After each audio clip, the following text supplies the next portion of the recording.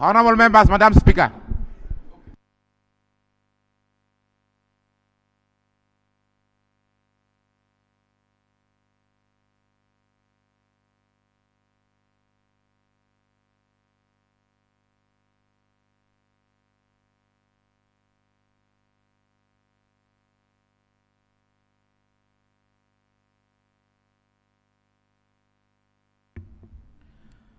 Prayer. Almighty God, who in your infinite wisdom and providential goodness have appointed the offices of leaders and parliaments for the welfare of society and the just government of humanity, we beseech you to look upon with your abundant favor these your servants, whom you have been pleased to call to the performance of such important trusts in this land. Let your blessing descend upon them here assembled, and grant that they may, as in your presence, treat and consider all matters that shall come under their deliberation in so just and faithful a manner as to promote your honor and glory, and to advance the good of those whose interests you've committed to their charge. Amen.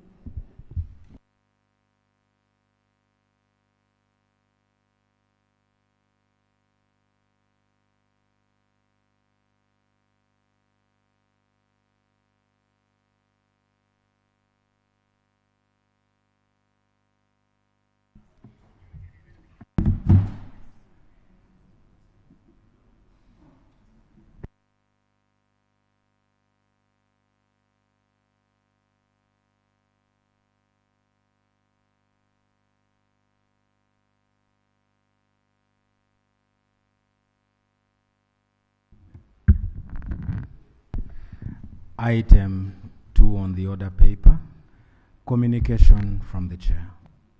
Honorable members, I want to welcome you to this afternoon sitting and commend you for the dedication that you have and your consistency in executing your mandate as legislators. We get offended when we see a whole bench empty, and as if people don't know that there is a sitting in the House.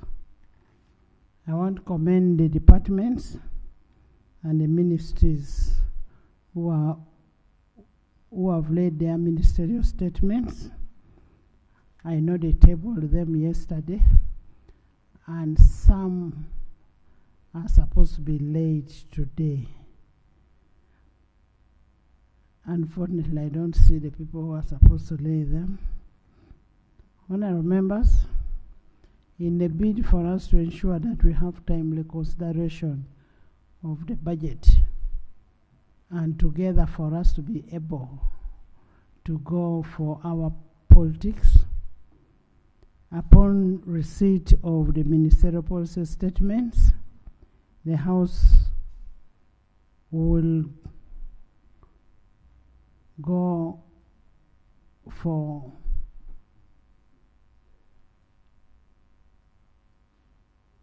committees, will allow all the committees to sit, but will not be having sittings until the committees are done, because we cannot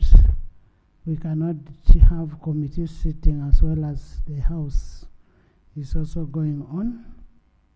So the sectoral committees and the budget committees will be handling the ministerial statements.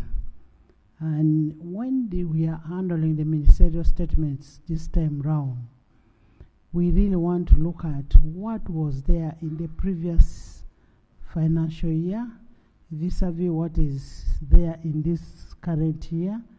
And after looking at that, you make analysis.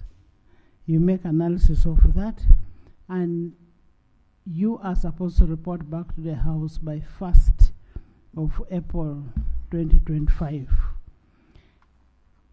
The leader of opposition is supposed to present an alternative policy statements by 27th day of March, and that is pursuant to Rule 147 of the Rules of Procedure. But since we shall be having committees, we will refer the report from Leader of Opposition administratively to all the committees for them to be handled together with the government ministerial statements. Then the House will commence the consideration of reports of sectoral committees on ministerial statements on 1st April, having taken in consideration the government side and the opposition side. Similarly, the Chief Whip will ensure that there is compliance to Section 13(3) of the Public Finance Management Act, which requires tabling of the budget and tax bills by 1st of April. I want to urge all the responsible duty bearers to ensure compliance of the timelines. Remember, this is election year. At the same time, we should also be able to finish the budget. I want to thank you all for coming.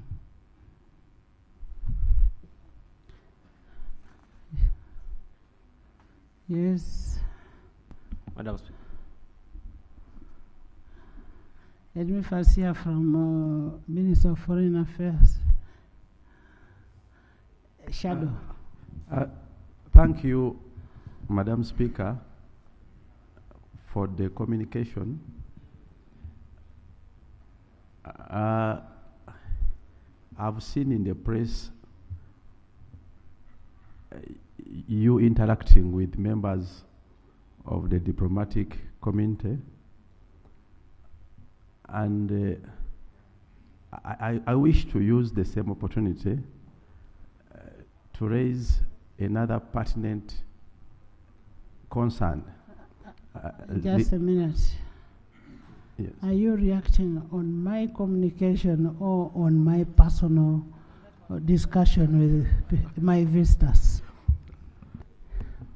I am not going to allow a discussion on diplomatic persons in this house. That's why I never even allowed them to come and sit in the gallery there. So if you have an issue, yes, you can equally invite them and have a talk with them. Madam Speaker, I wasn't responding to those specifically, but to your reaction. You see, when you stand up, you're reacting to what the speaker has mentioned in the communication.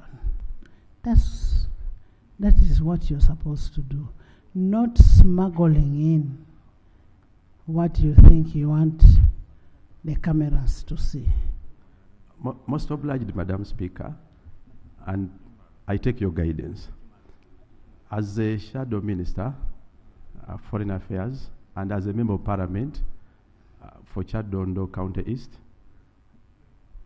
alive to the rules, and as a reaction to your communication, I want to register my disappointment within your communication towards the government and security apparatus who on Monday last week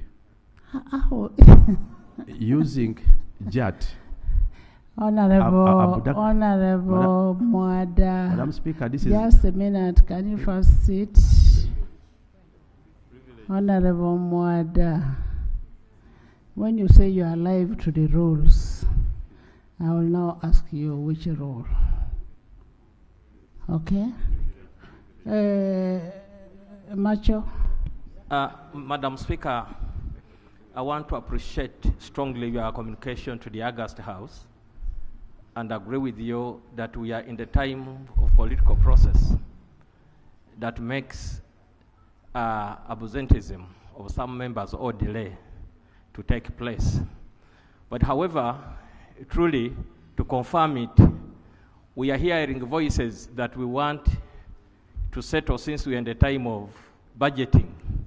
The other time, members of the Uganda Democratic Party were holding their national conference in Soroti, and I saw Honorable Robert Mao, a minister in the government of NRM, crying how his agreement that was made by the National Resistance Movement is not being fulfilled.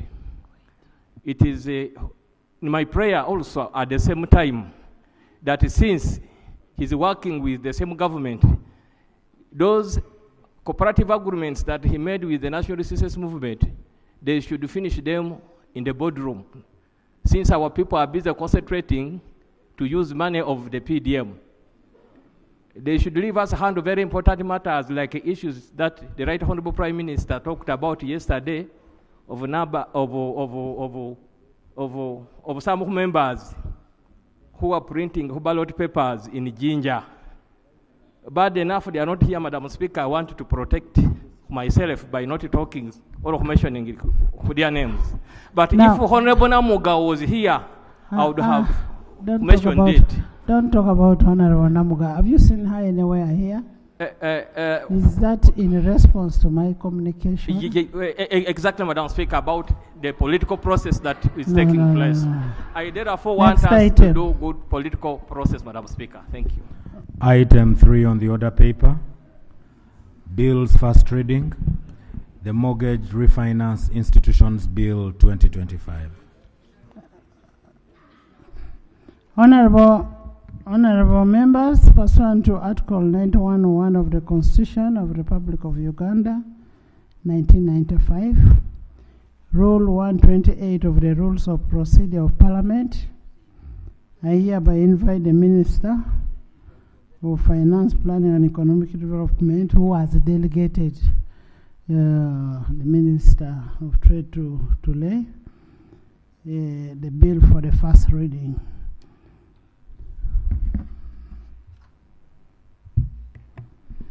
Right Honorable Speaker and Honorable Members, I wish to lay the Mortgage Refinance Institutions Bill 2025 Memorandum for the first reading. I beg to lay. Thank you. Honorable Members, pursuant to Rule 129(1) of the Rules of Procedure, the bill stands referred to the Sectoral Committee of Finance, Planning and Economic Development. And Rule 129(2) applies. Thank you. Please, where is the certificate? Right Honorable Speaker, with it accompanied is a certificate of financial implications. Can I have a and look I also at wish it? to lay.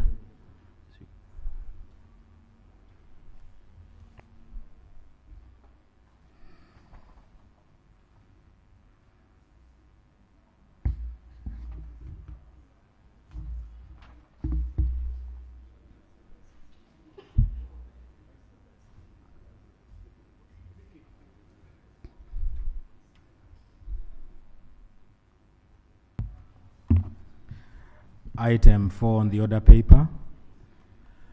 Laying of papers. Honorable Nyeko, you have something to say? Honorable members, I am told, you know, in my village there are no TVs, no radios. When I'm in the village, I just sit in the house. I'm told there are members, our members, who were arrested, who were taken to prison. We have a rule where we can allow them to make personal statement.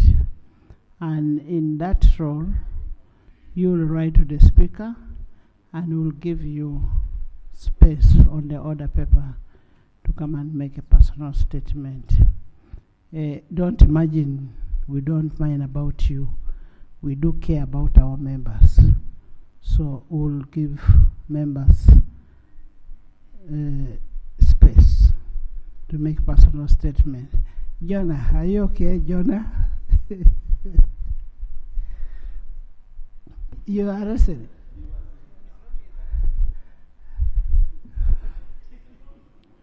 Yes, Honorable Nyeko. Yes, thank you, Right Honorable Speaker. Honorable Nyeko, is it on what I have said?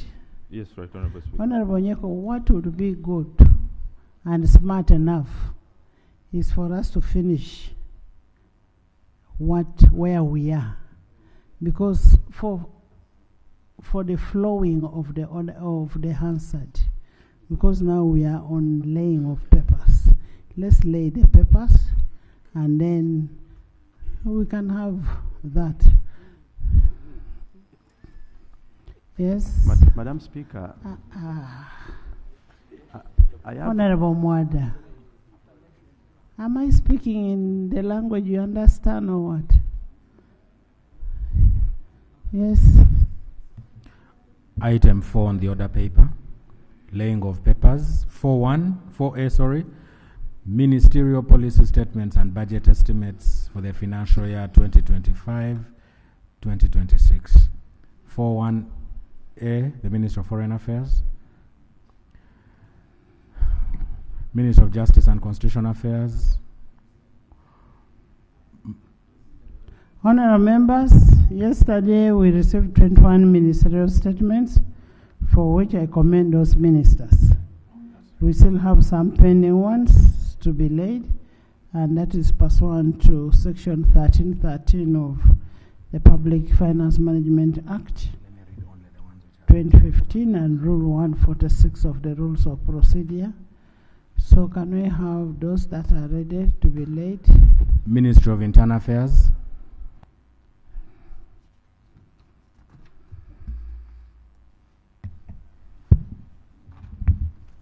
Right Honourable Speaker and Honourable Members, pursuant to Section 13(3) of the Public Finance Management Act 2015 as amended, and Rule 146(1) of the Rules of Procedure of Parliament, I beg to lay the ministerial policy statement for the following votes under the Ministry of Internal Affairs for the financial year 2025-2026.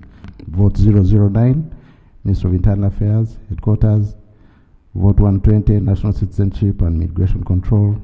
Vote 135, Government Analytical Laboratory. Vote 137, National Identification and Registration Authority. Vote 144, Uganda Police Force. Vote 145, Uganda Prison Service. I beg to lay. Thank you. Honourable members, in furtherance to Section 12 of the Public Finance Management Act and Rule 146 Sub-Rule 3 of Rules of Procedure, the ministerial policy statement stands referred to Committee of Defense and Internal Affairs. The Ministry of Justice and Constitutional Affairs. Right Honourable Speaker and Honourable Members, pursuant to Section 13(3) of the Public Finance Management Act 2015 as amended and Rule 146 of the Rules of Procedure of Parliament of the Republic of Uganda, that the ministerial policy statement for vote for Ministry of Justice and Constitutional Affairs, vote 007, 102, Electoral Commission. Vote 105, Uganda Law Reform Commission. Vote 106, Uganda Human Rights Commission. Vote 119, Uganda Registration Service Bureau. Vote 133, Directorate of Public Prosecutions. Vote 148, Judicial Service Commission. Vote 311, Law Development Center for the financial year 2025-2026. Be laid. Thank you.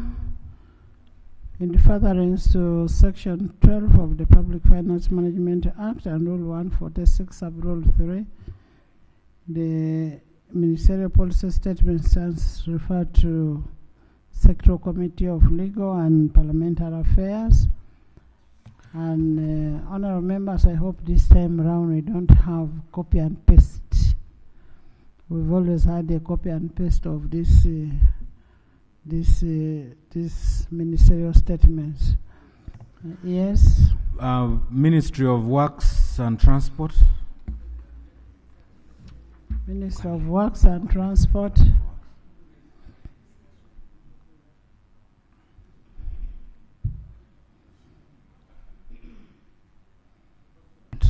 Right Honourable Speaker and Honourable Members, pursuant to Section 13 of the Public Finance Management Act 2015 as amended and Rule 146(1) of the Rules of Procedure of Parliament of the Republic of Uganda, that a ministerial policy statement for Integrated Transport Infrastructure and Services Program, vote 016, Minister of Works and Transport, vote 609, Local Government Bill 8.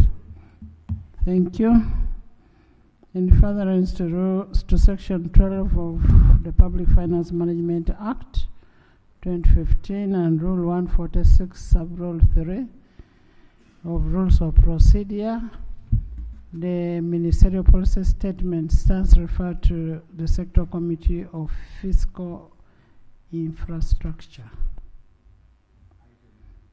Item 4B, laying of papers, waiver of outstanding tax areas. Minister of Agriculture is not here.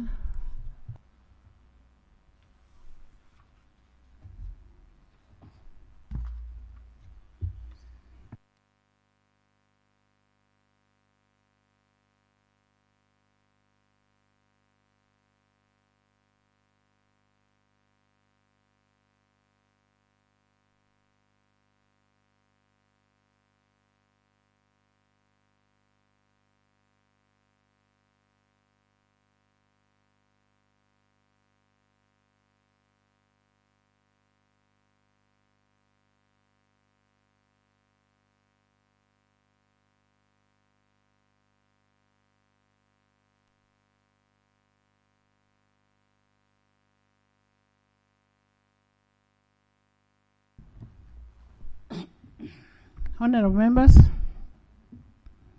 the Minister of Foreign Affairs, even after all that reminder, has not brought the ministerial policy statement. The Ministry of Agriculture and the Ministry of Public Service Commission have not brought. Yes?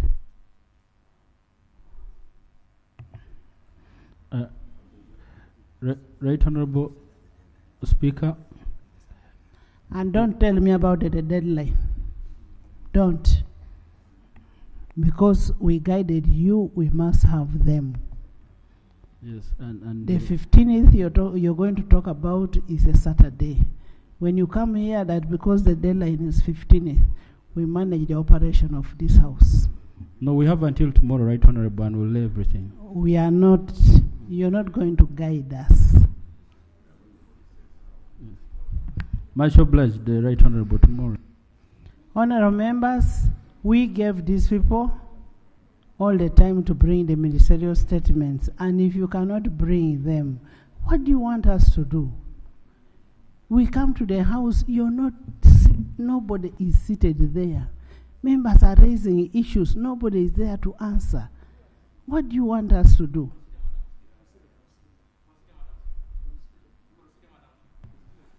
Thank you, Madam Speaker. Madam Speaker, at the earlier time I wanted to raise this procedural matter. Honorable Martin is the State Minister for Tourism, and is the one trying to lay all these papers on behalf of all other ministries. Again, given a very tight schedule that you have given to us in your communication, and we are running out of time. There are very many ministers in different ministries. Agriculture, about 3 of them. When you go to public service, the same thing. And maybe just to clarify, has he been given all this delegation? Or is acting, because we may again run in another scenario where they said we did not delegate him. And they tends to withdraw even what he has submitted. Now that is here, because the Prime Minister is not here, Government Chief Whip is not even here. We have seen Honorable Mars just come in. Madam Speaker, we don't want to run in a scenario where somebody again comes and says, even what Honorable Martin has submitted is not the right one. No, where somebody will write to the President and say, that's not what we decided as a House. So can you clarify, because I was not notified that you are the acting leader of government business. I want to thank Honorable Court for raising the matter. But Right Honorable Speaker, we are one government. I thought what matters the most is the content of these ministerial policy statements. And indeed, they are from these ministries. and I don't think any colleague Order. will complain about the content. There's an right order. now. Order. But Honorable Martin, Madam Speaker. you are not the most senior minister around. Madam Madam Speaker. You just needed to say that you are the only person who was around, and you need at that time, and you needed to do work for government because of collective responsibility. It is as simple as that. Next. Madam Speaker, next you have item. permitted me to submit on my order matter. No. The minister was submitting as if. No. Next item. Item 4B, laying of papers, waiver of outstanding tax areas for Fresh Cuts Uganda Limited.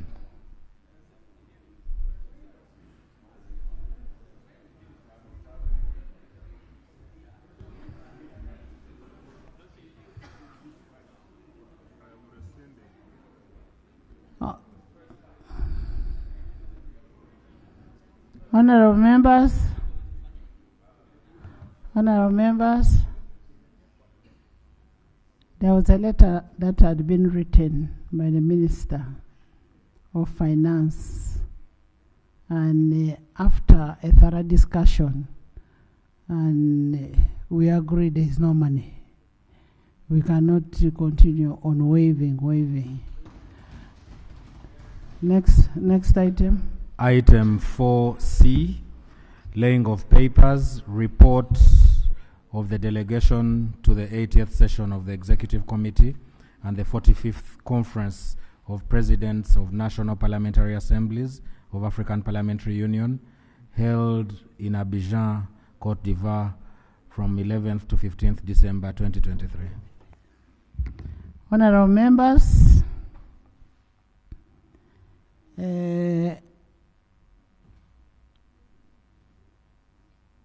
our representative of this forum is Honorable Faith Loru Nakut, the woman member of Parliament, District Woman Representative of NAPAC, and the District Woman member will table the report.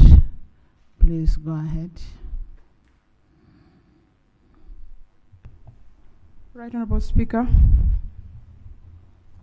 I'm here to table a report of the Ugandan Parliamentary Delegation to the 80th session of the Executive Committee and the 45th Conference of the Presidents of National Parliamentary Assemblies of African Parliamentary Union in a meeting held in Abidjan, Côte d'Ivoire, from 11th to 15th December 2023. Our report is made under Rule 33, and I request to summarize for you, but also to draw the attention of the House on the issues, especially the resolutions of the African parliaments. It was a meeting attended by at least 19 parliaments in the continent and 5 other international organizations in Côte d'Ivoire. 8 members from Uganda were present, and we represented you well. The themes of the conference and the executive committee meeting were as follows. 1, combating insecurity and terrorism, especially on the factors of political instability and recession in the continent. The other was the development of intra-African trade with a view to effective implementation of the African Regional Integration Agenda. I wish to report that the meetings, the 2 conferences, the conference and the executive committee meeting went very well. In the conference, the meeting of the women parliamentarians in the continent that we had, we were lucky that our own Honorable Betty Itho Naluima, the woman MP from Wakiso, was elected the Vice President of the Women Committee for the African Parliaments.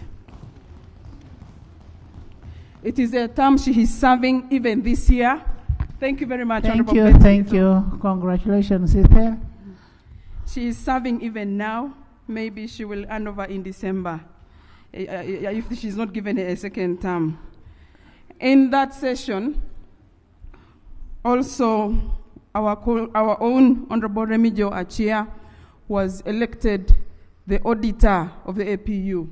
The assignment he executed very well in the last financial year, and he was given another term. So he's serving even now as the auditor of the APU on behalf of Uganda. There were key resolutions that were made in this conference.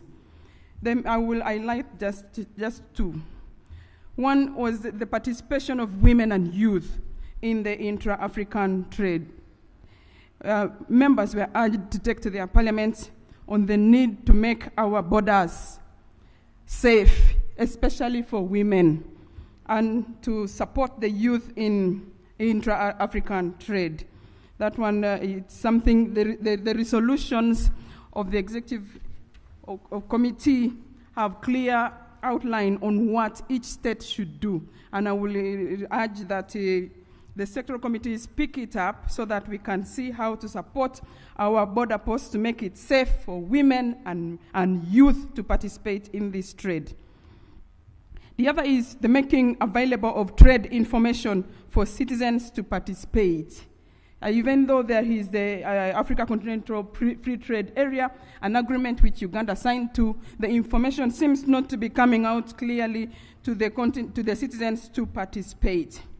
This conference also highlighted the key issues that have created political instability and insecurity generally in the continent.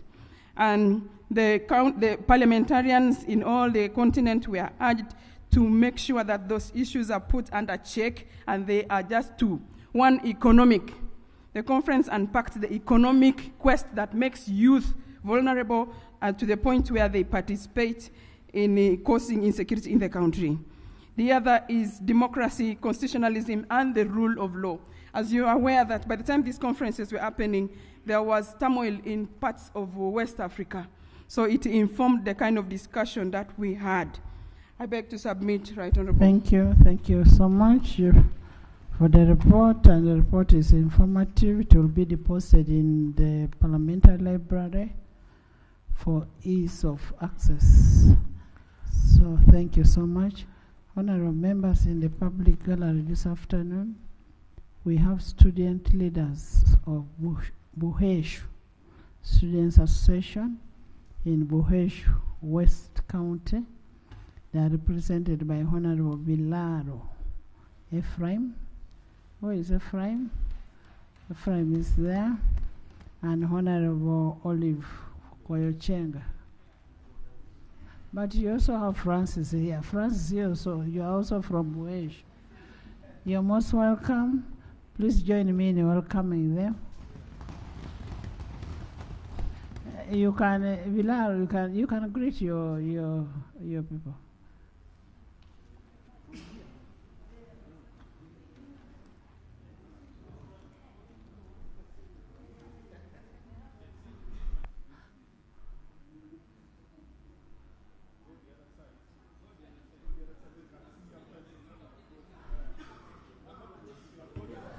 But the people are not seeing your face.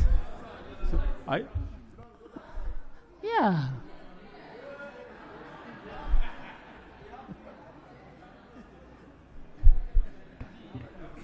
Thank you, Right Honourable Speaker. My people have always known me to be sitting on your right. So that's why I was just reluctant to cross, but with your permission, Right Honourable Speaker, thank you very much. No problem. You speak. I take the opportunity to thank you, Right Honourable Speaker, and honourable colleagues for welcoming people from Buheshu. They are from Buheshu, not only Buheshu West. So, but majority of them are from Buheshu West. Right Honourable Speaker, these youths who are here, one important thing they want to hear, a pronouncement from this parliament, is about affirmative action in service delivery for Buheshu. That will summarize all things. Thank you. Thank you, Right Honourable Speaker. Thank you, Francis. I'm told they are not only from the West. You can also greet them. Thank you so much, Right Honourable Speaker. Right Honourable Speaker, I also want to take this singular opportunity to welcome the young people from Buheshu. This is Parliament, this is where we sit, and you're welcome all the time to come and see what we do here. Thank you very much, Right Honourable Speaker. Okay, thank you. Olive is on an assignment. She's out for an assignment. Next. Item 4D. Yes, procedure. Thank you, Madam Speaker. A while ago, we had the challenges in tabling municipal policy statements. And since we entered this house, we see ministers. There is a regular suspect in the house, Honorable Henry Musasizi, but we don't know who is the really lead of government business. What are they fearing? Would it be okay to know whether Honorable Nakut is taking it for some time today? Otherwise, we wish to conduct business by knowing who is the leader of government business today. So, if it pleases, Honorable Musasizi can enjoy that day, as usual, since he's the regular suspect here. Thank you, Madam Speaker. Over there, Nico. General. Next item, next item. Item 4D, laying of papers, report of the delegation to the 81st session. Thank you very much, Madam Speaker. Madam Speaker. You know why Honorable Nakut is seated there? Because she still has to present this report. That's why you see her seated there. Maybe she should have sat the other side. That's why she... So Honorable Nakut, always the first is always for a leader of government business. So you can find where to sit first. Yes. Madam Speaker, I come with a very heavy heart, having seen very disturbing video clips of my superior, your own, the leader of the opposition, has been roughed up by the masked JAT security officers just a few, I think, minutes ago. I may not establish the duration of time, but they are trending and they are awash on X, or rather Twitter. And Madam Speaker, they have visited a lot of wrath. They have occasioned all manner of brutality on him, and I highly doubt whether he will make it here. My fear is that they might hold him incommunicado unless you make an urgent intervention, Madam Speaker, because one of your principal roles is that of being a guardian of the welfare and the privileges of your members. Thank you. I thank you. Honorable, thank you for the information. Honorable General, can I find out where my leader of opposition is?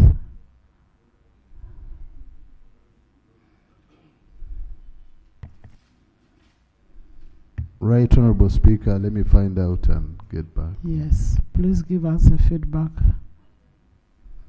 And I would want to go and see him after the house. I want to know where he is. Next. Item 4D, report of the delegation to the 81st session of the Executive Committee of the African Parliamentary Union, held on 4th and 5th June 2024 in Abidjan, Côte d'Ivoire. Honorable Ngetho, Emmanuel of Jonam County is a member of this delegation and is going to present is going to lay on table and just give a very brief. Thank you, Right Honorable Speaker, for this opportunity. I beg to lay a report of the Uganda Parliamentary Delegation to the 81st session of the Executive Committee of the African Parliamentary Union, held on the 4th and the 5th June 2024 in Abidjan, Côte d'Ivoire. I beg to lay.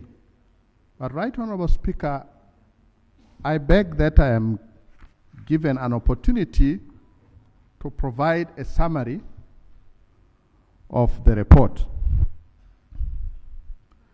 Right Honorable Speaker,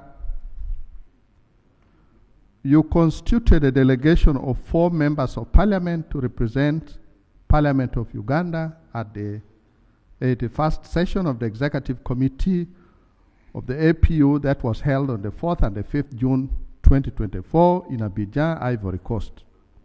And the members included myself, Honorable Emmanuel Ongierto, and that time I was designated as leader of delegation, Honorable James Baba, Honorable Feta Geoffrey, Honorable Kibalia, Henry Morris, and Honorable Achia Remigio. Right Honorable Speaker, the main objective of the session was to look at the report of the audit that was carried. Our main leader of delegation, Right Honorable Speaker, already stated that our own Achia Remigio was one of the auditors. And this session was dedicated to getting a report and having a discussion on the audit report. And in this session, we had 18 countries, members of the APU who attended the session. And highlights of the session, as mentioned earlier, the session was presided over by the chairperson of the Executive Committee, who was none other than His Excellency Mr. Adama Bitogo, the Speaker of the National Assembly of Abidjan, of Ivory Coast. And as I earlier mentioned, the session considered mainly the audit report. And I wish to inform this august House that Achia, this is a reputation, was our auditor. And from the discussions which came, I must add that actually Achia was the toughest of the auditors.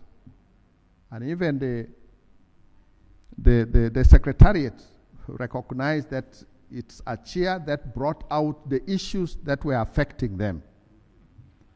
And in it, there was payment of membership to the Parliamentary Union.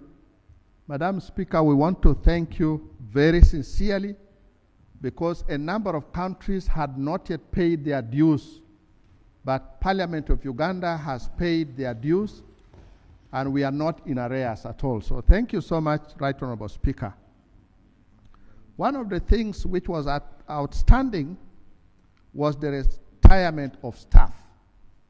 Actually, it came out clearly from the audit that only 2 staff were not due for retirement, and all the other staff should have been retired. But they continued to work. The audit came out clearly about that. And what also came out, and members were very strong about, was that the Secretary General was supposed to make sure that those who were supposed to retire actually retire. And when it came to recruitment, there was supposed to be consideration for the regional balance, because the auditors also noted that the current staffing were mainly from specific regions, and which members thought was unfair. And Right Honorable Speaker, I want to go towards the end, where Uganda as a delegation actually made some key recommendations, apart from the other recommendations that members can read from what has been uploaded. The Uganda Parliamentary Delegation in particular advised the Secretary General to ensure that management of annual financial contributions from member parliaments of APU were done in accordance with the financial management practices and principles, and in accordance with the approved work plans of the APU. The delegation further advised that the Secretary General should ensure that financial statements prepared by the Secretariat should be free of any inaccuracies as raised by the audit team. And I need to add a little here, Madam Speaker, that the auditors had found quite a number of irregularities, and a number of delegations were silent about some of the issues, and it was particularly the Ugandan delegation that was strong about bringing out the issues, and that is why we had to make sure that this comes through in this report. The Ugandan Parliamentary Delegation urged delegates from national groups in attendance to consider appointment of future Secretary Generals of APU to be on a rotational basis, taking into consideration aspects of regional balance, official languages of the APU. I beg to submit. Thank you so much, Honorable Emmanuel. And as I said before, this is informative and it will be deposited in the library for you to easily access it and for you to read whenever you need it. Thank you. Item 4E, report of the delegation to the 82nd session of the Executive Committee of the African Parliamentary Union and the 46th Conference of Presidents of National Parliamentary Assemblies of the African Parliamentary Union, held on 5th to 9th October 2024 in N'Djamena, Chad. I have a request from the Minister of Public Service that he wants to lay his document, his ministerial statement. He came late, and these members were here very early. Unless you're going to apologize to them, and then you lay your document.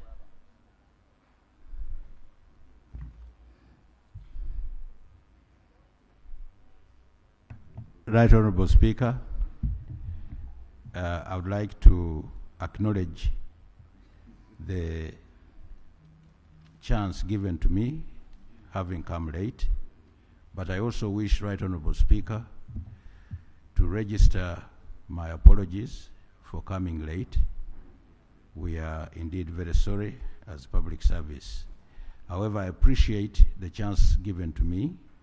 Right Honorable Speaker, I beg that pursuant to Section 1313 of the Public Finance Management Act 2015 as amended, and Rule 1461 of the Rules of Procedure of Parliament of the Republic of Uganda, that the policy statement for Vote 146, Public Service Commission of the Ministry of Public Service for the financial year 2025-2026 be laid.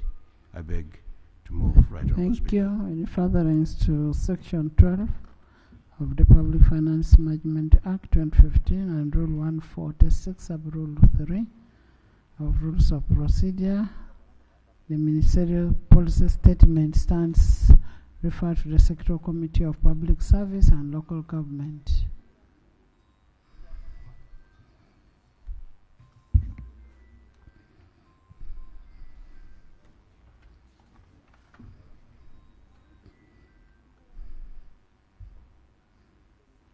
Read the what is being laid.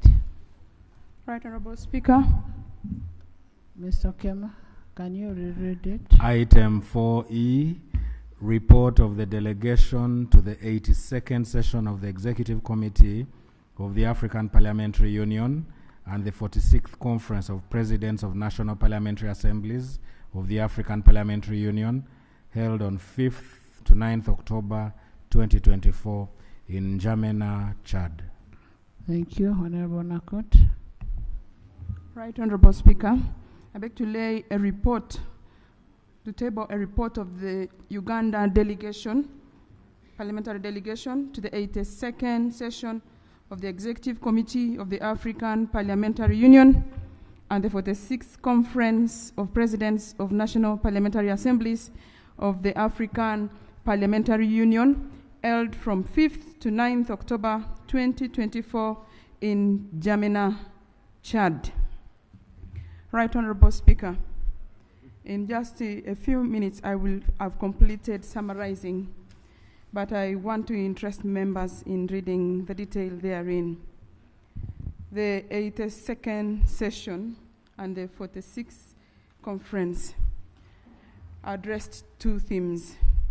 One of them was the issue of addressing the challenges of peace and security, in particular by promoting the involvement and empowerment of youth in Africa. Number two was on the conference highlighted the economic development of African countries through the development of natural resources, the diversification of the economy and industrialization. As you have noted when I tabled the other first report, the African Parliamentary Union was identifying the issues that are causing problems in our continent. And in this subsequent conference, they're going deeper into identifying what can be done practically, aware that the causes of instability are the two, as I highlighted earlier, economic and the issues of democracy.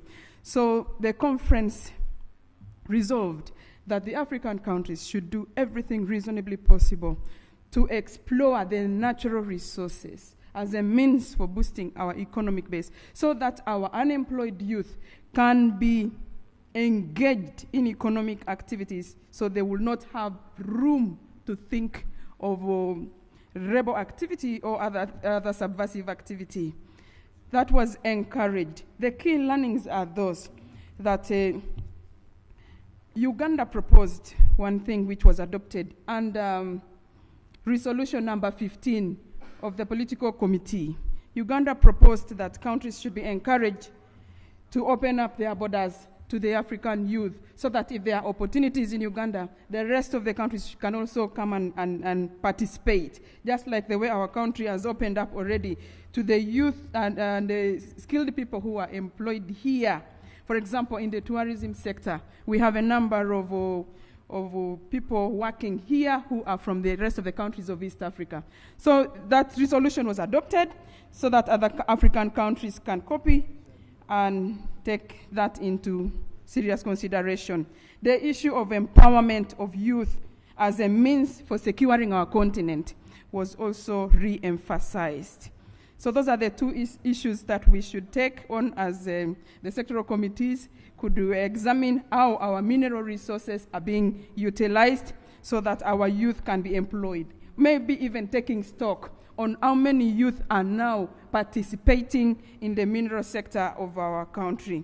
The other thing that was highlighted, which I wish to emphasize, is the need to bust out negative stereotypes that cause extremism and insecurity in our continent. Wherever we identify there is negativity coming up, we should be quick to quench it so that people are not disgruntled and cause our unnecessary turmoil in our continent. Right, Honorable Speaker, that was the matter, the issue of security and the issue of economic empowerment. How do we make our money? For as long as we do not attend to those two, there will be turmoil in the continent, unfortunately. I'm glad that our country is still handling these two matters, but let's examine that the committees of Parliament should examine what we are doing to see that the youth are employed. The youth livelihood program exists. Maybe it is time to review whether it is effectively addressing the unemployment challenge of our young people so that they are not vulnerable to a situation where someone recruited our youth to take them to do a rebel activity in another country. That is the learning of this, the conference that we attended. I submit, Right Honorable. Thank you so much. Take interest in reading it. Please let it be deposited to the Parliamentary Library. Next. Item 4F, report of the Committee on Information, Communications Technology and National Guidance on the performance of the national backbone infrastructure, e-government infrastructure. The Chairman, Committee of ICT and National Guidance will table the report. Honorable Ole Tony. Thank you, Right Honorable Speaker and Honorable Members. Right Honorable Speaker, I beg to lay on table the report of the Committee on ICT and National Guidance on the National Backbone Infrastructure, stroke e-government's infrastructure. I beg to lay. Thank you. Right Honorable Speaker, yesterday we had a report still on ICT, and as you are aware, the government is on an effort on digital transformation and digitizing the economy, especially in e-government. And on this report, I wanted to highlight a few recommendations that the committee had raised in the report, but still calling upon the members to take time and go through this report. Now, in one of the recommendations of the committee, we were calling upon government to intensify efforts to ensure that the remaining border posts earmarks for e-service, e-government and e-service connectivity are availed the required funding in order to automate services which will not only improve service delivery at the border post and increase revenue to government, but also enhance security measures against illicit products and criminals entering the country, Right Honorable Speaker. Right Honorable Speaker, another issue that was critical by the committee that we recommended for government to initiate and implement the policy on centralization of all the data at the National Data Center and recovery sites. This will then enable the consolidation of funds currently being spread across various MDAs in the management and maintenance of these data centers. And also that the National Data Center and recovery sites are enhanced with the necessary resources, including the requisite finances, human resources, equipment, and system to enable the seamless connectivity in achieving across all the MDAs. Right Honorable Speaker, another critical recommendation that the committee had put in this report was for NITA-U to fast-track the implementation of Phase 5 of the National Backbone Infrastructure and UDAP e-government projects, which are expected to increase network coverage, reduce the cost of internet bandwidth to USD $20 per megabyte, improve efficiency of digital service delivery, increase investment from the private sector, especially internet service providers, and enhance cybersecurity and data protection and privacy. These phases are also earmarked to extend connectivity to the remaining 82 district local governments that are currently not covered by the network. And Right Honorable Speaker, finally, the committee has recommended that government should continue to engage the district local government leadership to provide and drive uptake of e-government services at the respective local government administrative units and services and service centers across the country. Right Honorable Speaker, I beg to lay. Thank you. Thank you. Thank you, Honorable Mayor. The report will be posted in the library for ease of access, and please take interest in reading it. Item 5. Yes, Thank you, Right Honorable Speaker. Madam Speaker, we have received the ministerial policy statements and we hope to receive others. These ministerial policy statements are anchored on some national frameworks. Last time I brought to your attention the reluctance, which has now turned to the defiance of the Ministry of Finance and the Executive to bring here the National Development Plan 4 as approved by Parliament for adoption. The ministerial policy statements cannot be processed without the National Development Plan, whose pillars guide and inform Parliament on the resource allocation. It was your directive, Madam Speaker, that this was supposed to be brought on the 2nd of March.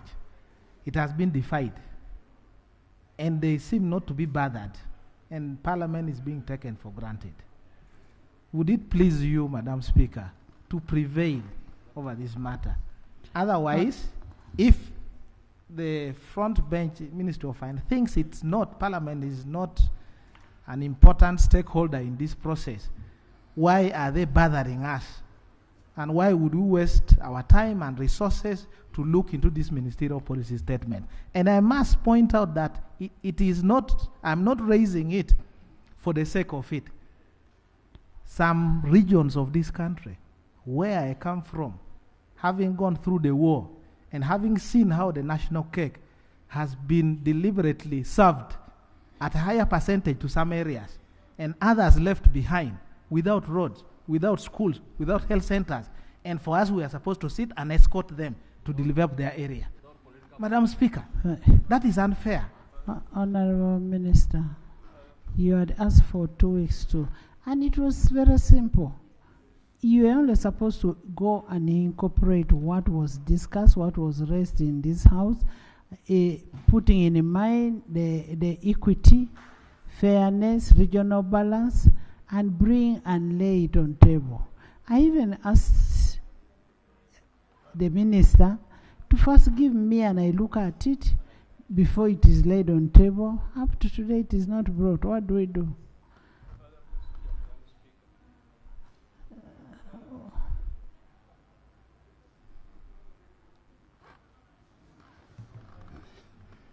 Thank you very much, Right Honourable Speaker, and I thank the Honourable Member for raising the issue.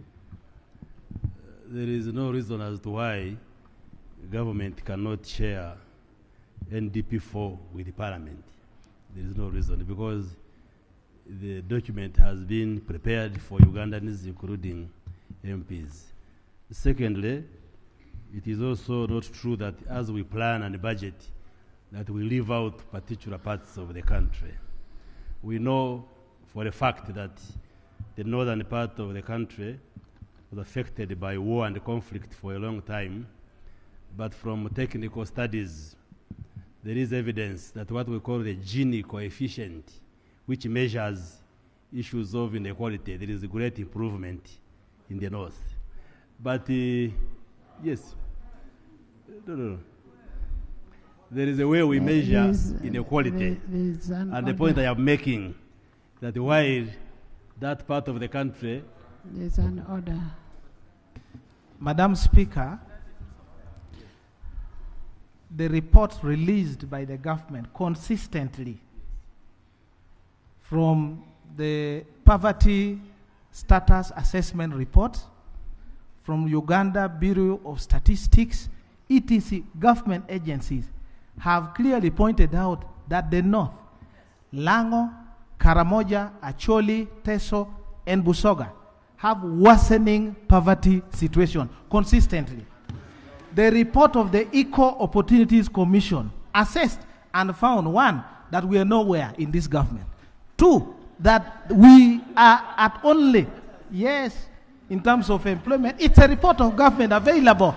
The road network, that the entire country, we have only 3%. 3%, Madam Speaker. This is the report from the Equal Opportunities Commission. I will receive information from Afoyo.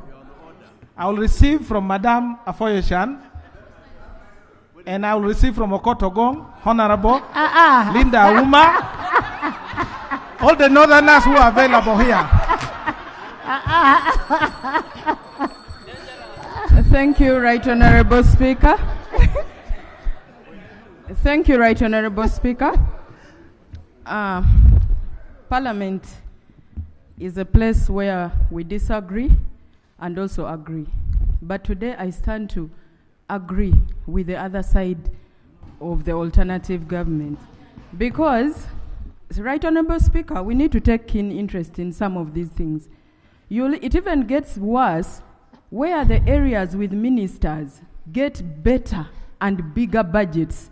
Those of us that do not have the opportunity to have ministries or cabinet ministries are completely denied. That one we shall speak without fear or favor. Thank you, Right Honourable Speaker. You're actually not disagreeing with the honourable members. Honourable members, you're not disagreeing with the this side of opposition. You're only stating facts. You're only stating facts. Let me hear. And there's another information. You know, Honourable Bademusi,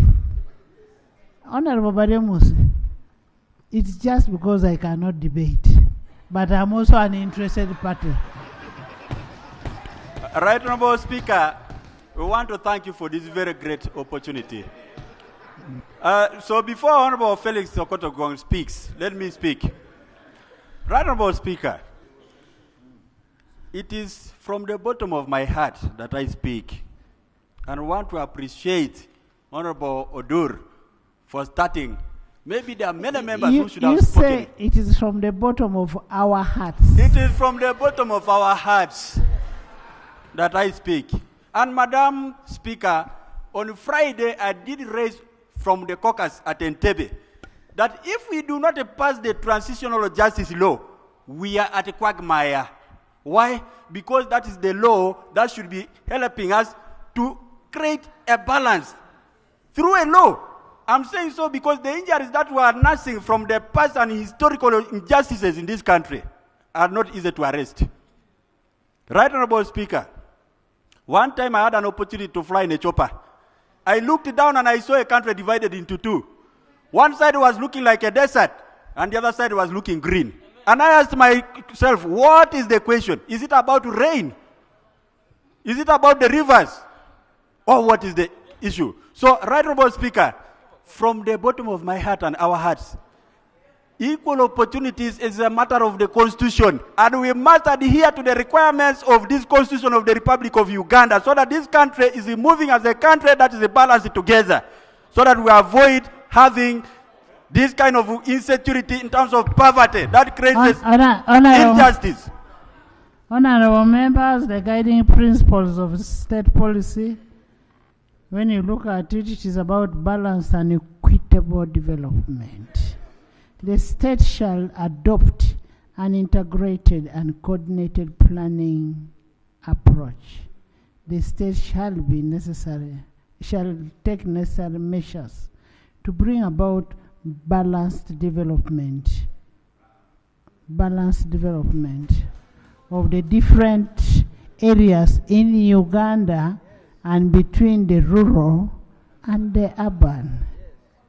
And just like what Honourable Afoyo Chan said, that when you don't have a minister like us, we don't have ministers. That's what she was saying. But what is paramount is that the NDP4, which was laid on table here, did not have this. And that's why we sent it for them to make sure that there is equity and fairness in the NDP4. And we are saying, where is the NDP4? Before we look at the ministerial statements, they were supposed to come and lay it on table, and we see it. Yes, Honourable Kotogo. Madam Speaker, I want to confirm and agree. First leave the north. With my brother, Honourable Odur Jonathan. Madam Speaker, I'm a nationalist. But when something happens in the direction of marginalizing any community, I stand up. For the North now, it is becoming worse and worse. When you look at the Equal Opportunities Report, Madam Speaker, we had wanted this report to be debated in this Parliament. 67% of the jobs, opportunities are going to the West. It is there. And these parastatals... Honorable, let's not specify the area. Okay. Madam Speaker, facts speaks for themselves. And the North, for example, and the East, 13% is going to Eastern Uganda. 11% is going to Northern Uganda. That means North and Eastern Uganda, which is a half of Uganda, only receives 23%. You can imagine this imbalance. And I think this is not fair. Madam Speaker, when it comes, even now we need to talk about the army. When you look at promotion, there was some promotion of 38 from the level of major to major general. 38 of them, I think it was 35 out of 40, was coming from one region. That is in defense. And in the constitution, recruitment should be balanced in our UPDF. But now, it is not balanced. Even yesterday, there was some promotion of some people to Major General. 3 of them. And all of them, 100% was coming from one region. There is somebody who is tempting. And I think it is not fair. Somebody is tempting to give you an order. My brother, it is better. You first listen. Let me state facts. You first listen to his order. Madam Speaker, luckily, the Minister of Internal Affairs is here. When they are making recruitments for UPDF, they advertise countrywide. When they are recruiting for Uganda Police, they advertise countrywide. So I think the floor is mine. So I don't think the honourable member is right to insinuate that there is imbalance in recruitment. I don't think that is right. Madam Speaker, I don't think it's also right to say that development is on one side. No, listen. I think we should only discuss employment, but when we are issuing you... Honourable members, an advert is different from actual recruitment. No, Madam Speaker, no way. That is number one. But let me tell you, honourable members, I don't think it's true. Honourable members, truth be told,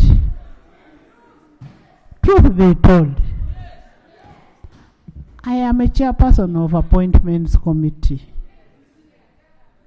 And I want to tell you, it is not the president who selects those people. It is not the president. The president only forwards. Now, people who forward the names to the president, do they ever think there are other areas that exist?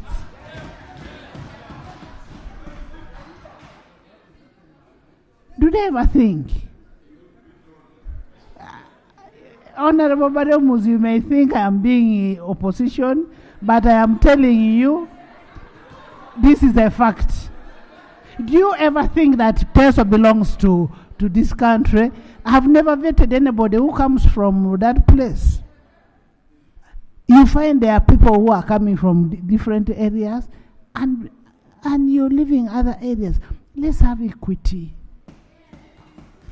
Let's have regional balance. Even when you're selecting boards, think of women, think of regional balance, think of religion, and that would solve a problem. Madam Speaker, I'm still on. Madam Speaker, I think we need to debate this thing on facts. We want the Equal Opportunity Report to be presented here. If you are talking about the army is there, the minister is here, let them come and present how many generals we have, how many colonels we have, how many majors we have, how many captains we have. Even ambassadors, everything. Uganda belongs to all of us. Nobody is going to take us to the north. Honourable members. One time, Madam Speaker, we said if we cannot get equity, in Uganda, we shall form Nile Republic. That one, you say it yourself. We are not part of it. Yes, let Honorable Dole finish. Yes. Thank you. Madam Speaker, I want to thank my colleagues for enriching this discussion. And I want to thank you also for adding your voice. The point I am making, Madam Speaker, if you perform an analysis of the budget that has been going into the different regions for high impact, high value projects, projects that create jobs, projects that have the potential of transforming the rural economy, you will find that it has been skewed. And these projects are all based on the NDP and Vision 2040. All we are asking, and I am asking, is that this parliament must be given opportunity, because this parliament represents all the regions. We must look at it. For every 5 projects we give each region. It is so painful to see that there are a list of projects they seem to go to one area. So let the NDP come and we confirm that the budget for the next 5 years will address these issues, Madam Speaker. Thank you very much, Right Honourable Speaker. We can have a debate, but I can assure you, you will never have a government that addresses inclusivity that is better than the NRM government. Yes. Some of us lose opportunities because we are from the West. I would have loved to be a vice president of this country. Or even a speaker. Or a speaker. And maybe let me not go into that debate. But I can also tell you that poverty levels have increased in Chigezi from 12% to 27%. And Chigezi is not in northern Uganda. So let's debate as nationalists. I agree that the distribution of the cake should be looked at. Yes. But is there a cake anyway? But that's what we have been doing in this parliament, because the budget is passed by this house. Exactly. Therefore, yes, by this Honorable house. Honorable Musasisi.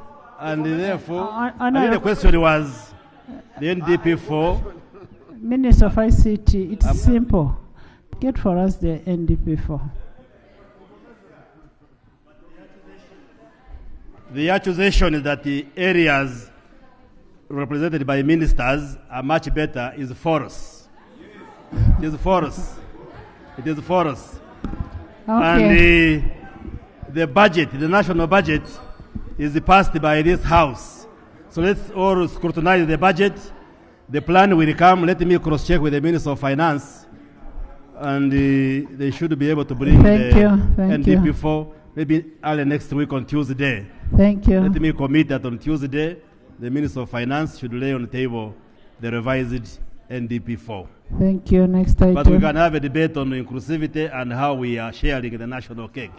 Most of the allegations we are making are false and not correct. Next item. Yes, Honourable Minister. Thank you so much, Right Honourable Speaker. Right Honourable Speaker, I want this House not to really to take it on record that the areas represented may be some areas, but not to generalize, that they are all better than the others. Right Honourable Speaker, I have been on a committee before I was appointed of natural resources and environment for 21 years. And that's the one which deals with electricity distribution.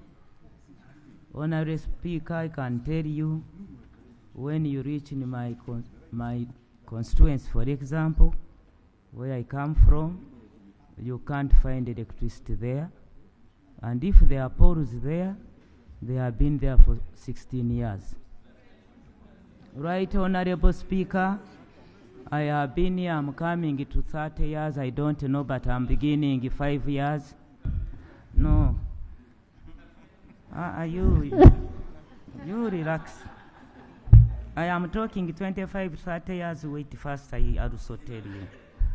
I want to be really clear. Right Honorable Speaker, when you come to, I want to. You leave Senga to talk. I want array fears that where ministers are. And I want to assure you when you come to look for the water, Right Honorable Speaker, because I'm inviting Madam you. Speaker, order. You order me. Order. Madam Speaker. Madam Speaker, with all the political crocodile tears ushered in by a minister of a ruling government to an extent of explaining that for 16 years,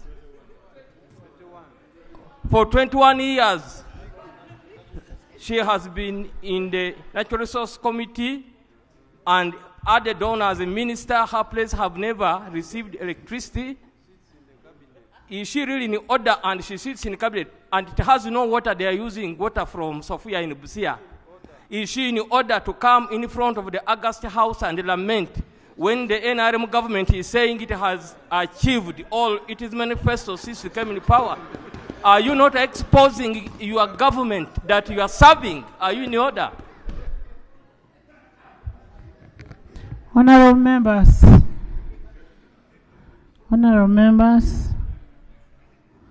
I don't even know why we went back into that discussion. When you look at Rule 2222, reconsidering a decision of the House, we had already closed that discussion. We had closed, and the leader of government business had already made a commitment to the effect that they are going to bring the NDP for. So it's not prudent for us again to continue discussing that issue on the floor. Right, Honorable Speaker, with due respect, I accept your guidance, but something must be on record. It's not in order for somebody to say that I have been in government for 21 years and is confused. I have just been appointed. I am in my 4th year. And even him, on Thursday, I'm supposed to go and launch big things in Busia. So is he also in order to come here and confuse the House and the House and the House? Next item. Next item. Honorable Item 5. On the same. On the same.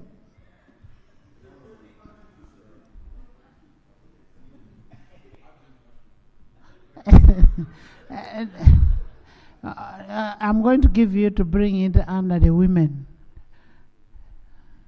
Yes, I will give you to bring under the women debate. Yes. Item 5 on the order paper. Motion for a resolution of Parliament urging government to accord due consideration to the resolutions of the second Women's Parliament. Honorable members, you recall that that the second Women Parliament was held on 3rd March 2025. The Women's Parliament passed various resolutions for which who will require an executive order, action. This motion seeks to make those resolutions part of the record of this House and accord them a referral status to the executive for an executive action. I will invite Honorable Auma Linda, the Lira District Woman Representative, to move the motion in regard to the women. Thank you so much, Right Honorable Speaker, for loving the women of this country. Right Honorable Speaker, before I move the motion, I beg to lay the motion. Right Honorable Speaker, receive my greetings from the women of Uganda that were in these chambers. And they were very excited because from the history of Uganda, it was the second women's parliament. And we thank you so much for giving us these chambers, because the last ones we used to have in the conference hall. You've made them to fill parliament, and they are now behaving like parliamentarians. Right Honorable Speaker, I move a motion for a resolution of Parliament urging government to accord due consideration to the resolutions arising from the second Women's Parliament. I move under Rule 56 of Rules of Procedure of Parliament of Uganda, and whereas Objective 4 of the National Objectives and Directive Principles of State Policy of the 1995 Constitution of Uganda obligates the state to recognize the significant role that women play in society. And whereas Article 32 and 33 mandates the state to take affirmative action in favor of marginalized groups, including women, to redress historical imbalances and ensure full participation of women in all spheres of national life, including political representation. Aware that to enable the people participate in the formulation and implementation of development plans and programs which affect them, Parliament held the first Women's Parliament on Tuesday, 7th July 2015, as a platform to foster the progress of women in political participation, economic empowerment, and transformative leadership. Further, aware that the Parliament of Uganda, through your leadership, hosted the second Women's Parliament on 3rd March 2025 under the theme Consolidating Women's Social and Economic Transformation in Uganda as part of the commemoration of the International Women's Day. Noting that the second Women's Parliament considered the following motions, Right Honorable Speaker and colleagues. One was a motion for a resolution of the second Women's Parliament urging government to strengthen and enhance opportunities and access education for the girl child. The second resolution of the second Women's Parliament urged government to implement gender-responsive change action and resilience building in support of women effort in the agricultural sector. The third one was a motion for a resolution of the second Women's Parliament urging government to strengthen the policies and initiatives for women economic empowerment and financial independence. And the last resolution was a motion of resolution of second Women's Parliament urging government to strengthen women participation in politics and eliminate barriers to inclusive democracy. Further noting that, Right Honorable Speaker, arising from the motions, the second Women's Parliament made 30 resolutions. Attached to this motion, including the following: A, government agencies, civil society, development partners, and private sector actors work collectively to dismantle barriers that hinder women's education and leadership opportunities, ensuring a more inclusive and equitable future for Uganda. B, all government agencies, local authorities, private sector stakeholders, and civil society organizations work collaboratively to strengthen gender-responsive climate action, ensuring that Uganda climate's resilience efforts are inclusive, sustainable, and equitable for all. C, all government institutions, financial bodies, private sector actors, and civil society organizations work collaboratively to ensure that women's economic empowerment remains a national priority, leading to sustainable development and inclusive economic growth. And finally, government commits to continuous legislative review and oversight to ensure the full realization of gender-responsive governance and effective implementation of policies aimed at enhancing women's political empowerment in Uganda. Now, therefore, Right Honorable Speaker and colleagues, be it resolved by Parliament that government accords due consideration to the resolutions arising from second Women's Parliament. I beg to move. Thank you. Thank you so much, Honorable Linda. Is the motion seconded? Seconded. Seconded by Honorable, let me start with the men. By Honorable Odur, by Honorable Nambeshe, Honorable Seungu, Jonathan, Jonathan, by Honorable Jonathan, by Honorable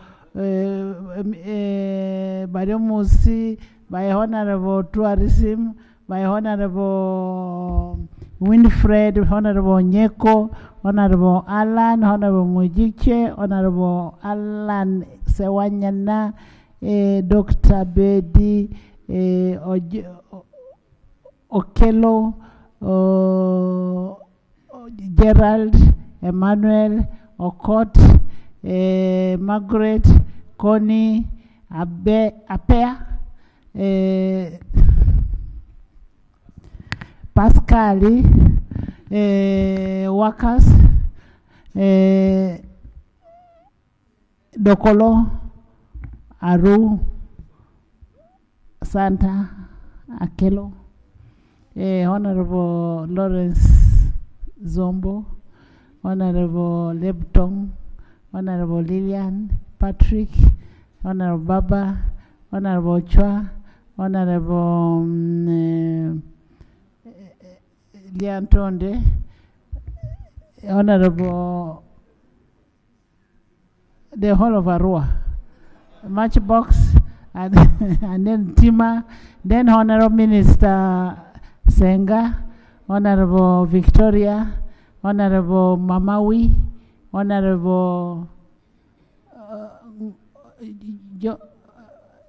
Wakorach, Ngole, Wakorach, David, then Honorable Jane, Honorable Patience, Honorable Akumo, Honorable Mpindi, Honorable Jessica, Jennifer, Catherine, Noelina, my uncle from Bugisu, and then, and then Honorable Butiru, and Ethel, Rita, Okotogong, and Honorable Eluelo, and then Honorable Kamukama, the whole house. Thank you so much. Would you want to speak to your motion? Thank you so much, Right Honorable Speaker. Honorable colleagues, as per this resolution that was made in the Second Women's Parliament, and if you see this resolution, it cuts across all sectors of development. It handles welfare, upbringing, nurturing in all forms. Right Honorable Speaker and colleagues, this motion is very key, and it's through your wisdom that you decided that the women should come and we also hear their voices. Honorable members, women are the brain of a nation and a family. We are modified creatures. That's why we are created after you.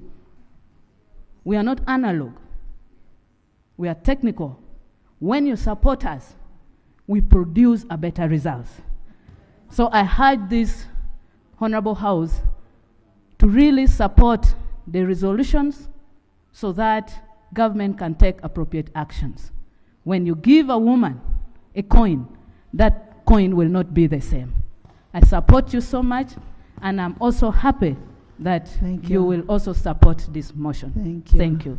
Thank you so much, Honorable Rita, Honorable Ethel, local government. Thank you so much, Right Honorable Speaker. Right Honorable Speaker, allow me to appreciate you for the second Women's Parliament that we had here. As I second the motion, Right Honorable Speaker, especially regarding the motion of the second National Parliament urging government to strengthen and enhance opportunities and access to education for the girl child.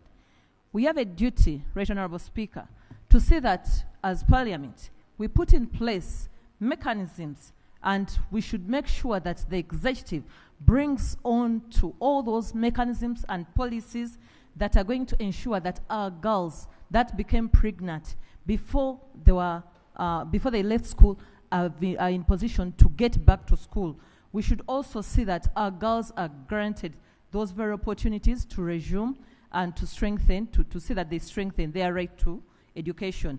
Right Honorable Speaker, also looking at Resolution 4, where the Parliament of the Women asked government to introduce mentorship programs for women in leadership, forgetting that female teachers, university students, and young professions prepare for high-level leadership roles. We should be the ones entirely to see that all those are in place. We should not only leave the children to be by themselves, but let's see how our teachers are mentored. Right Honorable Speaker, also looking at Resolution 6, where we're asked that government should strictly enforce policies against all forms of gender-based violence, including sexual harassment in schools and universities, ensuring accountability measures for perpetrators, and strengthening mechanisms for reporting abuses and access to appropriate support services for the survivors of the violence. That's under the girl child. But Right Honorable Speaker, allow me to draw this House to the fourth motion that was asked to ensure that we strengthen women's participation in politics and eliminate barriers to inclusive democracy. Right Honorable, as we realize today that several of the women are being almost put away from politics. When you look at the way the justice system is treating the women, if you critically looked at what happened some time back upon the women who were brought in court, one woman, her back was entirely opened. She had to show even her bra. So that is something that is demeaning of a woman. We are supposed to have a system that is entirely supposed to look at a woman in her way and away from the public. We need to protect women when they're accessing justice, but we also need to stand firm for their justice. As I'm about to summarize, Right Honorable, we should not forget, even it was put out very clearly under Resolution 26, that government should implement a zero-tolerance policy against all forms of gender-based electoral violence, ensuring legal action against perpetrators of violence, harassment, intimidation, and cyberbullying against women in politics. We should not forget, under Article 44, where we have the non-derogable rights, we should have women who are able to be in a position that their rights and freedoms are not interfered with.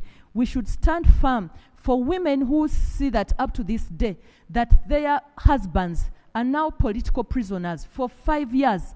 You are indirectly hurting a woman. When you keep her husband, she has not been heard, she has not been, nothing has been done to that level. So we are indirectly forcing these women not to associate with the political system, yet it's their right to ensure that they are in politics. So, Right Honorable, we also look at the way women are violently arrested.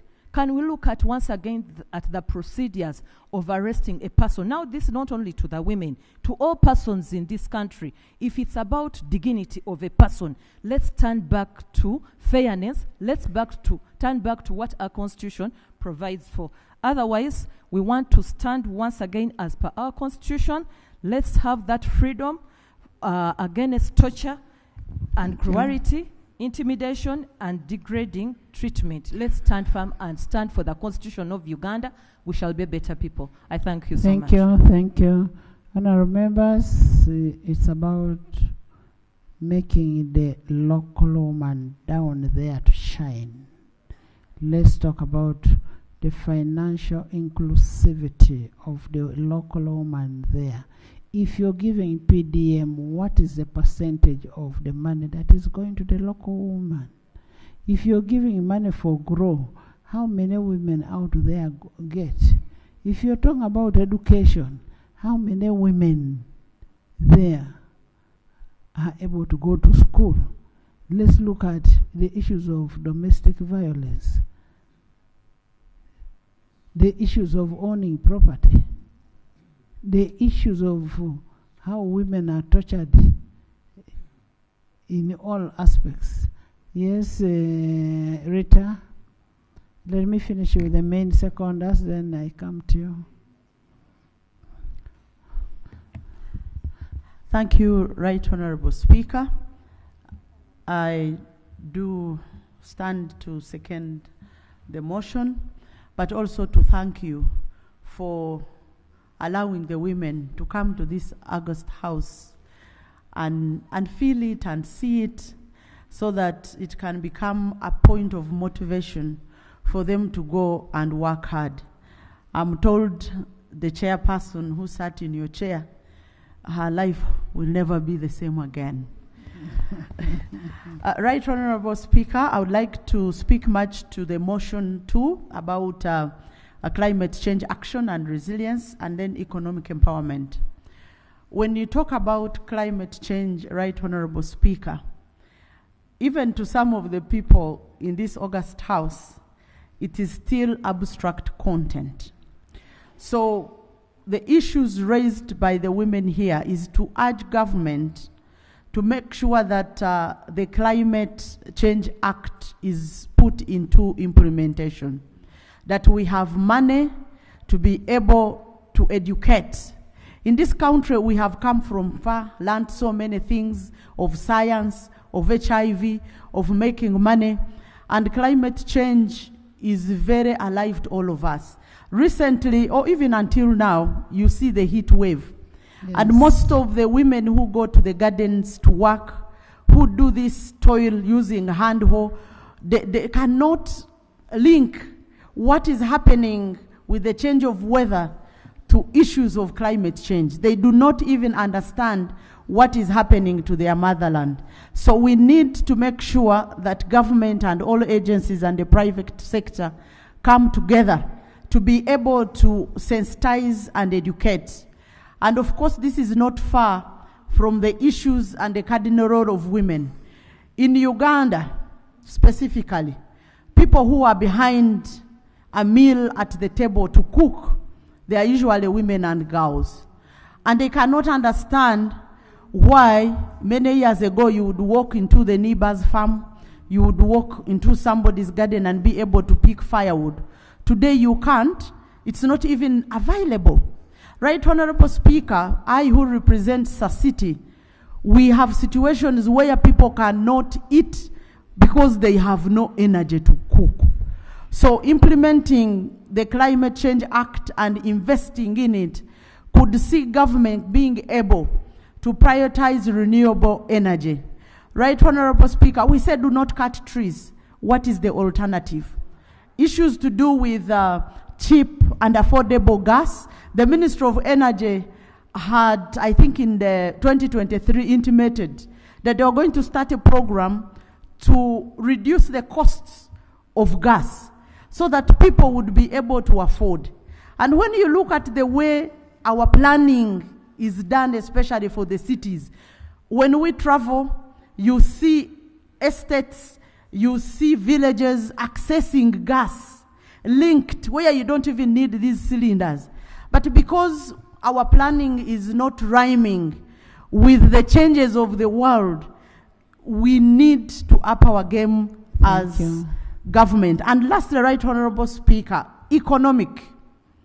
We were here earlier on talking about equity, talking about access to resources. When it comes to women, we may even close this August House. The women are the most poor, most illiterate, most sick, most vulnerable. The 30% that the government or the law requires in procurement and doing business with government, which is to the interest groups, is not practically actualized. The way we have seen change come to women. On the implementation of the law, the PPDA Act, all the other laws that would bring in women. Yes. We shall want to hear from you for us to ensure that there is women empowerment. How best can we handle it? Yeah, because you see how we have been able to move as women is when a law is created, there is deliberate effort to be able to achieve. We have not seen this government come out with deliberate programs to teach women how to do business. Talk about the African free continental trade. Talk about the region integration within the East Africa. Who exactly?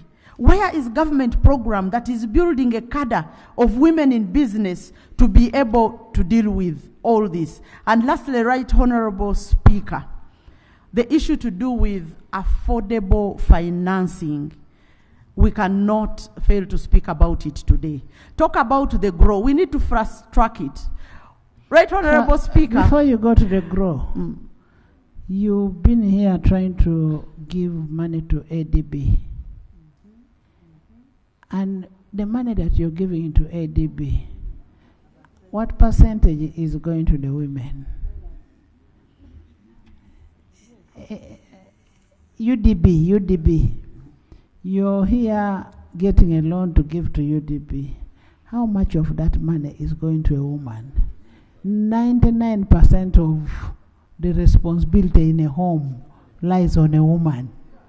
So if a woman is the one taking responsibility, and a woman is one person that banks trust in giving out, in lending, because they know they will pay, how much is going to the women? Okay, go ahead. Right Honorable Speaker, we want to see government being deliberate about making women have money in their pockets, not just policies that are put there and abandoned to be able to gather dust on the shelf. But we do thank you, and I hope that together we can continue to have these women experience this, but also have their voices in the August House. Thank you very much. I submit. Thank you so much. Honorable Minister, I'm going to give you members to speak. Thank you so much, Right Honorable Speaker and honorable colleagues. Right Honorable Speaker, personally, I want to thank you and the members. When you see the resolutions that are here, they are very specific and outright. That's why I think the whole House supported them. For me, it's a question of now implementation. Implementation, yes. That's why we should now focus. Because when you look at whatever has been put here, you can see definitely that it was well thought out. So my request is, when we are debating, let's focus how we are going to implement these resolutions, instead of just passing them and then again we leave to it as a paper or whatever. But Right Honorable Speaker, having said that, I think the people who put you in that chair, or your mother and your father and the God, he saw something in you. And I'm being sincere. Because, first of all, I want to start with this parliament. You have given the parliamentary women representative the strength, the determination to come out openly and issue out issues, because you have given them a chance. In the past, you'd find the women, maybe they go back 5 years without speaking in this parliament. So they are getting the encouragement and determination from you. And when you look at them, they don't just come on this mic to just say things that are not connected. At times you find the men, with due respect, but the women are very focused.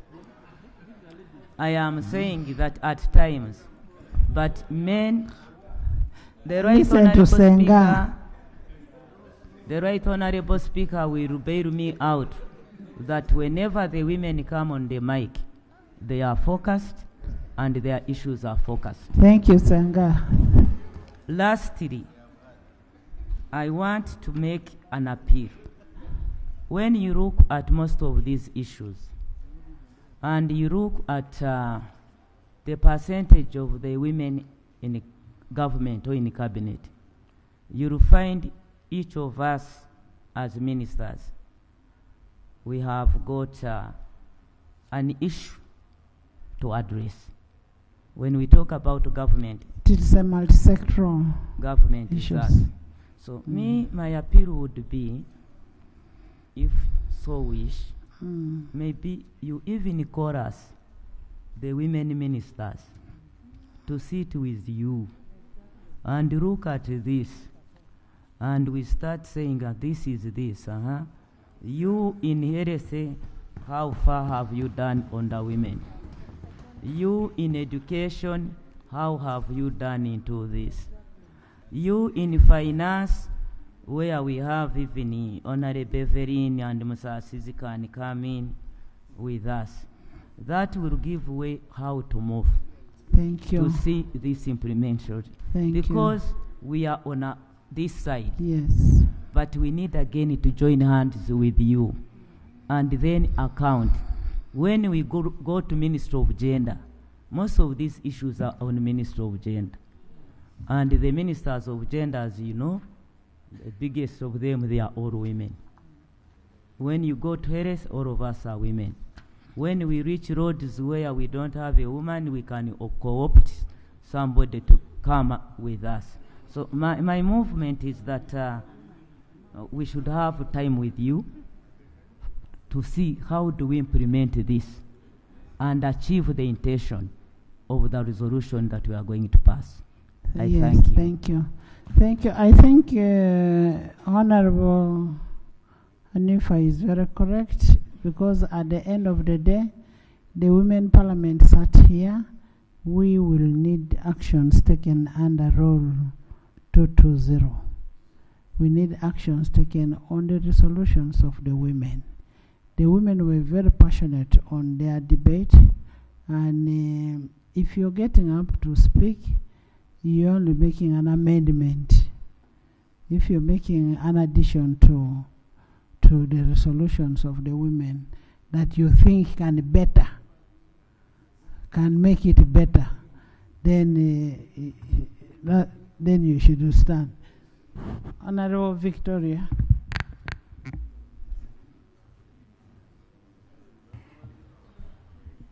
With gladness, I want to thank you, Right Honorable Speaker, for this historical event.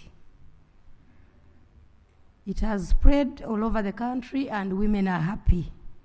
I saw women on this microphone everywhere enjoying, and world over, women are known for PhD, known for pulling each other down. But you consoled us, because some women went through that. Someone is appointed to a post and intentionally is not vetted for years. Someone is shortlisted and a fellow woman goes backstabbing. Your confidence has helped us also to become confident.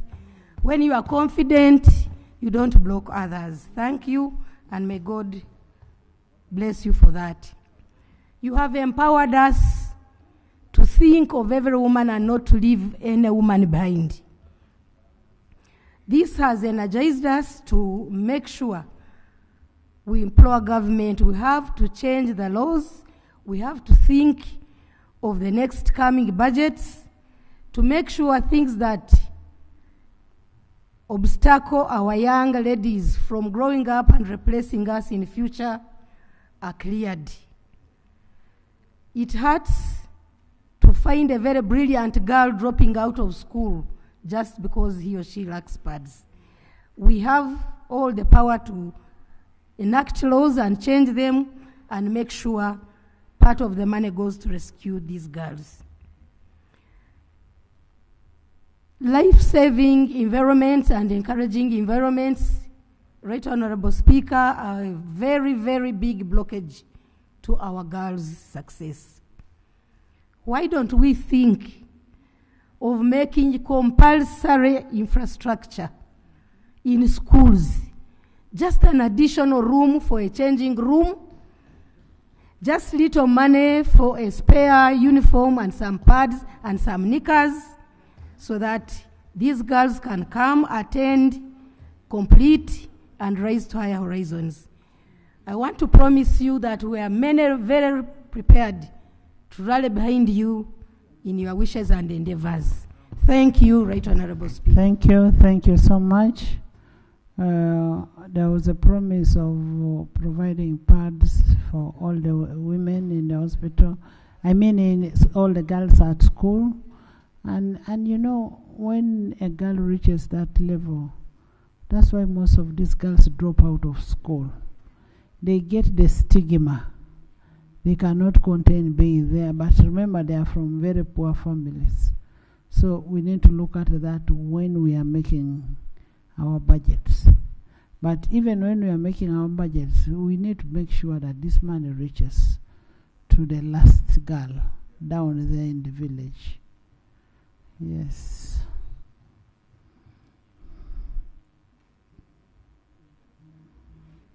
Let me get a man first. Francis, Mukatulike. I'm coming. You're going to speak, all of you. Then if Patrick. Thank you very much, Right Honourable Speaker. Right Honourable Speaker, I want to thank you because it is proper that we the men speak about these affairs, because we are husbands. We are sons of the women. We are your daughters. Yes, so we know what women go through, and they actually go through some of these challenges with us. Right Honourable Speaker, just yesterday, I was in Morago, specialized hospital, and trying to help a woman who delivered, and she was asked to pay 2 million shillings for cesarean section. In Morago, a government hospital. And then actually, I go to see a notice. You need consultation fee 50,000. Antenatal is 890. Examination under anesthesia is 800. Reconstruction is 2.5 million. Normal delivery is 800,000. Cesarean section is 2 million shillings. Now, we have a Ministry of Health. It has, all of them are ladies, like Senga has suggested. Then you ask, such a policy, how did it pass? Because how many women, the women we are talking about, will afford such money in a hospitalized hospital of women in Morago? So when we go to implementation, and I want to agree with you, Honourable Minister for Health, that when we go to implementation, we need to ask a woman in business, a woman, because we need to help them in the conditions they go through. And you're talking about a local woman. This one was asked, she's a primary school teacher, to pay 2 million she couldn't afford, and I had to come in. Actually, I also didn't have the 2 million. I had to borrow to assist a woman. Now you can imagine if a member of parliament is getting a challenge, what about this primary school teacher? So as we implement, as we come up with policies, can we look at these women so that it doesn't become rhetoric, that we just talk about it, but when it goes to implementation, we just don't, we don't put a lot of attention to it. So I was concerned, and I'm happy that we are talking about this. So Honourable Minister of Health, as you interact with the Speaker, please let us see how to help our women, because I am sure this may be happening in many of these public hospitals, that you go to health center for, that you go to a regional referral hospital, and you have to pay money, yet it is a government hospital. But this specifically for Morago, please. Doctor? Thank you very much, Honorable Mwijuse Francis. I just wanted to provide information that the government hospitals, from the level of a district hospital, regional referral hospital, and national hospitals, the policy is that they are grade A and grade B services. There are services which are free, but also there is a private wing in this government hospital. That is the policy which obtains now, unless if we sit and review it. So in all government hospitals, there is a window for free services and a window for private services. Thank you so much, Honourable Speaker. And I want to thank the Minister for ICT for the information. I agree, and I said it is a policy. But I'm saying that this policy is not fair. I'm not saying it's not a policy. Because... maybe Honourable Doctor, what can be done is to ensure that the amount can be revised for every woman to be able to go and give birth. You get it? Then as a woman, you will choose whether you go to the private wing, whether you go to where they give birth for free, but don't go to the local attendant in the village, because most of them most women have died because of that. But that can be revised, and health will handle. Right Honorable Speaker, yes, it's true, a policy that in most of our facilities there are private wings. But I agree with you, and I promise that with the information of my colleague, and when we are talking about these resolutions, I am going to take it on, and we call the management and ministry, and we look how can we have affordable costs that our women can afford. And I will come back and give what we have come in. Thank you. It may be a policy, but you can't ask somebody 2 million, put 2 what up to that. Then we shall have to discuss, because we are looking, yes, it is private, but how can we make people get affordable services, even if it is a private wing? Thank you. Thank you. Finally, Honourable Speaker, even with grading A and B, there is another young woman, again from Buhwej, who came for an operation. She had a tumor. She was, because it is now grade B, the free services, she was asked to come back next year in March. Enjoy. And when I intervened, of course, when I intervened, she was operated on after 1 week. But you can imagine that the free services, you'd have to wait longer. They would ask you now, we have bookings up to end of the year, because it is free. So even where we have free services, it is a problem.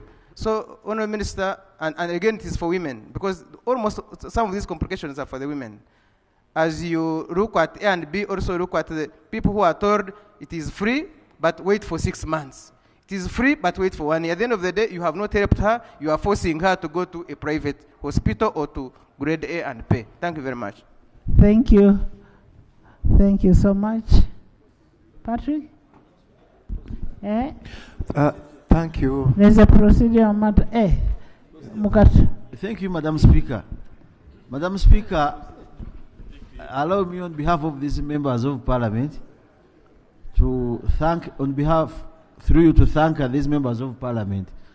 I have gone to a number of occasions since I came to Parliament, and when you meet these members with their functions, they give a lot of support to women where government is supposed to come in. I want to thank you very much, honourable members, and this is factual.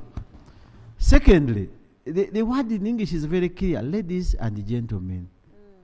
Whoever started that in the English language must have seen the value of women at that time. Ladies and gentlemen. You start gentlemen and ladies, you are totally off topic. In my constituency, I can attest to this. It is known to my supporters.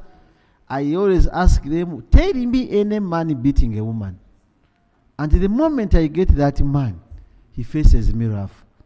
Not about his votes or anything, but the moment, even if you are my friend, we hang out together in the evening, but the moment I get any information, that at your home you have time to beat a woman, we lose friendship. Because this is the way to go. But Madam Speaker, policies by government, Mr. Leader of Government Business, there is a very big challenge we need to address as a country. 2 young men, youth, a man impregnates a student at school. The girl goes 9 months away from school. After leaving school, the boy stays studying, but the girl doesn't continue studying. Why does that happen? From primary to secondary, attention must be given to both. If this...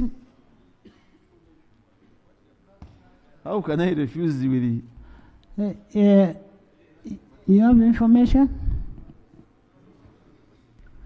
Thank you, Honorable Sewung. The information I want to give is that these days, there are now more women beating men. I don't know how you are handling it in your constituency when it comes to that. Thank you, Honorable Basarwa. Okay, you might state that, and still that is... you might state it, I don't know where you got that research from. Your research might not be well-founded, but at least I know that a man sometimes is stronger than a woman. And that is natural. But Madam Speaker, because I want to leave the microphone. Maybe it's the one who is being beaten. Ladies are not being beaten. And I am insisting on that. But Honorable Basarwa is saying that maybe Honorable Basarwa is beaten by his wives more than often. But also if you are beaten, I will come and defend you as well.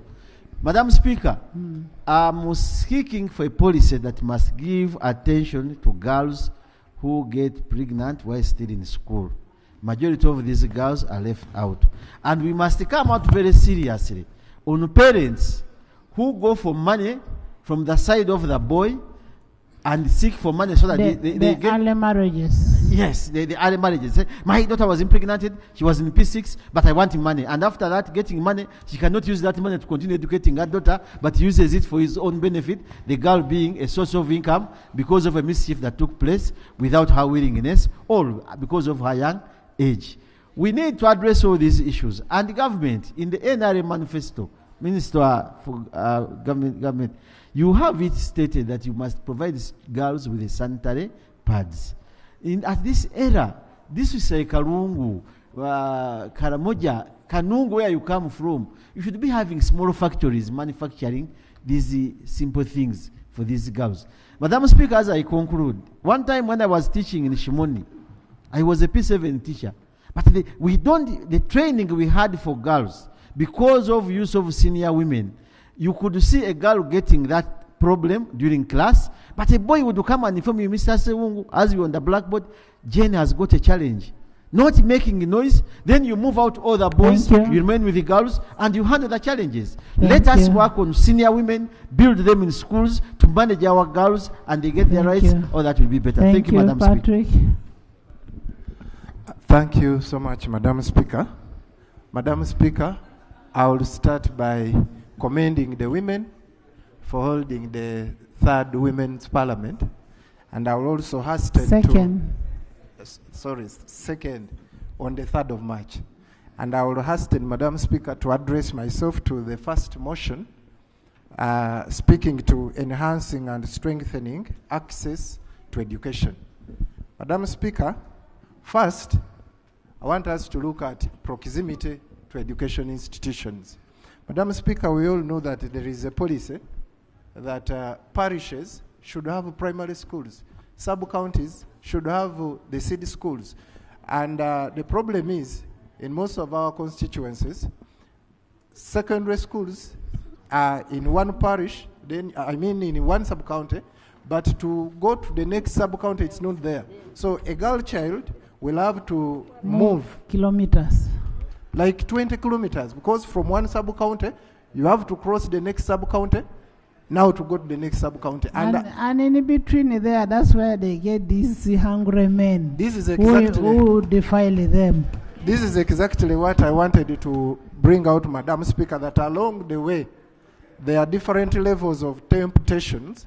So if we can only address ourselves to the government policy, that will shorten the distance to the education institutions. So the amendment is that the government policy on education of having a school in every sub-county should be enhanced to avoid that kind of scenario. Yes. Madam Speaker, if we can have that per sub-county Thank and you. also the parishes for primary schools, that would be Thank fine. you, thank you. Matchbox. And then Stephen. Thank you, Right Honorable Speaker. Right Honorable Speaker, the women referred you as an iron lady, if I remember very well on that day. Indeed, thank you very much for making our women feel very comfortable. You are one of the champions when it comes to empowering the girl child. You have given so many scholarships to girls. We want to thank you as a country. You're actually a role model to many outside there. They look up to you, Right Honorable Speaker. Indeed, as we talk of financial inclusiveness of women in economic empowerment, Right Honorable Speaker, women in this house talked, I remember, they were recommending PDM very well. But when it came to grow across, there was a problem.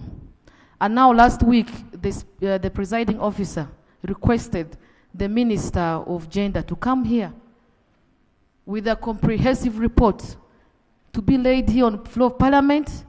In fact, members were crying so loud that we just hear grow for women, but we do not know how many beneficiaries we have in our districts. In Arua City, we do not have any beneficiary.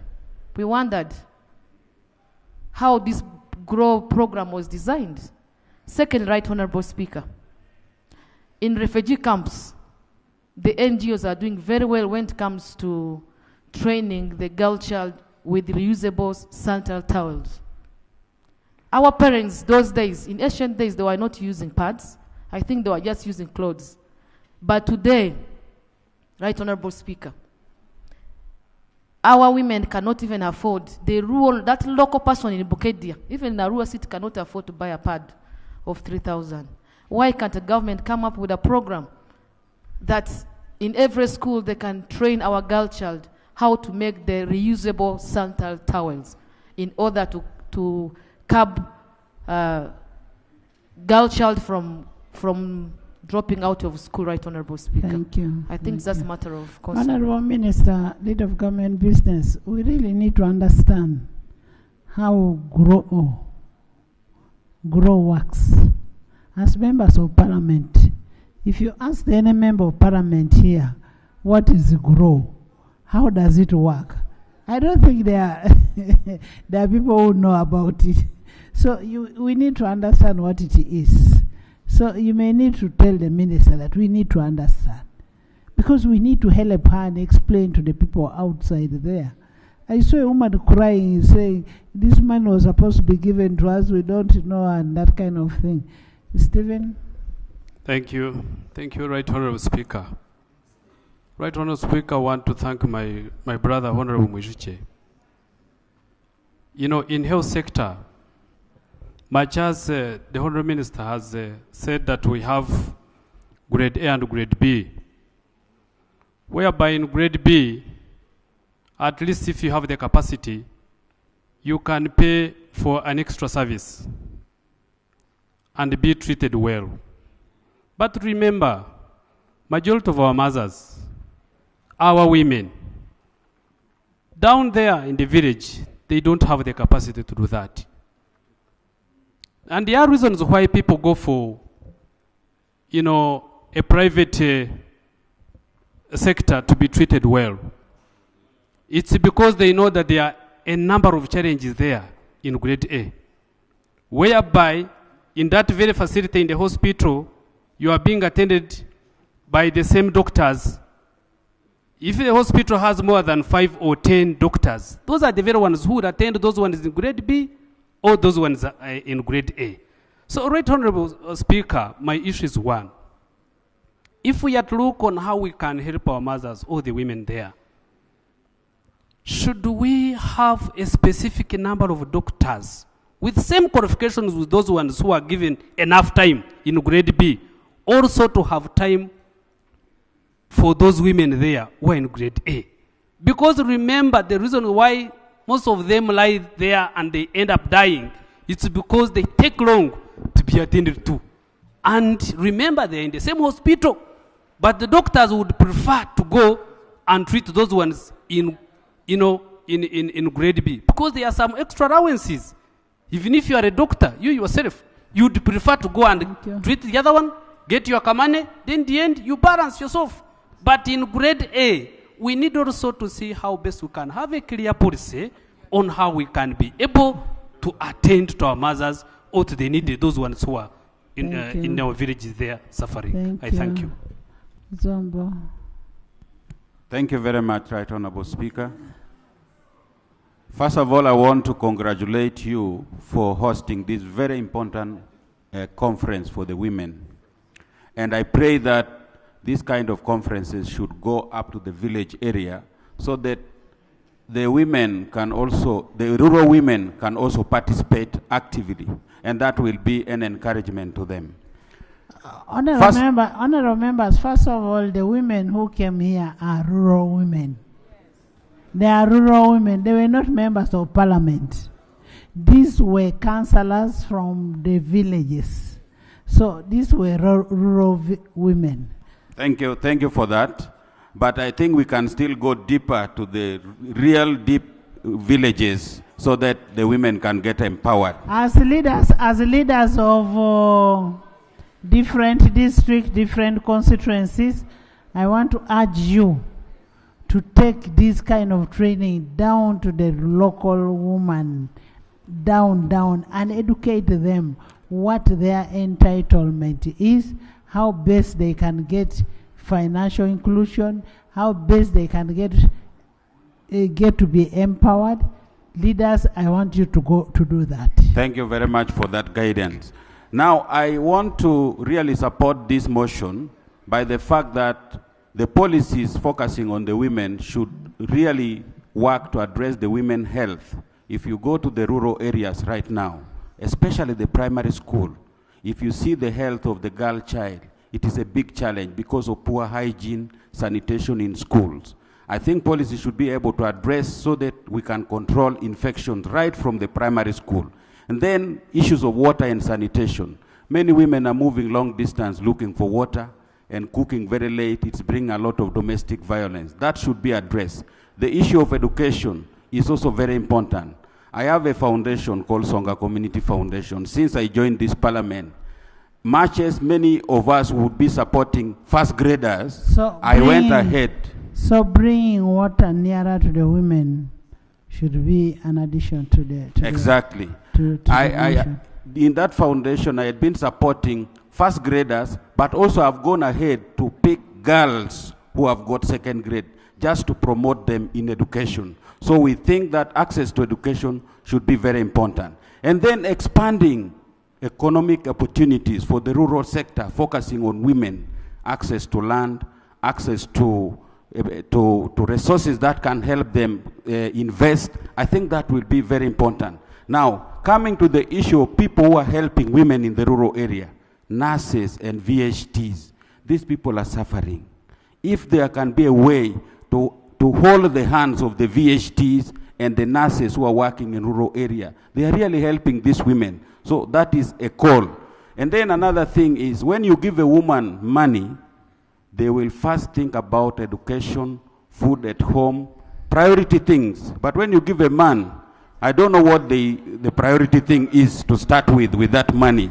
So we think that giving access to economic resources to women will develop communities. Honorable Minister, are you hearing? Finally. that access to financial inclusion should be a priority for women, because it is women who know to maximize the use of money. And I'm talking as a member of WOPA, by the way. Since 2017, I had been a member of WOPA. Now, access to market. Most of our smallholder farmers are women in Uganda. And these smallholder farmers are trying to do small kind of businesses that should help them to educate their children, to access health. but they don't have access to market. So we need to focus on that area so that we can improve infrastructure that can enable these women to get access to market. Finally, the issue of corruption. Finally. There's a motion. There are so many programs that are going targeting women. But what is happening is some of the money, some of the resources are not reaching the women. Therefore, I pray that that's... There's a motion. Honorable members, you need to understand the rules. Right, Honourable Speaker, the resolutions that we are reached at are direct to government.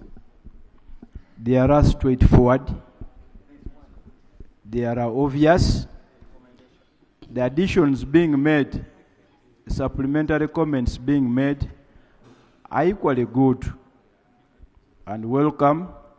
The danger, Right Honourable Speaker, is that now we are becoming repetitive with the risk of undermining the original resolutions.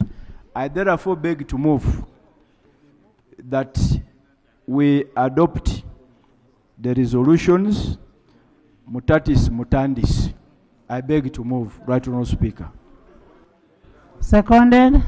Seconded by Macho, by Kubeketeria, by Honorable Bahati, by Honorable Isamat, by Honorable Winfred, by Honorable Alebtong, Jennifer, Noeline, Orone, Afoyo Chan, by Butaleya, by Honorable Akumu, Mavenjina, Jessica, Mpindi, Musa, Rita, Muzee Kagabo, Dr. Peya, Margaret, Honorable Juche. Thank you so much.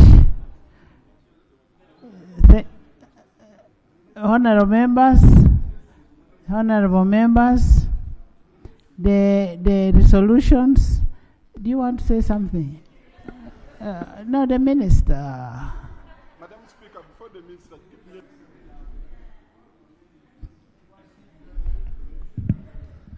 Thank you very much, Right Honourable Speaker. And I take the opportunity to thank the honourable members for the debate, the contribution they have made. Let me start by thanking you, Madam Speaker, for having accorded an opportunity to the women of this country to come and sit in this parliament and deliberate on issues which affect them.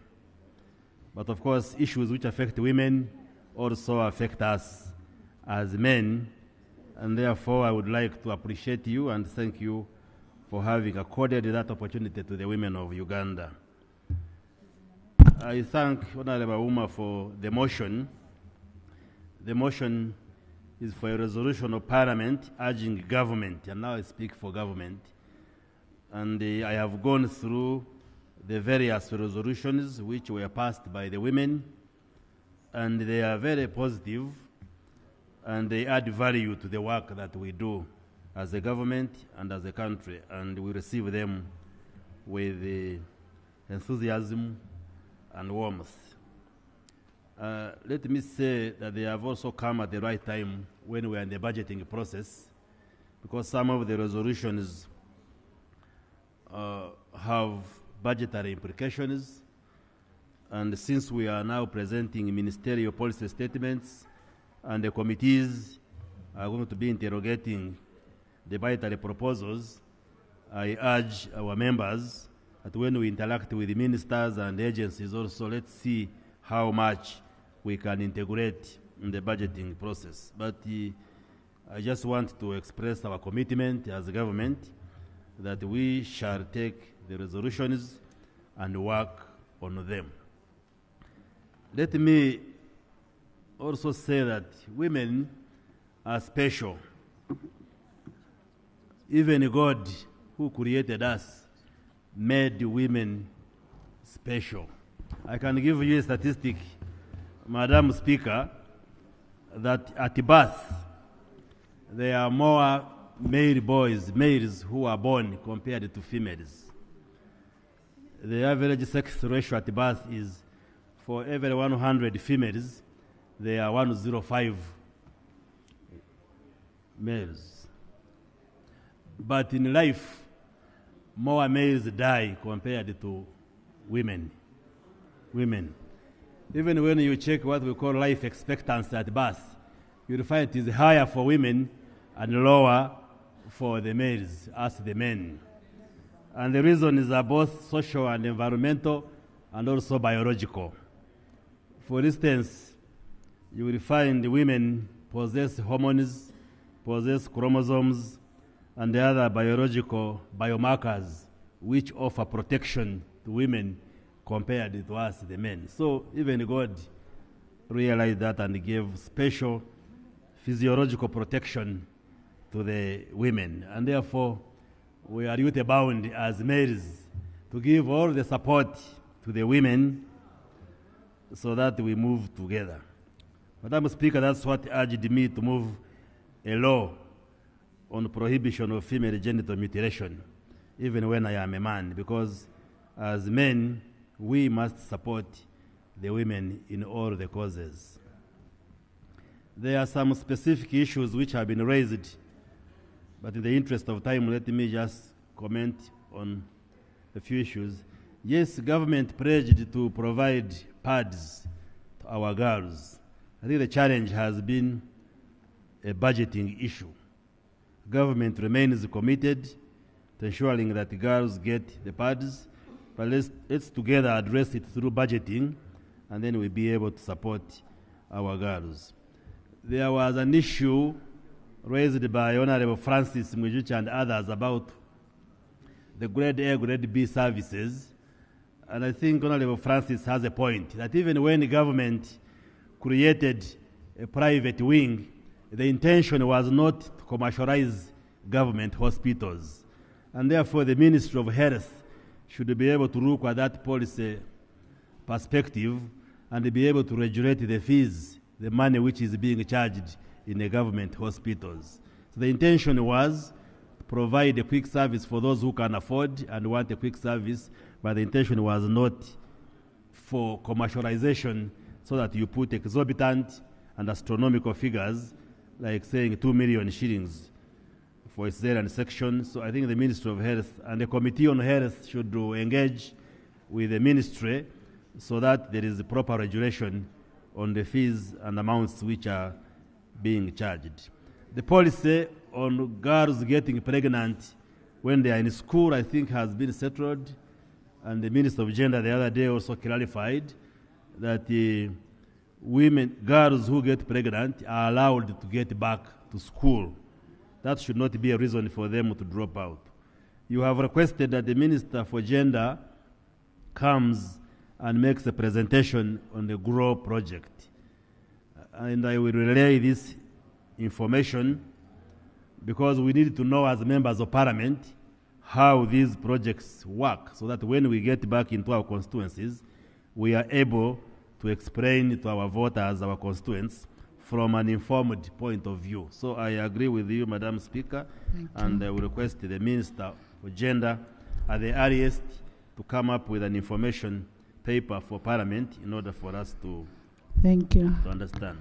Thank you. I thank you very much and thank the honorable members and pledge that we take the resolutions and we shall work on them and integrate them in the budgeting and planning processes of government. Thank you so much, Honorable Minister. We also need the annual report on the steps that have been taken to eliminate the gender-based violence on women and then discrimination amongst women. We always have this convention in New York every year, but we never get a report in this house. Can we have a report in this house on what happens, on what have been agreed? And when you look at SDG 5, it talks about gender equity. And I thought this is what you would be presented on a Women's Day, giving us a status of gender equity, other than going there to praise yourselves. you're praising yourselves, you're giving yourselves medals. No, tell us about gender equity. What have we done? What is the percentage now? Where are we now? Where are we coming from? That's what we should be doing. But we are going for Women's Day and we are there praising ourselves instead of telling us how a local woman down there is benefiting. I now put a question that the motion for a resolution of Parliament urging government to accord due consideration to the resolution of the second Women's Parliament to be adopted with amendments by this House. Those in favor say on the contrary. The ayes have it. I will now instruct the clerk to extract all the resolutions and forward to the relevant ministries for action taken and report back to this House within 3 months as per Rule 2020. Thank you so much, Honorable Linda. Thank you so much, Right Honorable Speaker, for giving the women space. May you receive a distance hug from the women of Uganda and all my fellow colleagues for supporting us in this move. May God bless you all. Thank you, thank you. Thank you. Next item. Item 6 on the order paper. Motion for the House to resolve itself into a committee of supply to consider the supplementary expenditure schedule number 3 for the financial year 2024-2025.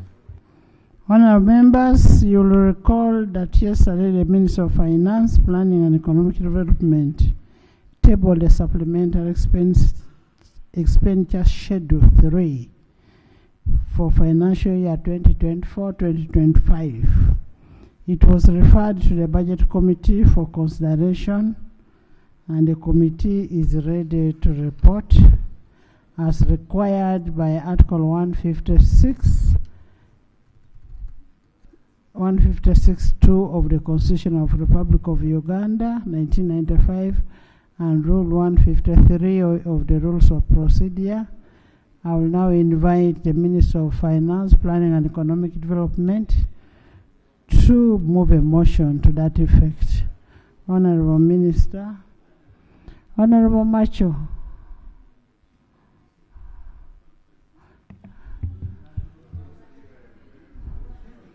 Right Honourable Speaker and colleagues, I beg to move a motion that this House resolves itself into a committee of supply to consider the supplementary schedule number 3 for financial year 2024-2025. I beg to move. Is the motion seconded? Seconded by Honorable Gwang, Willison, Biralo, Jane, Patience, Adrico, James, Macho, Gerald, Akelo, Manuel, Apea, Traha, Basalira, Dr. Baremusi, Honorable Bahati, Honorable Shema, Pasca, Honorable Elwelu, Honorable Afoyo Chan, Honorable Kotogong, Rita, Zombo, Aleb Tong, Lillian, Rampara, Amos, Stephen, Dr. Kefa, Enos, Honorable Baba, Honorable Max, Honorable Tima, Honorable Maureen, Matchbox, Honorable Isamat, Honorable Joel, Honorable Mutua, Honorable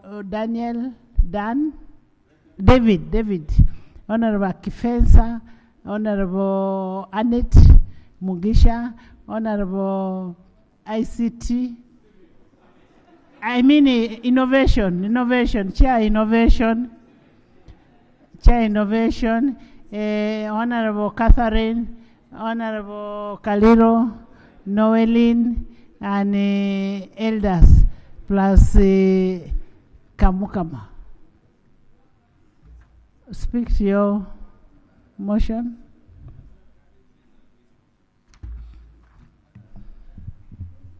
Madam Speaker and colleagues, this motion is moved pursuant to Article 156 of the Constitution of the Republic of Uganda and Section 24 of the Public Finance Management Act of 2015, and it arises out of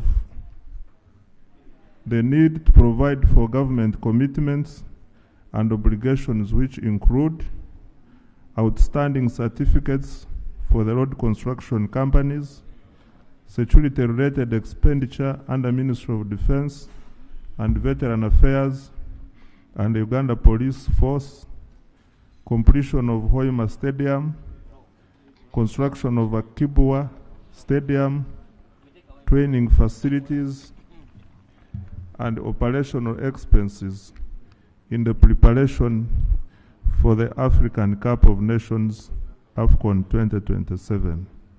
Madam Speaker, in order to provide for these expenditures, the Ministry of Finance, Planning and Economic Development issued supplemental expenditure within 3% of the approved budget, amounting to Uganda shillings 1.113 trillion, representing 1.54% of the approved budget.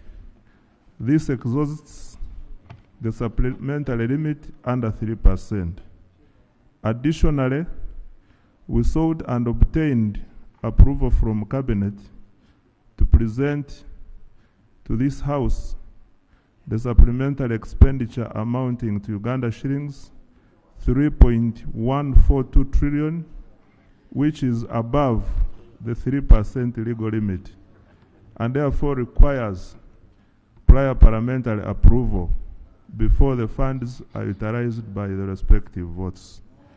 Madam Speaker, the total supplementary expenditure under this schedule is summarized as below.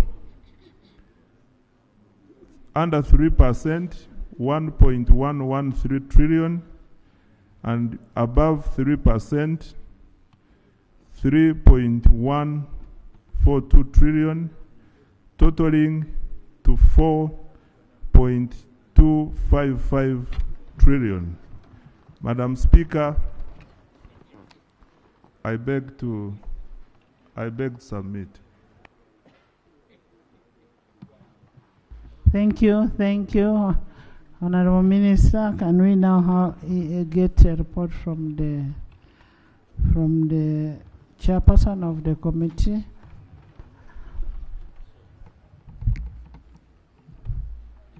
Right Honorable Speaker, I'm here to present the report of the Budget Committee on the Supplementary Expenditure Schedule number 3 for the financial year 2024-25.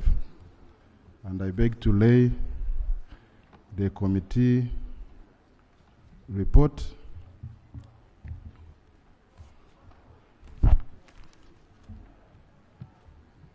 I also wish to lay the minutes of the committee.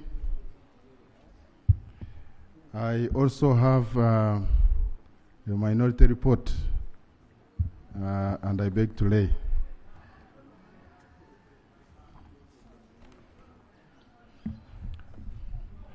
Right Honorable Speaker and colleagues, the Minister of Finance, as we have heard, presented a supplementary expenditure schedule number 3 amounting to 4.255 trillion. The Budget Committee has examined the supplementary expenditure schedule and now wishes to report.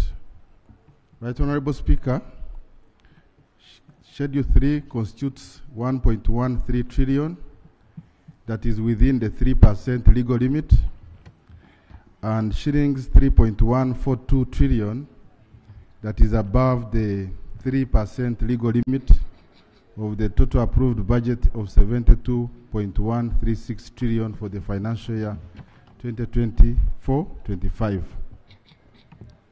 Honorable members, it is important to note that government has so far presented to Parliament supplementary requests for the financial year 2024-25 as summarized in the table 1, and you can look at the supplementaries. I will skip the methodology and the documents examined. We interfaced with the Minister of Finance and the accounting officers of the various MDAs that are listed in the schedule. And we have also highlighted the legal framework, specifically under Article 25 of the Public Finance Management Act, which indicates that the total supplementary expenditure that requires additional resources over and above what is approved by Parliament shall not exceed 3% of the total approved budget for that financial year without approval of Parliament. Number 2, that where funds are expended under subsection 1, supplementary estimates showing the sums spent shall be laid before Parliament within 4 months after the money has been spent.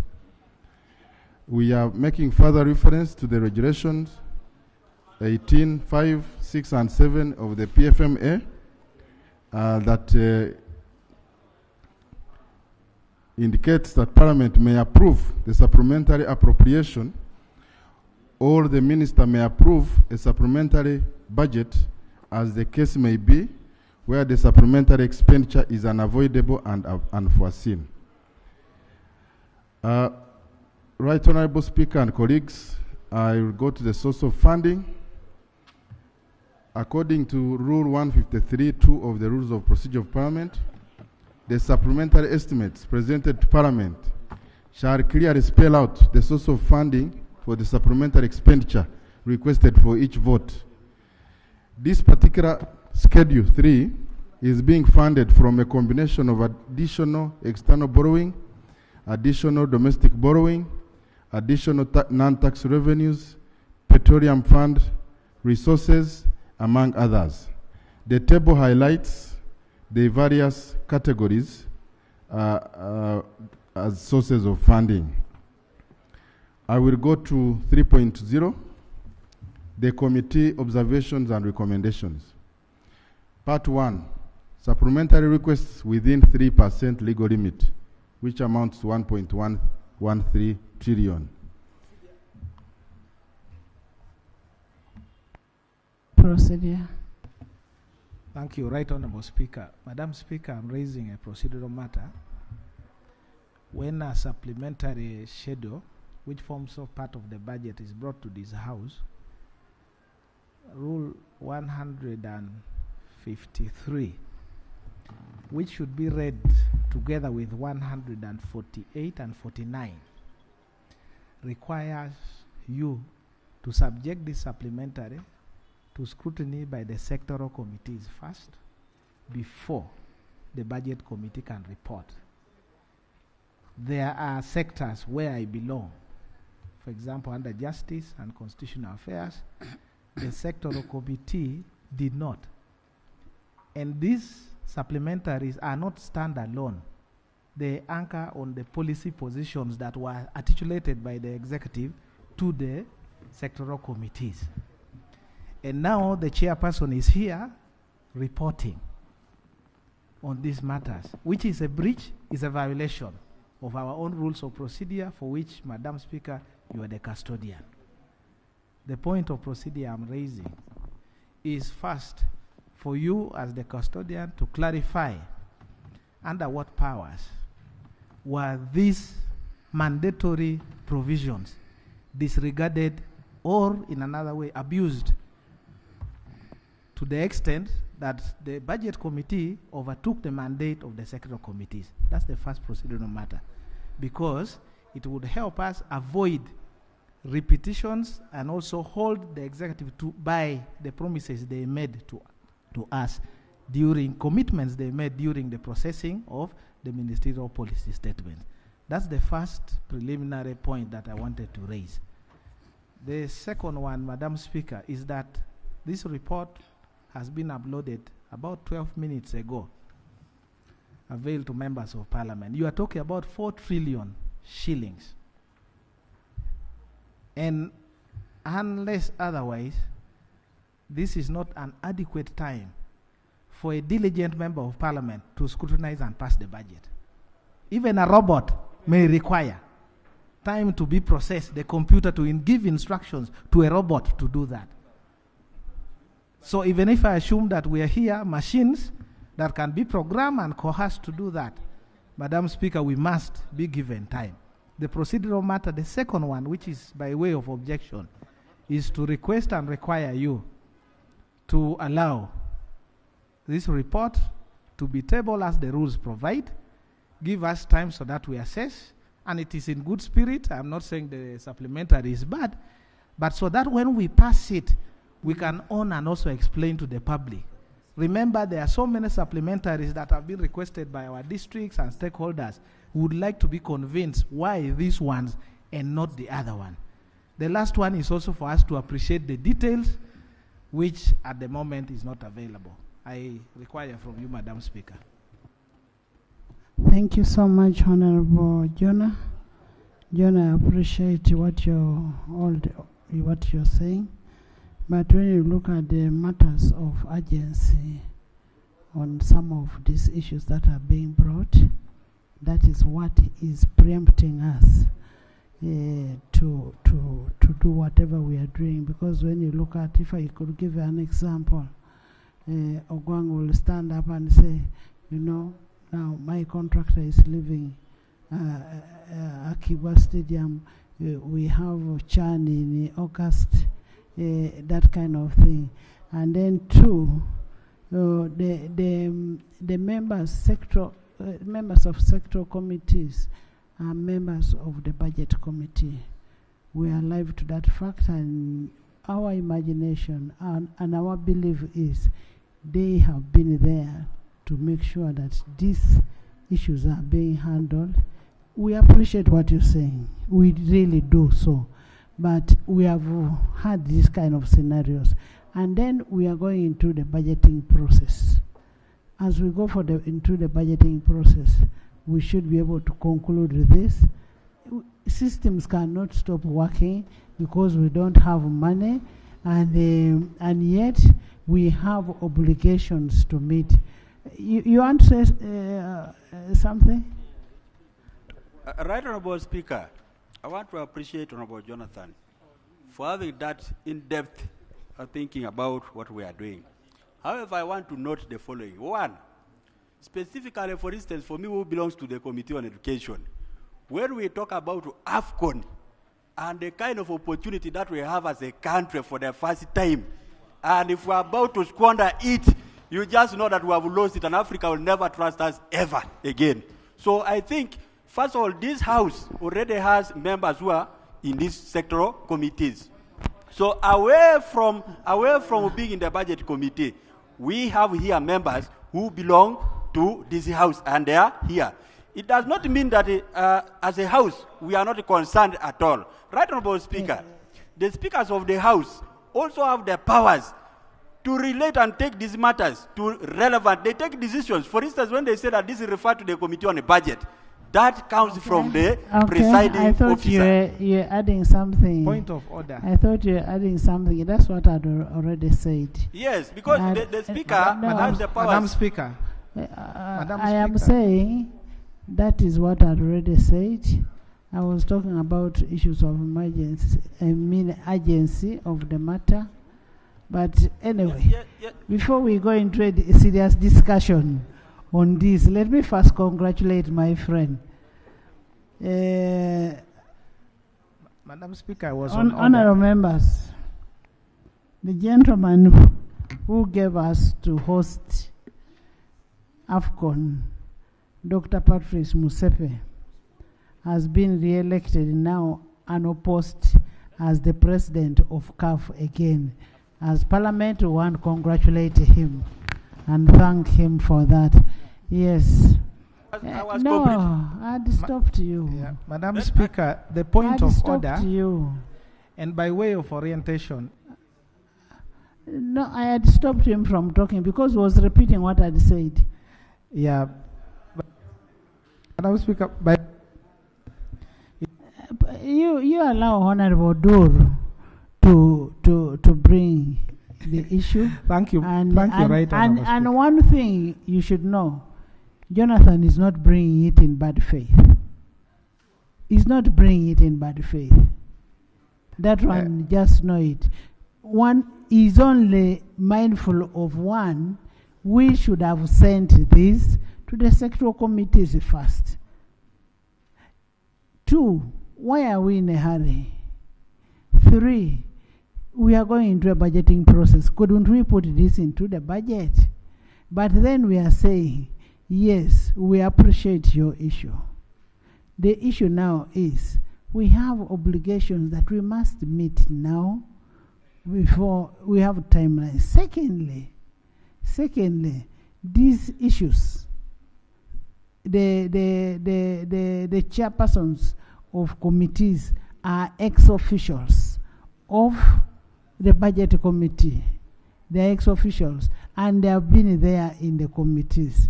And I just want you to bear with us. Madam Speaker, I perfectly understand.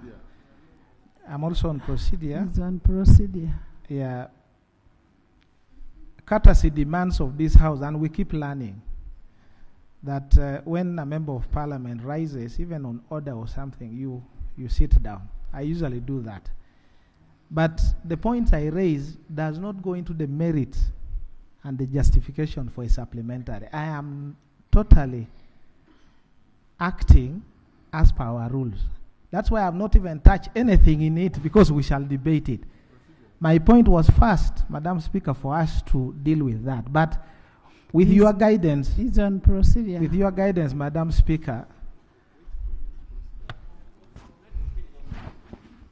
yeah, with the guidance you have provided to us, Madam Speaker, I think that if the government and the executive were looking for what in law we call a pleader, somebody who pleads on your behalf, then you have won the medal, which I didn't actually expect that the Speaker would side with the government in this aspect as a neutral arbiter.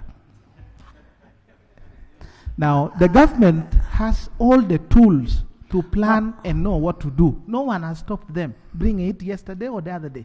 Their emergency cannot, therefore, turn out to be ours, so that we don't scrutinize and pass this. Members of Parliament here. Government, I'm not your pleader. Please speak for yourselves. Thank you for coming back and being now the neutral arbiter, and that's what I wanted. Thank you, Madam Speaker. Government. But if the government has anything urgent, the Parliament is here. They have even ever called you and said, please recall the House. That has happened. All I am saying is that Parliament must not be taken for granted. It's not the first time. And 2, even if there are urgent things, this supplementary I can submit authoritatively. It's not only about the urgent things. If we are allowed to interrogate and we ask, is this really urgent? The minister here will tell us it's not urgent. Let me even address the issue of AFCON. I'm a very ardent football supporter. I love AFCON to come here, but let me tell you. I am even told already. You. No. I am even told you board and go and watch on your own. That may be some room. Madam Speaker, AFCON was supposed to already start. Chan was supposed, by now we should have been in Chan. So, yeah, the other procedure, the other procedure. Yes, procedure. Yes. So, Madam Speaker, I wanted you to note this violations of the rules. And as I mentioned, we are still available. If it pleases you, you could please follow the rules. But if it does not please you and you want to proceed, you are the custodian, you are the Speaker of Parliament, it's within your powers, Madam Speaker. I responded to what was raised. Yes. Right Honorable, I had not completed. Hey. Okay, you complete then. Yes, normally when God elects leaders or appoints leaders, they appoint leaders, God appoints leaders with wisdom. And leaders give guidance. Right Honorable Speaker, God has given me wisdom just like he has given to other people. Today, the wisdom that I have is that let us follow the wisdom that comes from the presiding officer. Because I know that is what steers the country. God cannot give a leader just leadership without wisdom.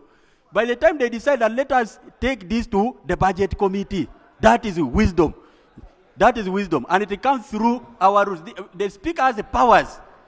And Madam Speaker, I think those who have spoken have already spoken. This was from me. I didn't speak so that I make somebody to jump off their bench. I think that will not be a good thing. There's an order. Are you still speaking? Madam Speaker, this House and the position that we get appointed to are by virtue of laws. The Constitution first, the rules of procedure. Nowhere is wisdom. Nowhere is wisdom provided for in the Constitution as a yardstick for appointment of leaders. Wisdoms are good for exercise of your power, but those offices are because you exist for the Constitution. Now, the point of order is in order to portray and just mislead that God is around in this house always, sending his wisdom, and that me, I am here. It is not God that elected me and give me wisdom to also raise this procedural matter. God, in order. God is there for all of us. Yes. There is a procedure, then I will come to you. Thank you so much, Madam Speaker, for the opportunity. Madam Speaker, I'm not against the request for the supplementary,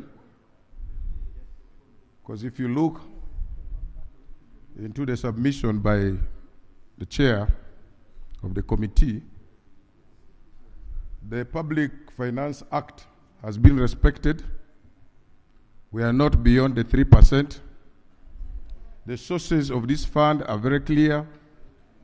I think my brother Odur expected one thing, and to the best of my knowledge, I believe you have not ruled. I think my brother wanted to know, because so many times here we have suspended some rules to see that we work towards the request of government. If we have matters of emergencies, issues relating to security and others, I think my brother Odur expected something like he expected a motion to be raised, or that you've used your powers that rule. I request for protection. I think Odur expected that Rule 148 and Rule 149 plus Rule 153 were suspended to move on. I thank you. I'm done. I'm finished. Honorable members, I have given my guidance, and I have said we are looking at issues of urgency of these matters.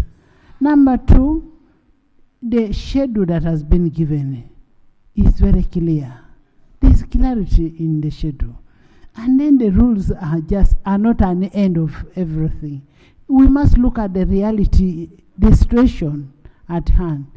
We cannot say, okay, because of the rules, if there is fire that has caught a place because of the hunger in Iteso or wherever, so we should now wait until that time.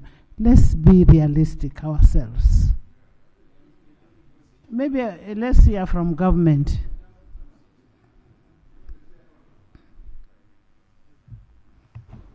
Right, Honorable Speaker, there are parliaments which have in their rules what we call filibuster motions. where people can filibuster the House and delay business, but we don't have. The honorable member was on the floor submitting, and he was interrupted, and you have guided on the points being raised by Honorable Drew. I would suggest that the honorable member be allowed to present and conclude his presentation. Otherwise, we are just moving in the circles, raising points of procedure before he has completed the submission. So I beg that you allow him to submit, then we shall debate the presentation. Thank you.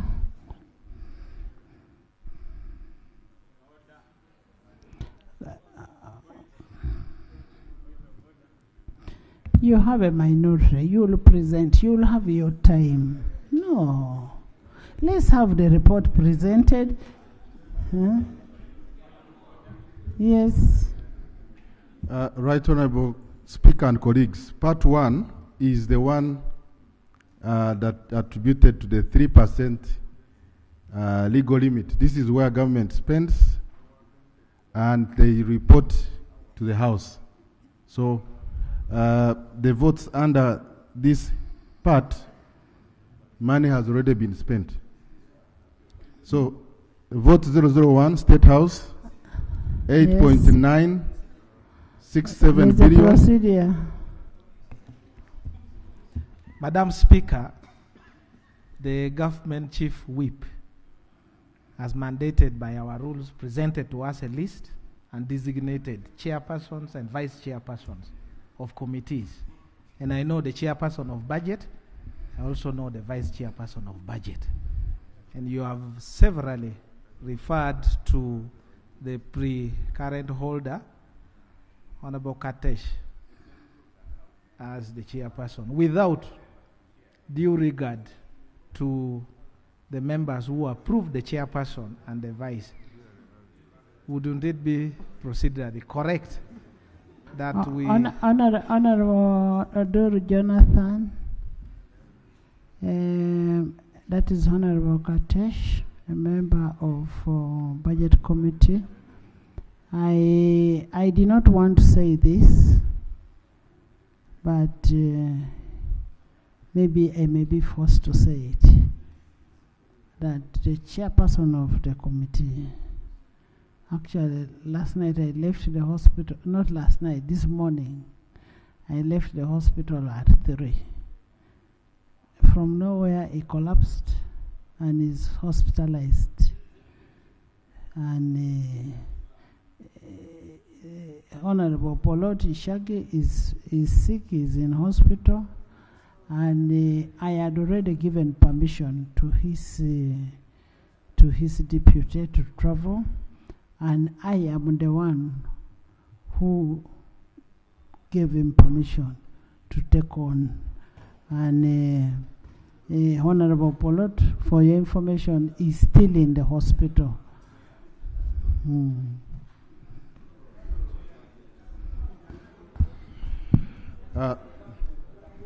Vote 002, State House, 8.96 billion.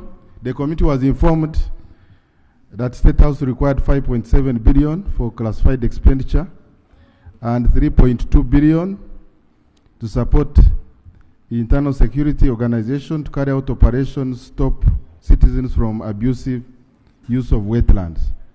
The committee recommends approval of 8.967 billion to vote 002 State House. Vote 004 Ministry of Defense and Veteran Affairs, 186 billion. The committee observes that 186 billion was requested to cater for classified expenditure and operational shortfalls. The committee recommends approval of 186 billion to vote 004 Ministry of Defense and Veteran Affairs. Vote 005 Ministry of Public Service, 1 billion. The committee observes that 1 billion was requested to enable the ministry meet shortfalls on emoluments, medical, and funeral expenses for the former entitled leaders. The committee recommends approval of 1 billion to vote 005 Ministry of Public Service. Vote 009 Ministry of Internal Affairs, 18.403 billion. The committee observes that the Ministry of Internal Affairs provided 16 billion for delivery of internal security coordination services, shillings 1.99 billion for community service orders to address the increase in the number of prisoners, thus leading to higher costs for feeding prisoners, utilities, and managing human rights challenges, and shillings 413 million for effective monitoring, regulation of the NGO Bureau and their contribution to the common good. The committee recommends approval of 18.403 billion to vote 009, Minister of Internal Affairs. Vote 1012, Minister of Lands, Housing and Urban Development, 11.953 billion. The committee observes that the Minister of Lands, Housing and Urban Development provided for compensation of land at Chiyuni Parish, Gayaza Sub-County, Chankwanzi District. This is in line with the Presidential Directive of 11th July 2022 for government to settle the squatters. The committee therefore recommends approval of 11.953 million to vote 012, Minister of Lands, Housing and Urban Development.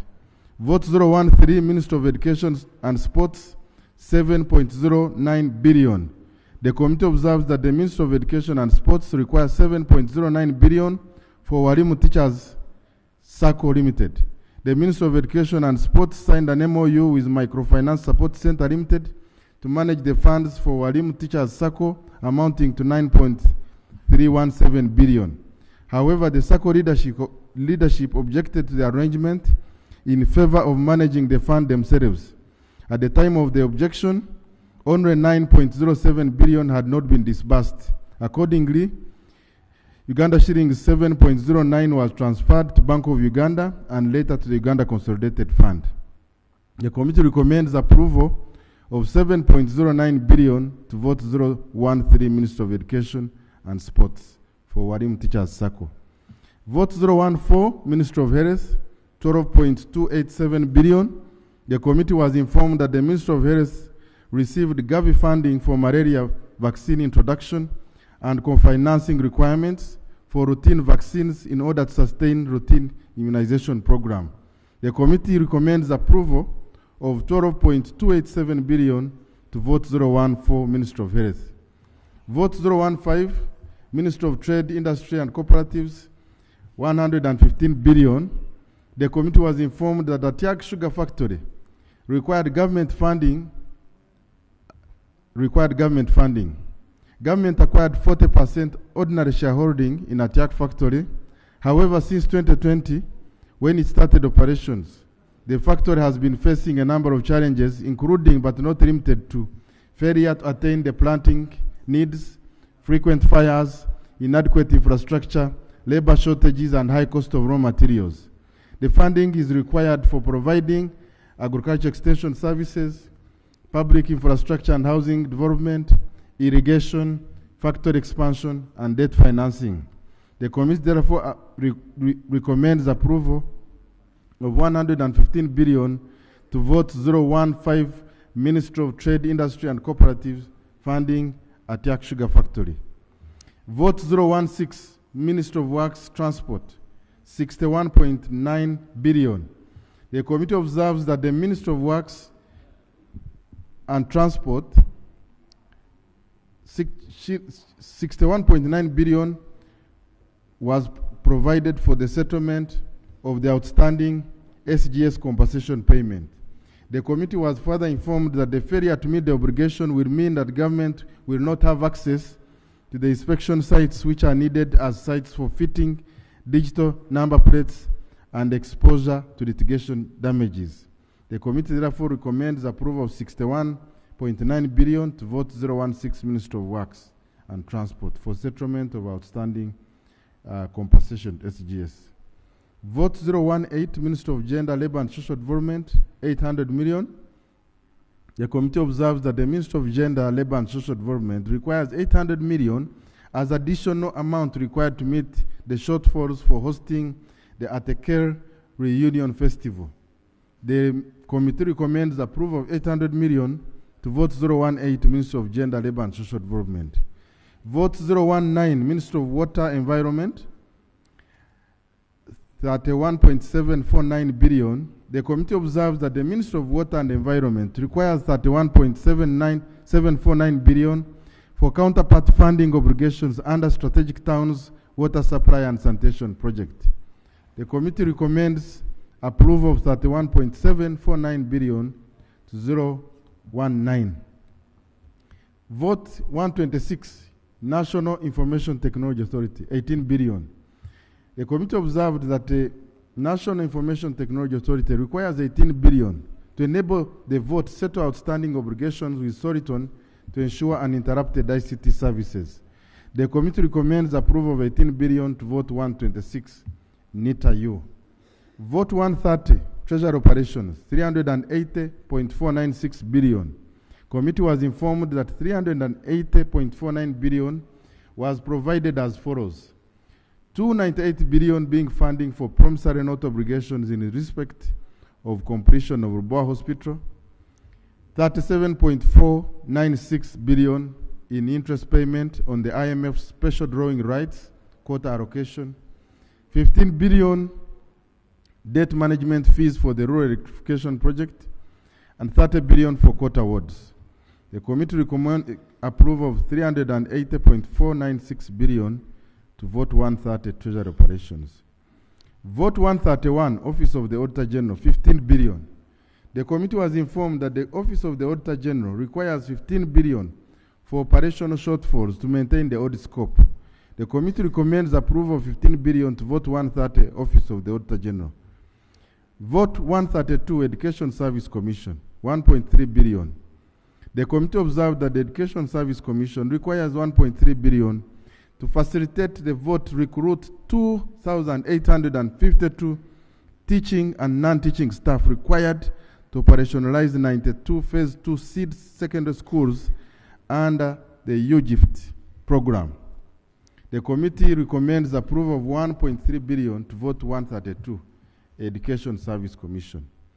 Vote 130, Uganda Revenue Authority, 38.137 billion. The committee observes that Uganda Revenue Authority requires 38.13 billion for payment to Riponami Inc. Corporation in respect of the 25% of the net rental income taxes collected for Greater Kampala area over and above the baseline. The committee recommends approval of 38.17 billion to vote 141, URA. Vote 144, Uganda Police Force, 190.969 billion. The committee observed that Uganda Police Force requires 190.969 billion to meet operational shortfalls for the financial year 2024-25 in respect of food, crime intelligence and investigations, utilities, classified assets, vehicles for DPCs and domestic areas. The committee recommends approval of 190.969 billion to vote 144, Uganda Police Force. Vote 302, Mbara University, 3.99 billion.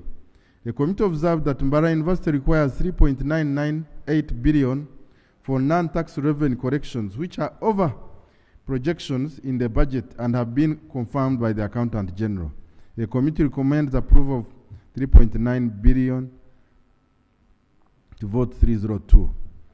Vote 415, Moroto Regional Referral Hospital, shillings 481 million. The committee observed that Moroto Regional Referral Hospital requires 481 million to cater for renovation and replacement of old and dilapidated structures and the old drainage system. The committee recommends approval of 481 million to vote 415, Moroto Regional Referral Hospital.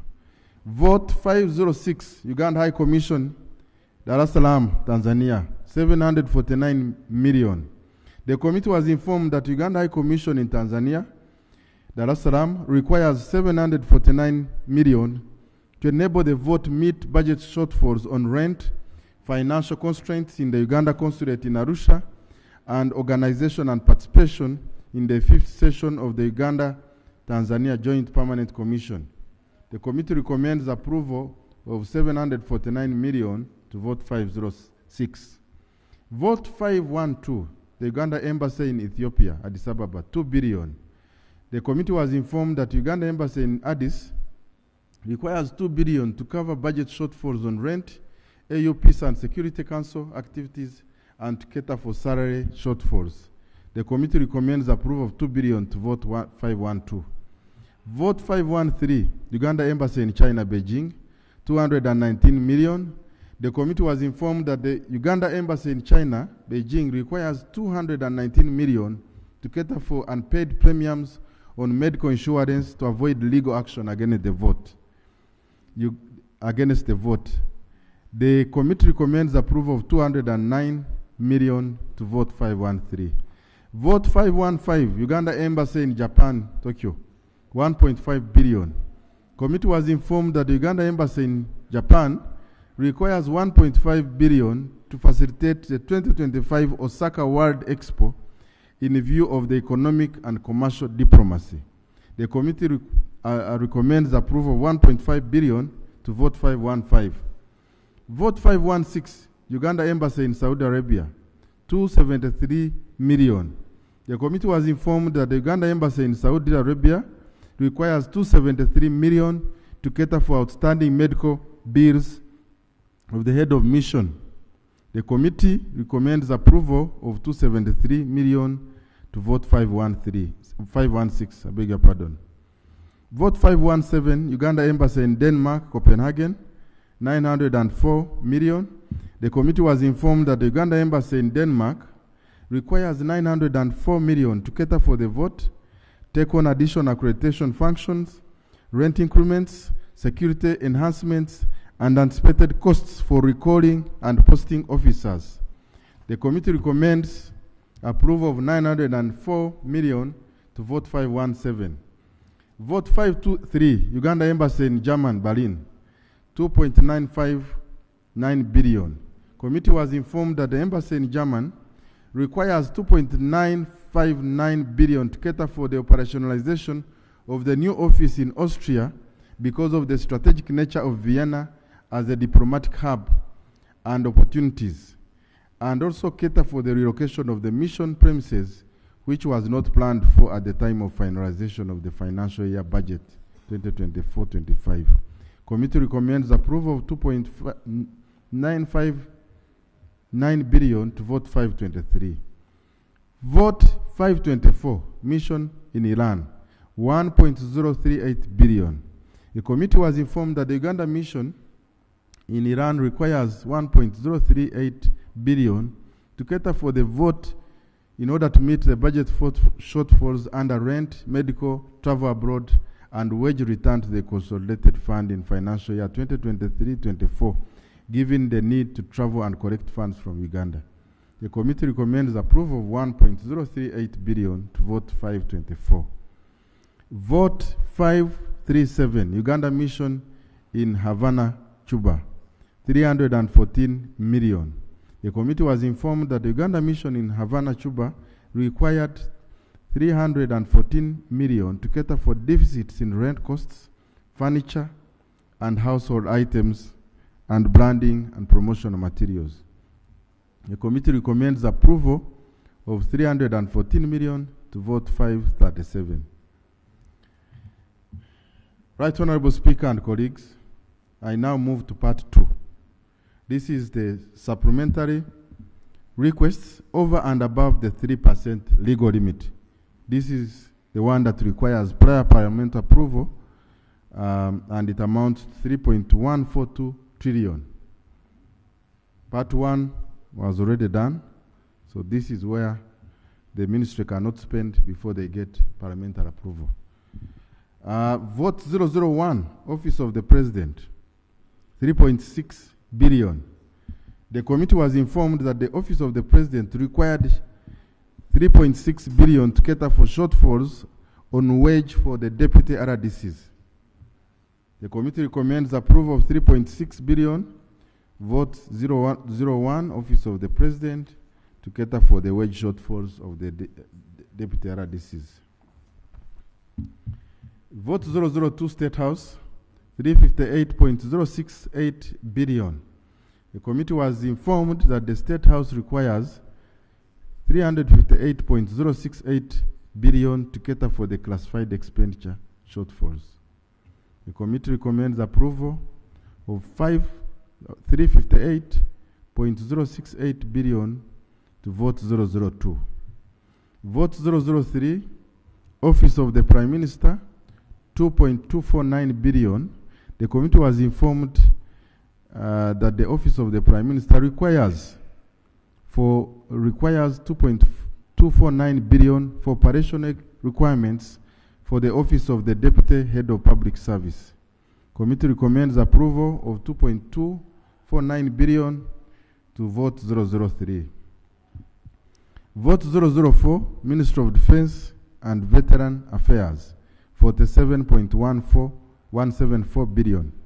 The committee was informed that the Minister of Defense and Veteran Affairs requires 47.174 billion to be used as follows.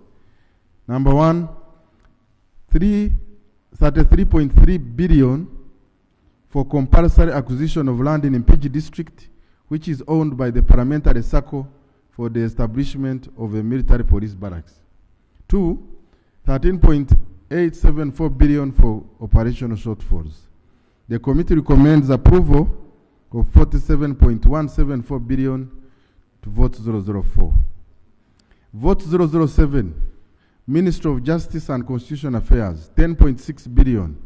The committee was informed that the Minister of Justice and Constitutional Affairs requires 10.6 billion shortfalls, 10.6 billion to cover shortfalls on compensation to third parties. The committee recommends approval of 10.6 billion to vote 007. Vote 008, Minister of Finance, Planning and Economic Development, 166.5 billion. The committee was informed that the Minister of Finance, Planning and Economic Development requires 166.5 billion to meet shortfalls on the East African crude oil pipeline financing under Uganda National Oil Company, and that the Uganda National Oil Company already has these funds but requires appropriation. The committee therefore recommends approval of 166.5 billion to 002. Vote 010, Minister of Agriculture, Animal Industry and Fisheries, 27.48 billion. The committee was informed that MAIF required 27.48 billion to provide the following: 18.252 to replenish funds that were used for hosting the African Union Extraordinary Summit on Comprehensive Africa Agriculture Development Program, which was held in January. Number two, 9.229 billion to cover the costs of terminal benefits for staff impacted by the rationalization of government agencies and public expenditure. And these are from UCDA, Uganda Cotton Development, Direct Development Authority, and NADS. The committee recommends approval of 27.481 billion to vote 01. Vote 011, Minister of Local Government, 76.157 billion. The committee was informed that the Minister of Local Government requires 76.157 billion, of which 35.2 billion is for the vehicles for local political leaders, such as the district chairpersons, city and municipal mayors. And that 40.957 billion is for external funding from the Islamic Development Bank for implementation of the local economic growth support project. The committee recommends approval of 83.462 billion to vote 011. Vote 900, ex gratia areas to local governments, 7.304. The committee was informed that various local governments under Annex 2 required 7.304 billion for areas for ex gratia and honoraria for lower local council leaders. The committee recommends approval of 7.304 billion for areas of ex gratia and honoraria for local government, various local governments as listed in the annex. Vote 020, Ministry of Information, Communication and Technology, 1.31 billion. Committee was informed that the ministry received NTR from the Uganda Communications Commission from a 2% levy collected from the communications operator. The ministry intends to spend the funds on the development of an artificial intelligence policy and operationalization of the parish development management information system. Committee recommends 1.31 billion to vote 020. Vote 115, Uganda Heart Institute, 158.863 million. The committee was informed of the available funds from the Arab Bank for Economic Development, BADEA. BADEA reimbursed funds worth 158.863 million to Government of Uganda to cater for Uganda Heart Institute for the funds utilized in the financial year 2023-24. However, these funds were not appropriated in the budget for the financial year 2024-25 and require a supplementary for the Uganda Heart Institute to utilize these funds. The committee recommends approval of 158.863 million for vote 115, Uganda Heart Institute. Vote 013, Minister of Education and Sports, 97.786 billion. The committee was informed that the Minister of Education and Sports requires 97.786 billion to be provided as follows. Shillings 941 million for wage and operation of the National Library of Uganda, which was transferred from the Ministry of Gender, Labour and Social Development during RAPEX. 9 billion towards the Uganda National Institute for Teacher Education. On 2nd July 2024, UNITE was established as a degree awarding institution for specialized education programs for pre-service and in-service teachers in pre-primary, primary, and post-primary education. However, the structure of UNITE had not been approved by the Ministry of Public Service in time for inclusion in the budget for the financial year 24-25, and therefore the institution is facing a shortfall of wage, statutory obligation, and operational costs. 87.845 billion for upgrading of Nelson Mandela Stadium to CAF standards in preparation for Uganda hosting of 2027 AFCON. The committee recommends approval of 97.786 billion to vote 013, Minister of Education and Sports for those listed items. Vote 160, National Council of Sports, 166, 257.155 billion. Committee was informed that the National Council of Sports required 257.155 billion towards the completion of Hoima Stadium, construction of the Akibua Stadium, and upgrading of the approved training facilities in preparation for AFCON, and operation expenses for hosting the CHAN, which is a precursor to AFCON. The committee recommends approval of 257.155 billion to vote 166. Vote 111, National Council for National Curriculum Development Center, 7.132 billion. The committee was informed that the National Council for Curriculum Development for Curriculum Development Center required 7.132 billion for immediate and interim interventions for the implementation of the A-level curriculum. Committee recommends approval of 7.132 billion to vote 111. Vote 015, Minister of Trade, Industry and Cooperatives, 1.3 billion. The committee was informed that the Ministry of Trade, Industry and Cooperatives required 1.3 billion for support to the ministry in ensuring the growth in manufacturing and industrialization and to support the export growth strategy unit to cater for wages and rent. Committee recommends approval of 1.3 billion to vote 015. Vote 016, Minister of Works, Transport, Works and Transport, 955.812 billion. The committee observed that the Minister of Works, Transport required 955.812 billion to be provided as follows: 63.512 billion to cover the costs of terminal benefits for staff impacted by RAPEX under UNRA and Uganda Road Fund. 61 billion for outstanding obligations on the SGS compensation for the non-tax revenue. 15 is a breakdown. 15 billion Soret Flying School, East African Civil Aviation Academy, Railways, Karangala, and National Review Board.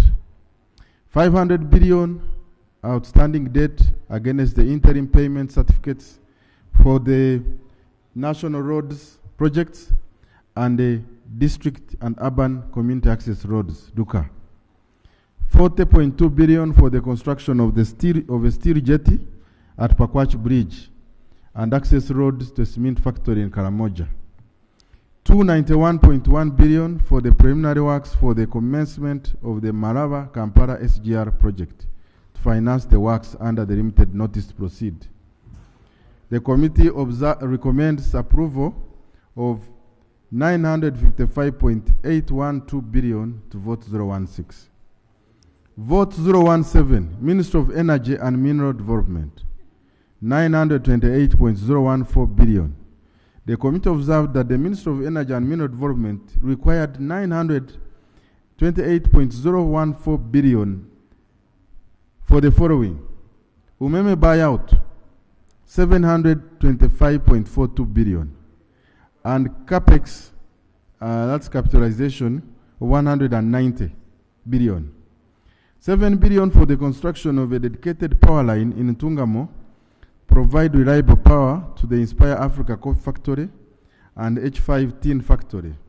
The line will pick its supply from the Milama Hills substation and will be completed in 6 months. 5.59 billion reimbursement of funds utilized from the electricity transmission infrastructure project, which were used to pay for outstanding thermal power capacity charges. The committee recommends the approval of 928.014 billion to vote 017. Vote 018, Minister of Gender, Labour and Social Development, 8.53 billion. The committee observed that the Minister of Gender, Labour and Social Development required money for 4.6 billion for the national celebrations: Women's Day, Youth Day, Day for the Older Persons and people with disabilities, and Labor Day. 3.88 billion to support Masurita Remand Home. Committee recommends approval of 8.53 billion to vote 018. 022, Minister of Tourism, Wildlife and Heritage, 3.24 billion.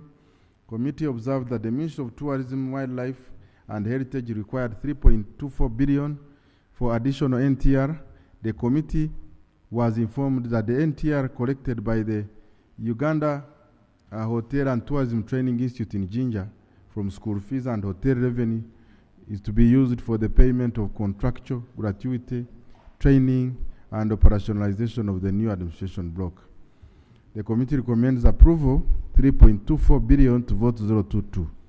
Vote 122, Kampala City Council, Kampala Capital City Authority, 6.711 billion. Committee was informed that the KCCA provided 6.71 billion to cater for shortfalls in the city cleaners' wages, resulting from 6.594 billion, resulting from the increase in the number of workers and the new terms of employment for the cleaners, and allowances for parish chiefs for PDM monitoring. The committee recommends approval of 6.711 billion to vote 122. Vote 130, OAG, 17.2 billion. Committee was informed that the Office of the Auditor General required 17.2 billion for restoration of the budget for OAG to enable efficient operations for the rest of the financial year. The committee recommends approval 17.2 billion to vote 131. Vote 137, NIRA, 436.872 million. NIRA required this money for civil registration department that it received from URSB during RAPEX. The committee recommends approval of 436.872 million to vote 137 NIRA. Vote 138, Uganda Investment Authority, 5 billion. The committee observed that the Investment Authority required 5 billion from contractual obligations for the owner's engineer for works at Kampala Industrial and Business Park, Namamve. The committee recommends approval of 5 billion to vote 132. Vote 142, narrow. The committee observed that the National Agricultural Research Organization required 70 billion, out of which 10 billion was for the management of aflatoxins in cereals and other related products. NARO has developed aflatoxin mitigation products and established a production and research facility with the capability to produce the desired tonnage of aflatoxin mitigation in the country. It required 60 billion for the rollout of anti-tick vaccine. This will enable NARO to roll out the anti-tick vaccine, after which the facility will be self-sustainable. NARO has completed the clinical trials of the vaccine, and it has been proven to be 95% effective. This supplementary will enable the production and distribution of 20 million doses of the vaccine. The committee recommends 70 billion to vote 142, NARO. Vote 167, Ministry of Science, Technology and Innovation, 60 billion. The committee was informed that the Ministry of Science, Technology and Innovation required 60 billion for the completion and operationalization of the coffee value addition park in Intungamo. The funds are for completion of the standards, certifications, and working capital to enable purchase of coffee from farmers, operational funds for running the coffee processing hub, and marketing and branding. Committee recommends the approval of 60 billion for vote 167. Vote 301, Makerere University, 5 billion. The committee was informed about the shortfalls in education materials, support for research, and support for gender and equity interventions to replace the donor funding, which has ended, as we know. And the committee recommends approval of 5 billion to vote 301. Vote 409, Masaka Hospital, 600 million. Committee was informed that Masaka Hospital was running out of regional medical equipment maintenance workshop, which repairs. The committee was informed that this hospital required 600 million for running the regional equipment maintenance workshop, which repairs and services medical equipment for referral hospital and health facilities in the Greater Masaka. So the committee recommends 600 million to vote 409. Vote 417, Kirudu National Referral Hospital, 2 billion. This money is needed to enable the hospital procure dialysis consumables to cater for the increased number of patients and also support other satellite sites in Lirambari and Barara hospitals. The committee recommends approval of 2 billion to vote 417. Vote 505, Uganda High Commission in Kenya, 1.8 billion. High Commission in Kenya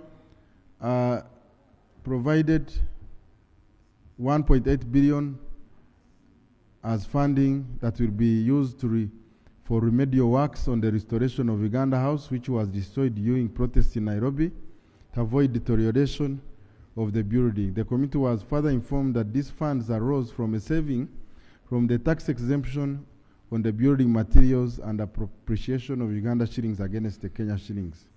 Committee therefore recommends approval of 1.8 billion to vote 505. Vote 600, local governments, 9.536 billion. The committee was informed that this money was provided various local governments for additional local revenue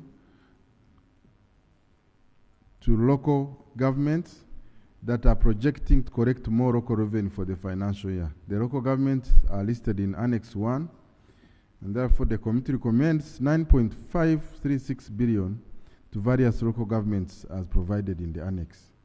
Vote 808, Amuru District, 1.271 billion. The committee was informed that Amuru District required 1.271 billion to cover for the shortfall in the verified wage bill. The committee recommends approval of 1.271 billion to vote 808 Amuru District to cover for the verified wage bill. Vote 837 Isingiro District, 2.348 billion. The committee was informed that the Isingiro District required 2.348 billion to cover for the shortfall on the verified wage bill.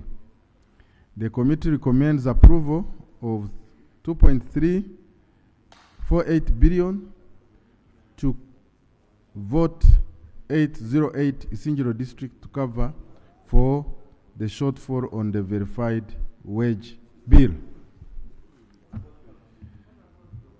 Conclusion. Right Honorable Speaker and colleagues, I request the House approves the supplementary expenditures under Schedule Number 3 for the financial year 2024-2025, totaling to 4,254.968 billion as outlined in the Table 3 and detailed by the vote in the supply schedules for the proposed supply schedules.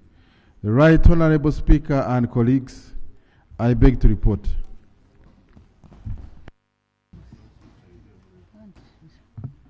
Thank you so much, Chair. Just a minute, Chair. I want to take you to 36. 36.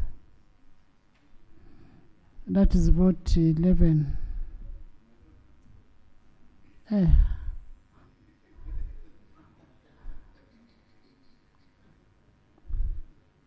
Let's hear from the minority.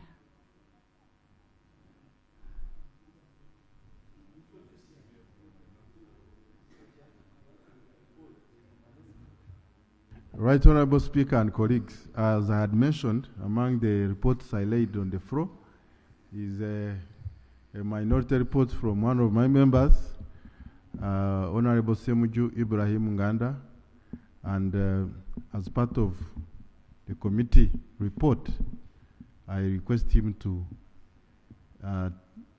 take us through his minority report. Thank you. Thank you very much, Madam Speaker. I thought Honorable Kateshumba and I are just members of the committee. I am not your member.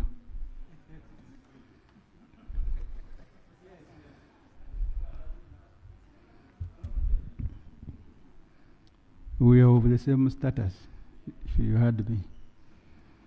Madam Speaker. Honorable Katesh is the chair as of now. Designate. Madam Speaker, I don't know. Anyway, all of us are members of Parliament. All of us, including myself. Madam Speaker, this report, and I am now in the background, is in line with Rule 205 of our rules of procedure.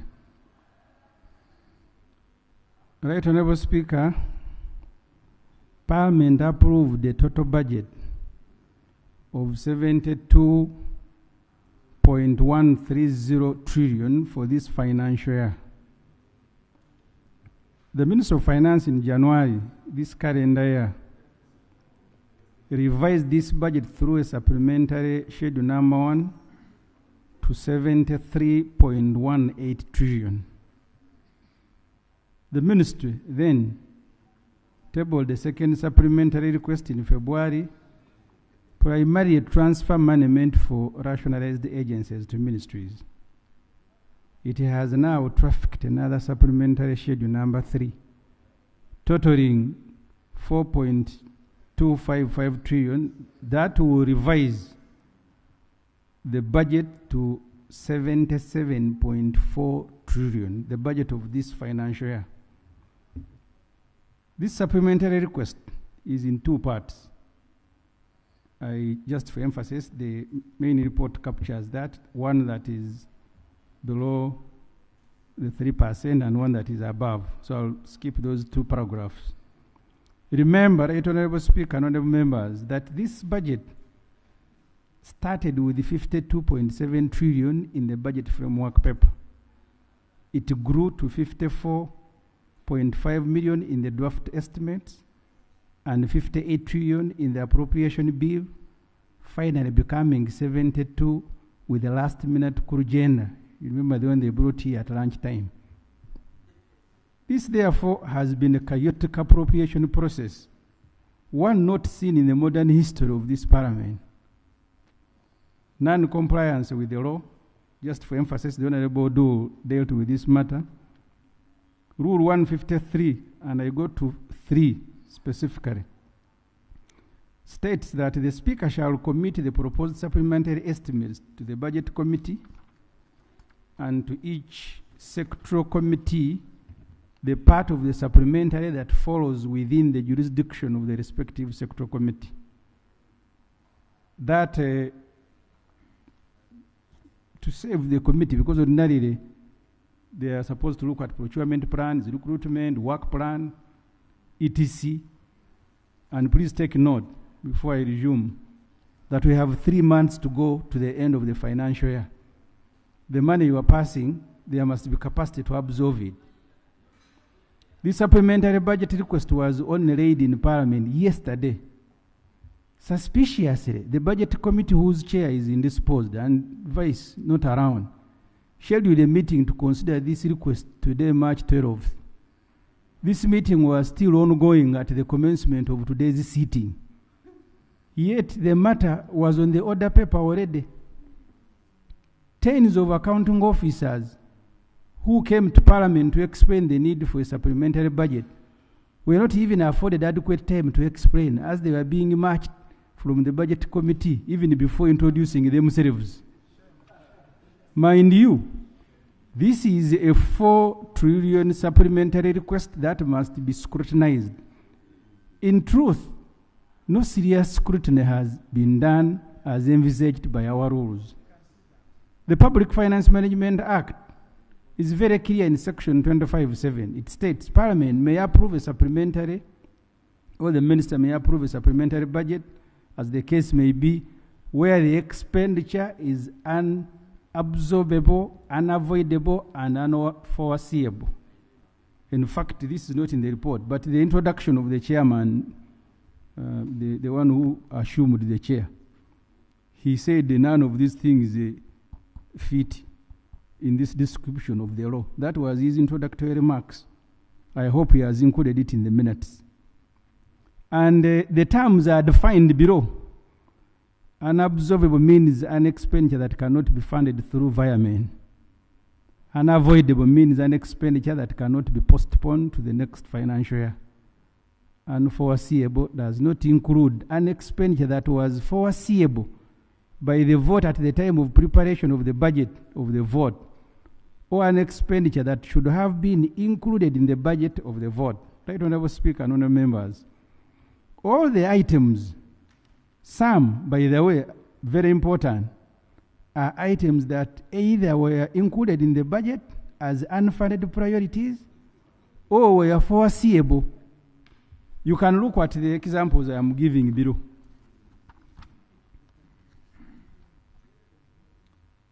Office of the President, RDCs. We are required to look at a recruitment plan before you pass a budget. So you mean this parliament wants to indict itself that it looked at no recruitment plan? State House wants 358 billion for emerging classified. I will come to that later. Ministry of Defense, 13 billion for operational shortfall. Minister of Education for upgrading Nelson Mandela. I don't know where they were. Not to know that you needed to upgrade the Mandela. National Curriculum Development Center. Children have already reported for A level. They are getting money to do a curriculum. God save Uganda. Minister of Science and Technology. They want 60 billion to support coffee manufacturing. I said the point I am articulating that none of these items is of an emergency nature to qualify under the Public Finance and Management Act. But I have also picked a few items that we've had problems with in this parliament, and I'll start with the Pinetis Ruwa Specialized Hospital. They now want another 290 billion. In this request, there is 380.496 billion for debt servicing, of which 290 billion is for Ruwa Specialized Hospital, being constructed by the famous President Museveni's Italian friend, Enrica Maria Aristidina Pinetti.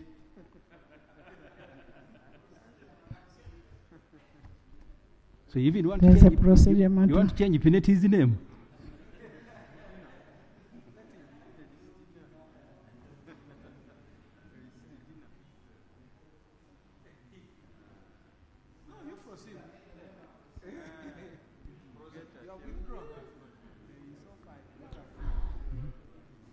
But madam, can you finish? But I am reading a report here. You just continue.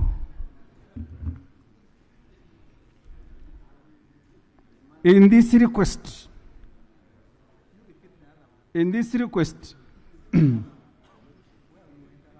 you interrupted me and I lost the flow. Now, let me return. In this request, there is 380.496 billion for debt servicing, of which 298 billion is for Ruwa Specialized Hospital, being constructed by the famous President Museveni's Italian friend, Enrica Maria Aristidina Pinetti. The money, I have even provided her photo, people may forget. You look at the photo there. The money, 298 billion for Pinetti's hospital, has already been paid under the 3% that doesn't require prior parliamentary approval. This brings the total so far paid to Pinetti for this hospital to 774.469 billion. I don't need to remind the country where and when Uganda fell in love with Italian investor Pinetti. Mentioning her name is painful enough. And I provide a table there to show you how we have been pumping money in the war. I don't know when she will be coming next. Please wait. So I don't need to go on the table. The Auditor General's report on Treasury operations for the year ending June 30th, 2023, highlighted concerns that although the owner's engineer issued milestone certificates based on progress reports from the contractor, the engineer faced restricted access to the construction site. This limitation undermined their role in safeguarding the interests of both the Minister of Health and the Minister of Finance. The audit further revealed that the milestone certificates were primarily based on contractor submitted reports, engineer fees, and not the actual physical work completed. Public Accounts Committee Central, in its review of the Auditor General's report, observed that the government failed to conduct adequate due diligence on the agreements and the project overall raising doubts about the validity of the payments relative to the work completed. The committee was unable to verify the progress of the work at the site due to repeated obstruction by the project developer. That's the Committee on Public Accounts. In light of these issues, there is significant risk of financial loss for Ugandans if additional funding is allocated to the project. It's recommended that the project be halted until a special audit report is completed and Parliament can deliberate on the findings. From Museveni to Pineti to Amina. Now I am on another vote. Minister of Finance is also seeking approval of 115 billion already given to another woman investor, Miss Amina Mogi Hass of Somali origin. Yes. The money has been pumped in her company, the Hoyal Investment Holding Company Limited, to facilitate Attack Sugar Factory. That they are facilitating it to return to operations. This money is being requested under Ministry of Trade, and it has been transferred to Amina through Uganda Development Company. We have so far spent 553.71 billion on this factory. If you approve 115 billion, you will have given Amina 668.710 billion. The stake of Uganda in this factory is 40% ordinary shares, bought at 80 billion. This company was last valued in 2018-19 and its value was put at 205 billion. The government also has preferential shares in this company. The government is almost absent on the board but continues pumping money into this factory. Please take note that Ms. Amina has invested only 125 billion in the company, has 60% shares, and the government that has invested 668 billion only 40 shares. Only a madman continues making such an investment. We are being taken for a ride. These sort of agreements are the reason we have ended up where we are with Umeme. And how we have been giving money to this factory, that is the table that follows. Country spending 2.8 billion on Museveni and wife daily. I am now on State House. They are the occupants. You can say no, but that's the law. I have even put their picture. The approved budget for State House for financial year 2024-2025 was 452.2 billion. In January, I don't know why they are not putting the picture. In January, about, you've given them too much money, they are now staging weddings. In January, about a month ago, there is an order. There is an order from Macho. From Macho first. Madam Speaker, I'm happy that my good friend, Honorable Semojo, is representing his minority report. And he's a honorable member of Parliament. Madam Speaker, honorable, in the English dictionary, means respect. In Uganda, I don't know what it means.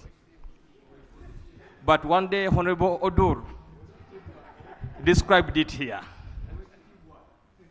He's presenting a report that he wants support from members of Parliament, but the language he's using, and even the pictures, because we had a majority report from government. It didn't show any picture personalizing anybody. Is therefore honorable my brother Nganda presenting well when he is trying to insinuate and attack a personality of a president and his family by even showing the pictures? Is he in order? Honorable Honorable Semujo, it's just out of courtesy and respect for you to present your report without bringing any pictures. It doesn't require. And if it is an issue of State House, if it is an issue of State House, for instance, if you're allocating money to Parliament of Uganda, are you allocating to Among? You are allocating to everybody. All the members of Parliament, the security, all those people. Those are the people who are taking care of your life, protecting you. When you talk about, I don't know whether you can ever finish a debate in this house without mentioning the names Seven and Janet. Can't you do that?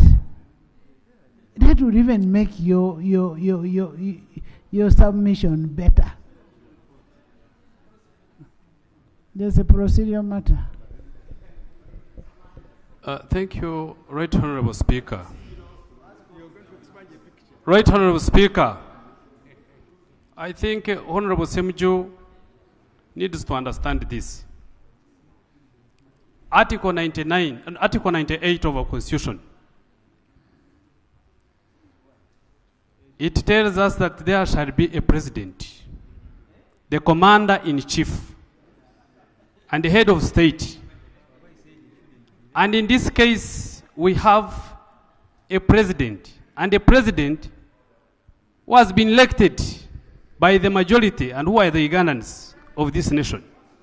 Right Honorable Speaker, there is a difference between the State House and President Museveni.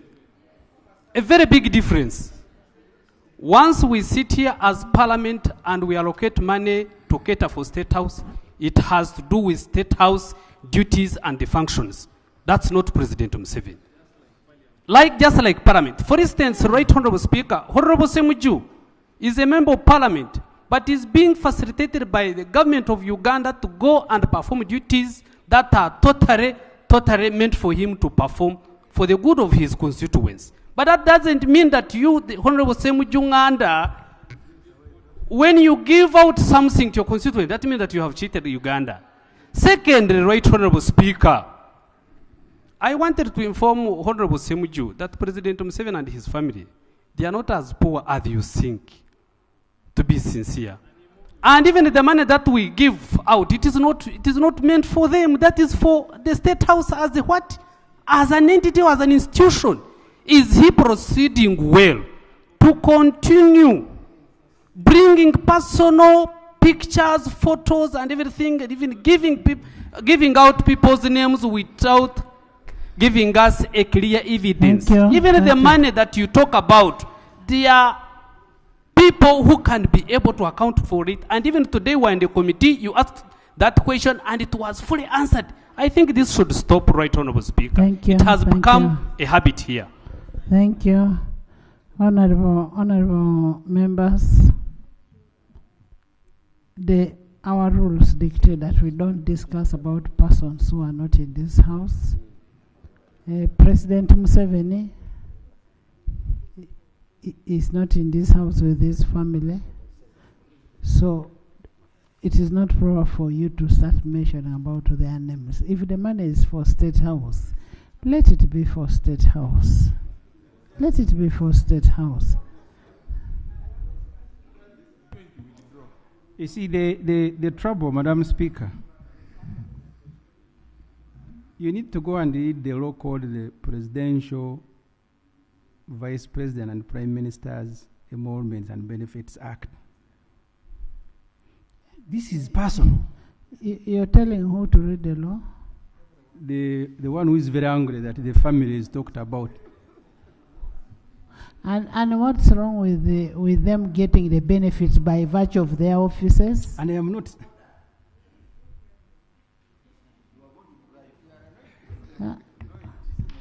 Madam Speaker, first of all, I have had a statement from my good friend, Honorable Semuju, saying that this is personal.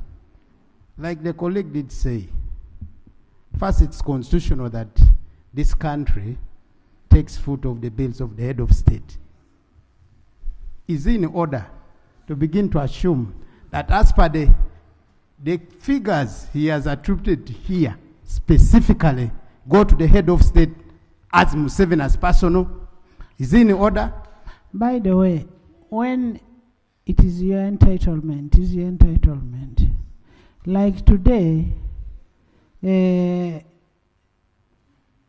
leader of opposition's vehicle was smashed. It is his entitlement. We as parliament, we are going to repair it again, even if we didn't send him to Kawempe.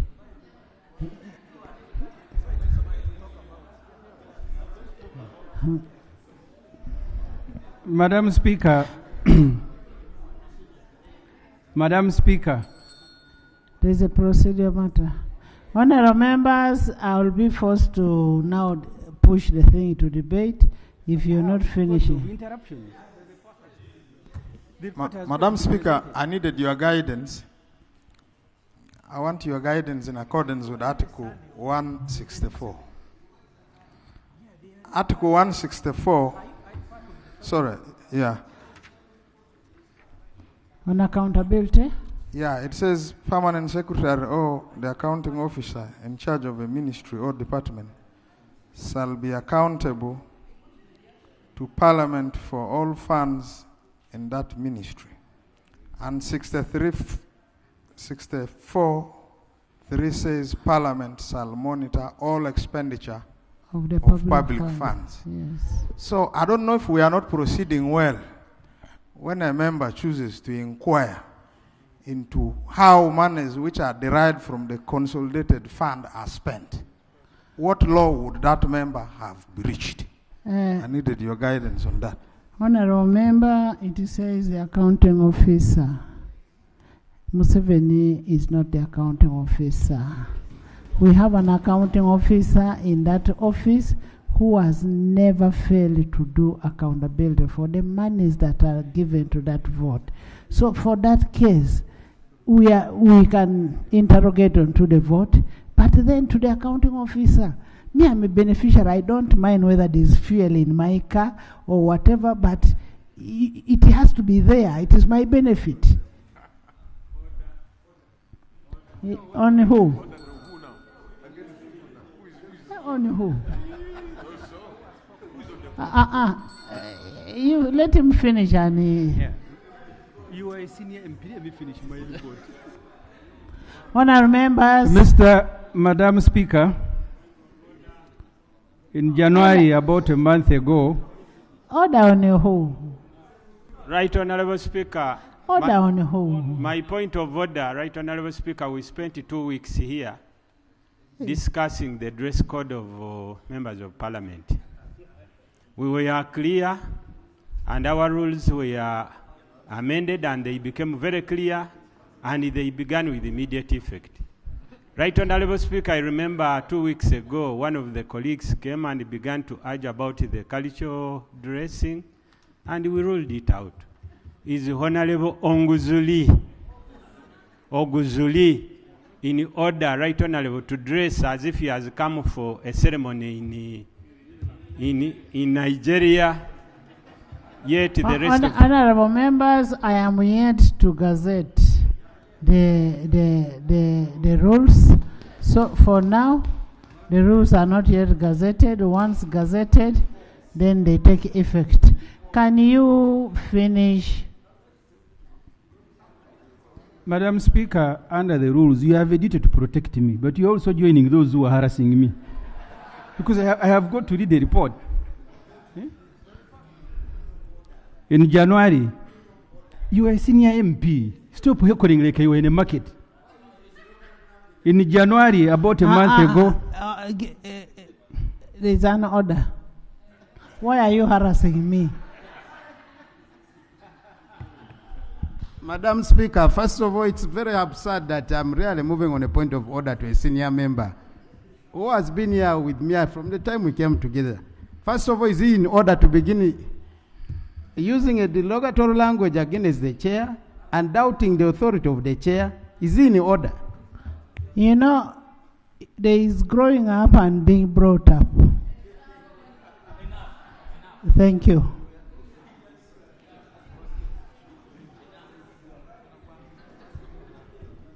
Madam Speaker, I want to stick to the report because this is important for the country. Please go stick to the report. In January, about a month ago, State House came back to Parliament requesting to increase its budget by 234.75 billion for classified expenditure.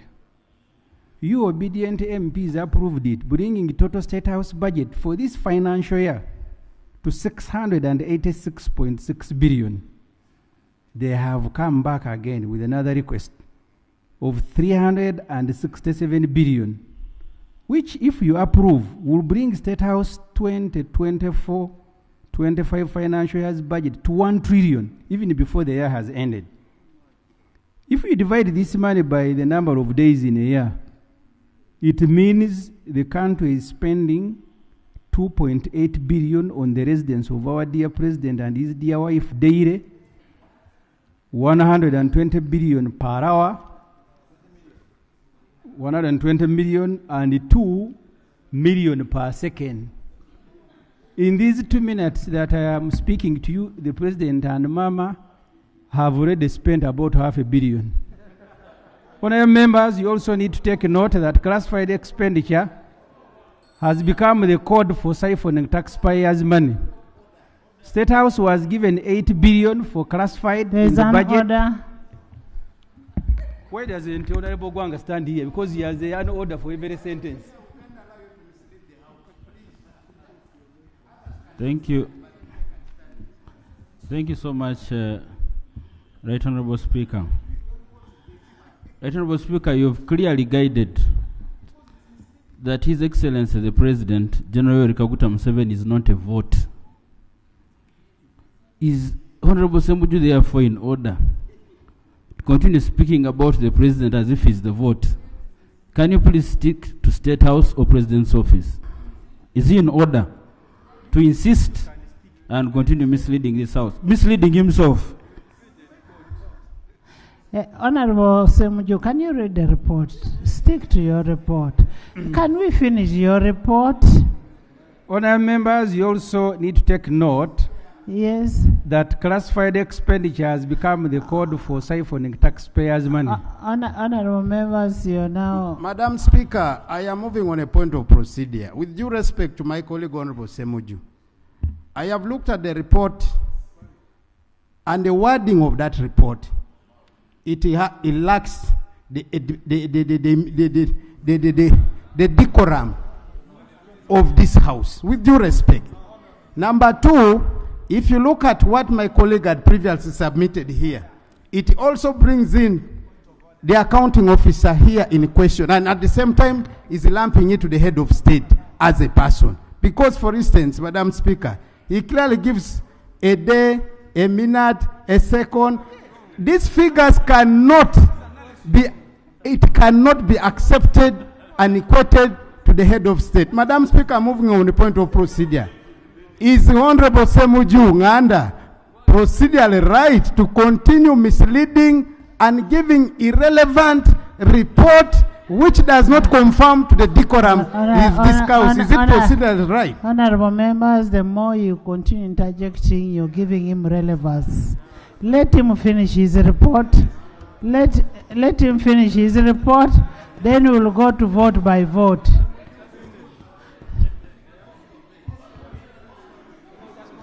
Honorable members, listen. You see the trouble. It is a minority report. You cannot reject a minority report. Why don't you read the rules? You see can you finish your report? Yeah, but you see, I am being interrupted, including by colleagues who don't even know that when the speaker makes a ruling, you can't move a motion. You know how to move, but maybe some orientation is still necessary. Honourable members, you also need to take note that classified expenditure has become the code for siphoning taxpayers' money. State House was given 8 billion for classified in the budget. The subsequent requests are all of classified in nature, totaling now to 600 billion, which is 7% of the total State House budget. What is classified about a residence? Like I see colleagues who are agitated. What is classified about a residence? We need to assign a parliamentary committee to interview our president and his wife. Tell us what is classified, what classified things do they do at their residence? By the way, we have a committee on classified. Yes. We have a committee on classified, and reports are always made on classified. State House is the creature. This is important.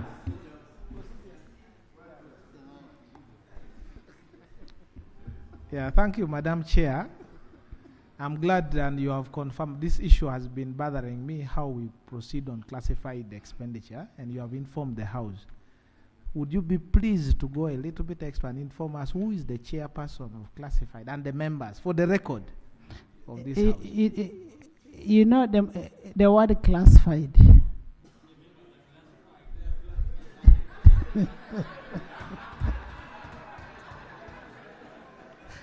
Honorable members, we have two classified committees.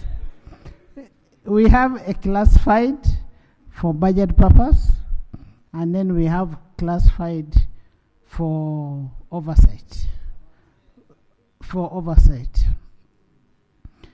The classified for oversight, the chair of the classified for oversight is the speaker. The members include the chair PAC and the two classified persons, two classified MPs who are vetted and are put there. So those members are there. There are 4 members in that committee. Then in the budget committee, the budget classified is chair defense, chair budget, and one other classified member. Madam Chair, thank you very much for that information. I didn't have it, and with the information you have provided, it is the first time in the history of the Commonwealth, unprecedented, that the Speaker chairs a committee and reports to herself. Thank you. It is the law, and I got it there. I did not invent it. Yes, in the law, the committee is supposed to report to you, the Speaker. But now, since you are the chair, you can see that you are now reporting to yourself, which is still okay. Don't worry. Yes. Honourable Speaker, the rules don't allow a member to start arguing with the chair while the session is on. I am raising on the point of procedure that why the Honourable Semuju is presenting a minority report, and he has all the rights to do that. But the rules provide for decorum, and he should not use language which is objectionable. And I want to move under Rule 229, which says where the Speaker is of the opinion, and I want to invite you to form that opinion, that the words that have been used in debate are defamatory, indecent, unparliamentary, or undignified. The Speaker shall order that such words be expunged from the official record of Parliament. You have guided, Madam Speaker, that there is a world of difference between State House as a public office and President Yoweri Museveni and his family. Yes. For instance, I know we've been passing money under State House. That money is audited by the Auditor General. The report comes to Parliament. But the Honourable Semuju keeps insisting, trying to persuade us that the budget we allocate is for President Yoweri Museveni as a person. I find this objectionable. There is nowhere they are saying the budget is for President Yoweri Kaguta Museveni. Let's leave that. can you finish your report and give us? For us, we want to go. We want to go to the votes. Let's go to the votes. Madam Speaker, this was going to be a presentation of 20 minutes. Can you finish? It is colleagues who are making it longer. Even me, I am tired. I want to finish.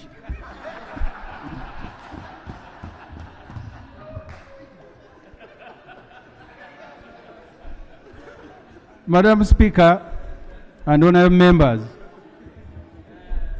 State House is the creature of the emoluments and benefits of President, Vice President, and Prime Minister Act 2010. The second schedule provides for a free, fully facilitated State House. If you read the interpretation section, it even restricts the President to one wife, the interpretation section.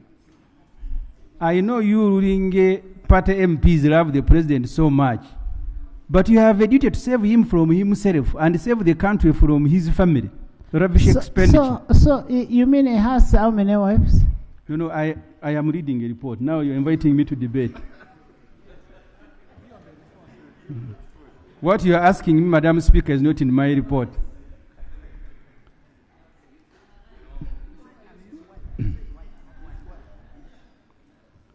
I therefore urge you not to allow this colossal abuse of taxpayers' money by our dear leader.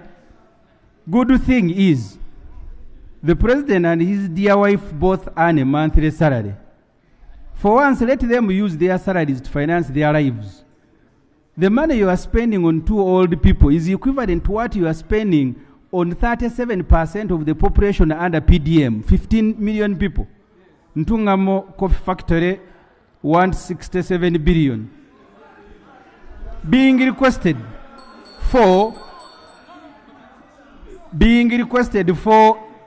in this supplementary is 67 billion for Mr. Nelson Tugume factory in Ntungamo. Baguma, sorry. The money is for, his name is Tugume, I made a mistake here. The money is for completion and operationalization of the Coffee Value Addition Park and for a power line. 60 billion is being requested for by Minister of Science and the 7 by Minister of Energy. How comes for Baguma nobody is standing to complain? Because I am also reading his name. Mind you, we have no legal relationship with this factory in which we have so far invested 112 billion and we are now adding another 67 billion. Remember, this coffee factory first received 37 billion 2023-2024 and 75 billion in this current budget. We are now giving it more through a supplementary. The accounting office of the Ministry of Science has told the budget committee today that they are in consultation with the Attorney General for purposes of establishing a legal relationship with this company. We are just putting their money and then what exists is a memorandum of understanding which the accounting officer promised to present to the committee, but the speed at which the committee was proceeding, we came here before he had returned. Finally, and this is to illustrate the earlier points, Umeme buyout. In the supplementary, there is a 725.42 billion for Umeme buyout. Energy Minister, the Honorable Nankabirwa, I hope nobody will complain again that I am putting names, told the budget committee that Umeme was demanding initially $225 million, which is 832.5 billion. But after an audit, it was reduced to 190.9 million, which is 725 billion. The Minister of Energy told the committee that in the case of ESCOM, when the concession ended, there was no buyout like the case is with Umeme. That's what happened with the Jacobson. Madam Speaker, because no serious scrutiny has done, even me, I was just trying, because I had 20 minutes to do a report, and I was doing a report, the matter was being called. So there are many things. Your duty today as colleagues is to subject every single request to the law. Is it unforeseen? Is it unavoidable? Is it an emergency? That's the duty you have on behalf of the country. If you betray the country, one day you'll have to answer. And I want to thank you, Madam Speaker. Thank you, thank you. Thank you for the report. And Honorable Katesh, I was referring you to number 36. The Minister of Local Government, 76.157 is what was requested. When you make an addition of the two, you get that amount. However, the committee recommends approval of 83.462. Is it an error? Right, Honorable Speaker. The paragraph 36, vote 011, the correct amount 76.5157 billion, which is the split under 1 and 2, and so the recommendation of the committee should read 76.157 billion. Then, and can I then? Right, Honorable Speaker. Just a minute. 51. 51. You've asked for 5 billion to UIA. Yes. But in your recommendation, you're talking about to NIRA. Whom are you giving money, NIRA or UAI? Right, Honorable Speaker, it's another typo. The committee recommendation is to provide 5 billion to vote 138, not 137. 138 is the Uganda Investment Authority. Then 60. Finally, vote 837. But the vote you're giving money is 808. Which is the correct one? The correct one is vote 837, Isingiro District. Okay. Not vote 898. Our sincere apologies. Okay. Then, yes, Honorable Drea. Yeah, thank you, Speaker, for the opportunity.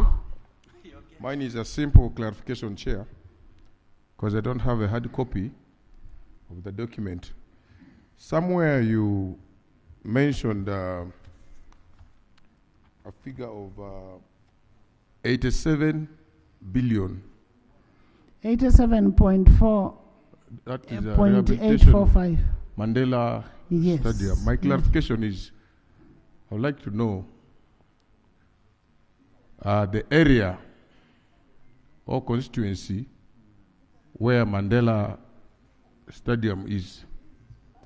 I believe it's within Chira municipality, and I also like to know whether in any way Mandela Stadium generates local revenue for Chira municipality. NTR, yes. Thank you. Finance. And I believe it's within Semuju's constituency. Is he against or is he in favor? Madam Speaker,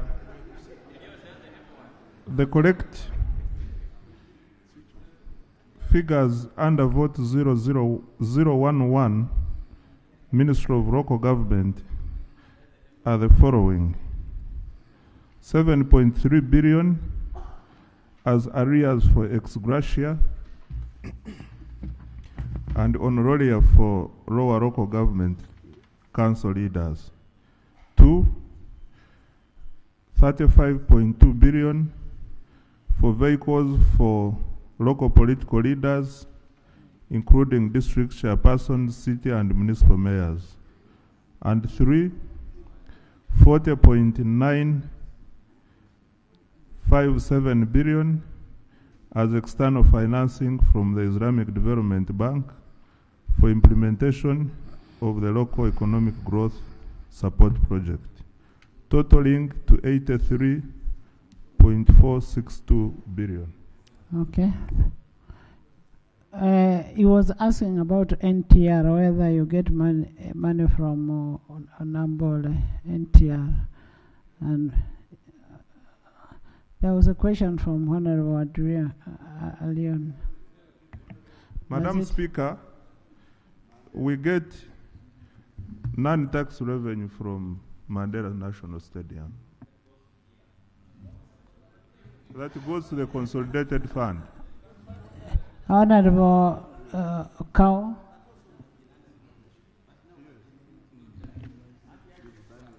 Thank you, Honorable Speaker. Clarification I seek from the Minister is on the expenditure within the 3% item 10, vote 018, Ministry of Gender, Labour and Social Development. This, Madam Speaker, Atake Reunion Festival, which your good self participated actively, was conducted and... I did not participate. I was here chairing the house. I wasn't there. But which I'm sure you are aware of. I am not aware of any expenditure. Don't put me into it. Okay, much obliged, but which I'm sure it is common knowledge. This festival was conducted to its logical... Huh? Okay. Honorable Musasisi, there is a question that they are asking about. They are taking care of money. This festival was conducted to its logical conclusion without any shortfalls. I would like you to give the justification for smuggling 800 million additional. And that was under the 3%. Yeah, under the 3%. Yes. Let him answer. Madam Speaker, I thought Honorable Nambeshe has been here long enough to appreciate some of these dynamics. Under 3%, I am seeking retrospective approval by Parliament, meaning all these items that fall under 3%, we have already spent the money. And Atekere is one of the activities where we have already spent the money.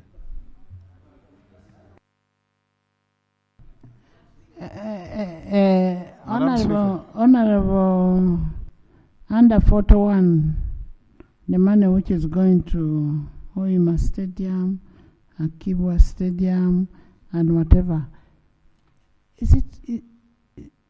will it hurt you if you gave us a breakdown of what goes where?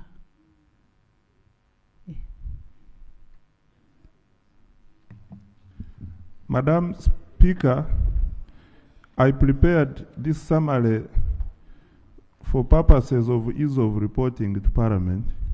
However, we can provide all the particulars. Okay. Yes. Speaker, I have a procedural issue. Yes, Santa. Thank you so much, Madam Speaker. Madam Speaker, given this supplementary report, I think as a country and Parliament, we have to plan better. But as I was scanning through, most of these issues are really of great importance. For example, AFCON and Akibwa in particular, Madam Speaker. And Madam Speaker, when you look at ex gracias, it's also very important. Very important, Madam Speaker. And the vehicles for LOC 5. And the vehicles. And the money for the lower local governments. The clarification I wanted is whether this money is going for the LC ones, for the newly created town councils, which have not been getting their money. But otherwise, Madam Speaker, for me, because of the urgency of most of these matters coming before Parliament, I want to propose, after the clarification, that we move and we go vote by vote, Madam Speaker. Thank you. Yes, let me get a clarification.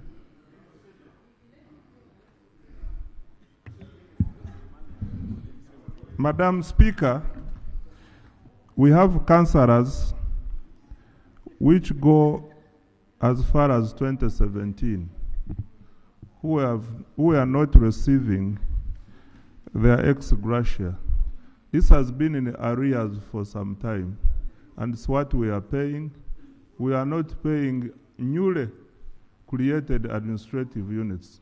These are outstanding arrears for the councillors who are already recognized in the local government units.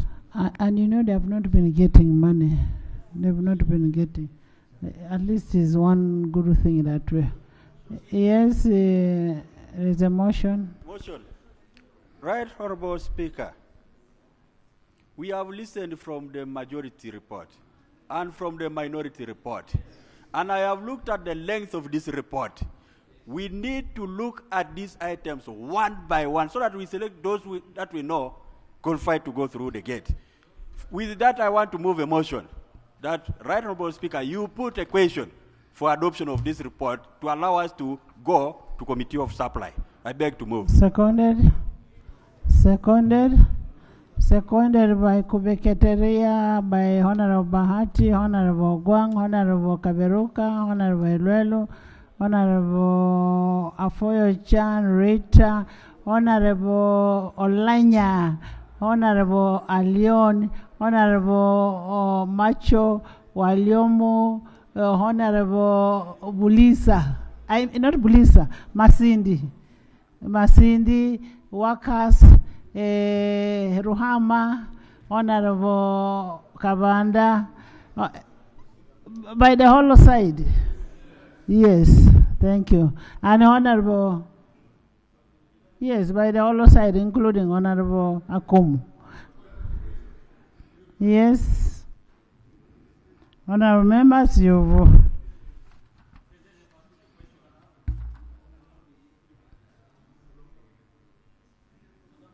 A point of privilege.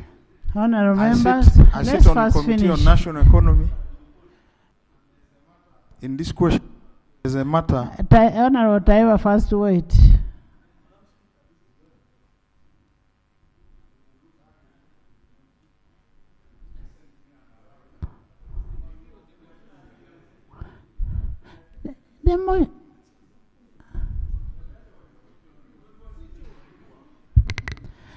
I put a question that the motion that the House resolves itself into a Committee of Supply to consider the supplementary schedule number 3 for the financial year 2024-2025 pursuant to Article 156 sub-Article 2 of the Constitution of the Republic of Uganda and Section 25 of the Public Finance Management Act 2015 and Rule 153 of the Rules of Procedure be considered. Those in favor say and the contrary nay.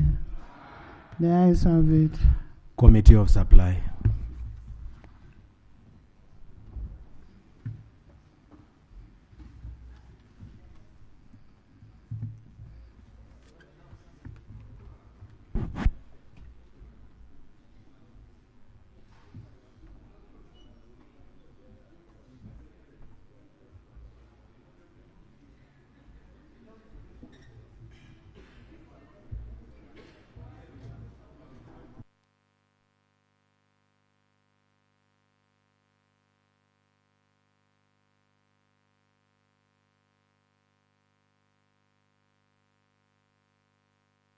So, Madam Speaker, Madam Chair, can I raise my point of privilege?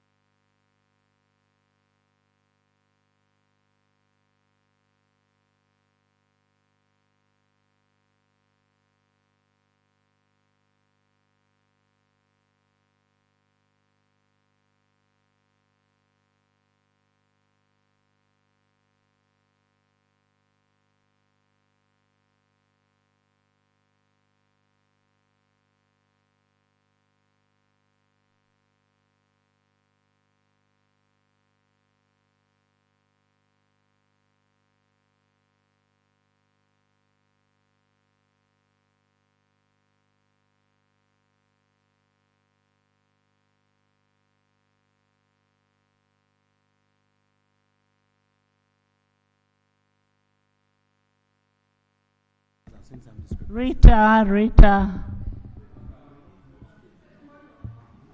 Okotogong. I am marking you.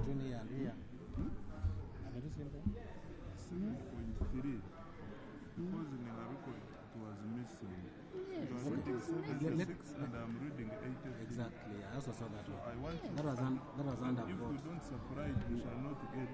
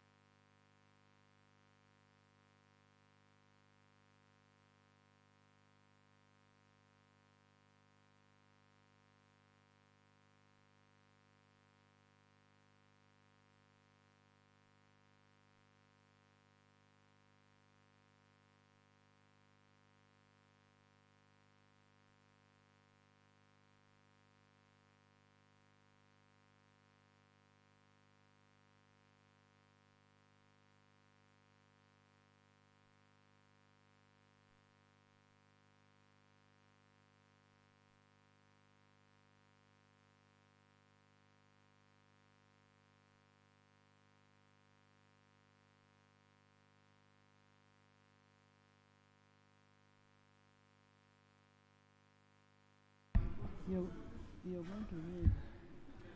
I can read all, then you put a question on the subtotal.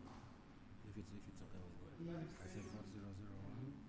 This I'm recurrent. Yes. 002.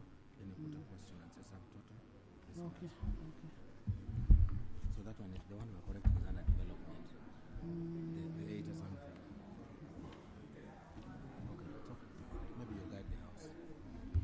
Honorable members, we are going to read a figure per vote, and then we will put a question for the total, for subtotal.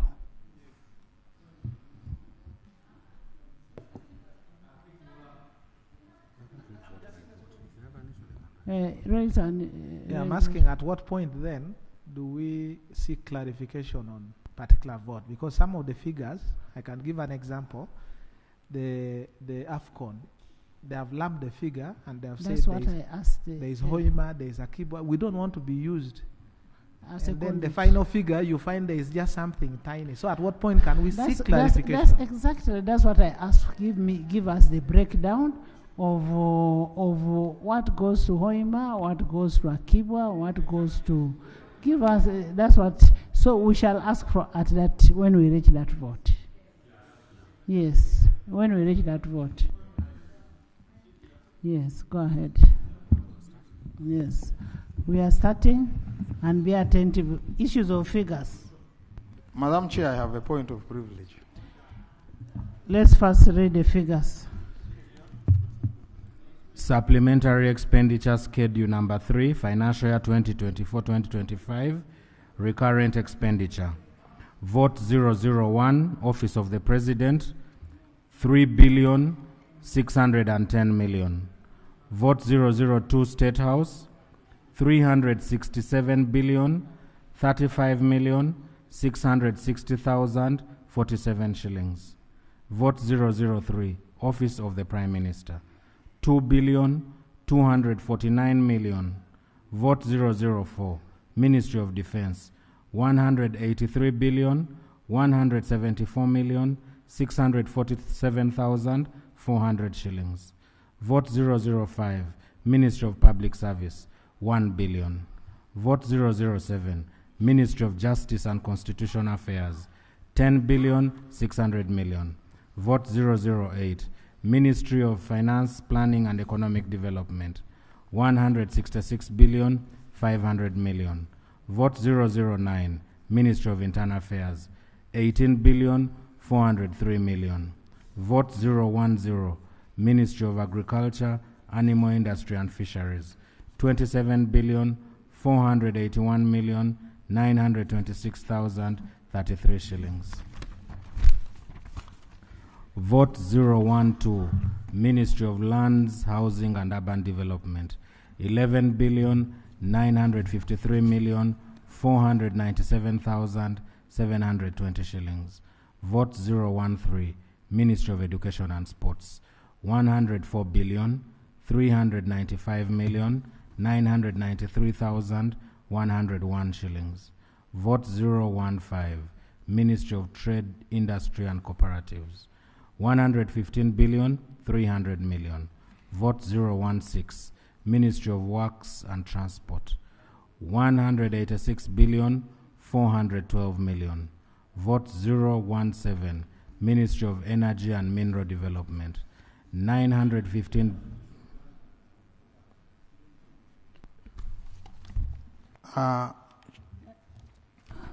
We have been informed part of that money we are about to supply is going to go for Omeme buyout. And I'm privileged to sit on Committee on National Economy. The minister came to us that they want to borrow money to buy Omeme out. But when we interrogated into whether the claims are justified, there has not been a conclusive position. Until now, the figures of the claim are being disputed. Why? Because Omeme has been recovering their costs through what we call feed-in tariff. They are supposed to add their costs and charge it in tariff. Now Omeme is coming to demand money from Ugandans when their concession is about to expire. This matter has not been resolved to a logical conclusion. And this House is moving ahead to appropriate money to pay. Who wants to loot this country? The Auditor General, we even asked for a report. The audited accounts he has not brought. We are supposed to interface with the REA that approves all investments in the energy sector. That has not happened. Now this House is moving to allocate money. We cannot continue to be a rubber stamp parliament. This parliament must for once do a service to Ugandans. I therefore, Madam Chair, implore you that we stand over that budget Chair, of National Economy. Of Remember, this is what has already been spent, the 3% already spent. But this one is not spent. We can also refuse. It is on the 3%. So why are they coming to us to borrow? Because right now there's a loan before us to borrow. Yes, to Chair. buy out. Chair, let the Chair first clarify on that. Yeah, Chair, thank you, Honorable Chair. Chair, it is true. We have a request referred to national economy by this Parliament, and that's to borrow $190 million for Omeme buyout. It's true we have interacted with the Minister of Finance, but we have not concluded because the Minister of Energy was supposed to produce a report of the Auditor General on how they arrived at that 190. So the Minister of Energy has not come back to the committee. Actually, we don't know now what will happen to the request before the committee. Minister. Yes. Madam Chair, whenever we present the budget, we present it with the source of financing, which is revenue from taxes, Borrowing. external borrowing, domestic borrowing, etc., which is always approved as a resource envelope by this House. On umeme, we are going to borrow $190 million from the domestic market to finance the obligations which have fallen due as a result of winding up of umeme. And as a result of this, we are seeking approval of Parliament from the domestic borrowing to allow us to borrow from the domestic market. What we presented today in the committee was, here is our financing requirements, totaling to 4.255 trillion. And the question was, can we provide how we are going to finance them? We said, yes, we are going to borrow 3.1 trillion, out of which the 720, I can confirm the figure. No, Honorable.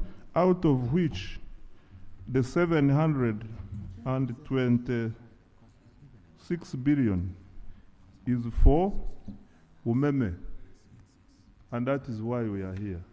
So what this means is, if we approve this borrowing, the one in the National Economic Committee collapses.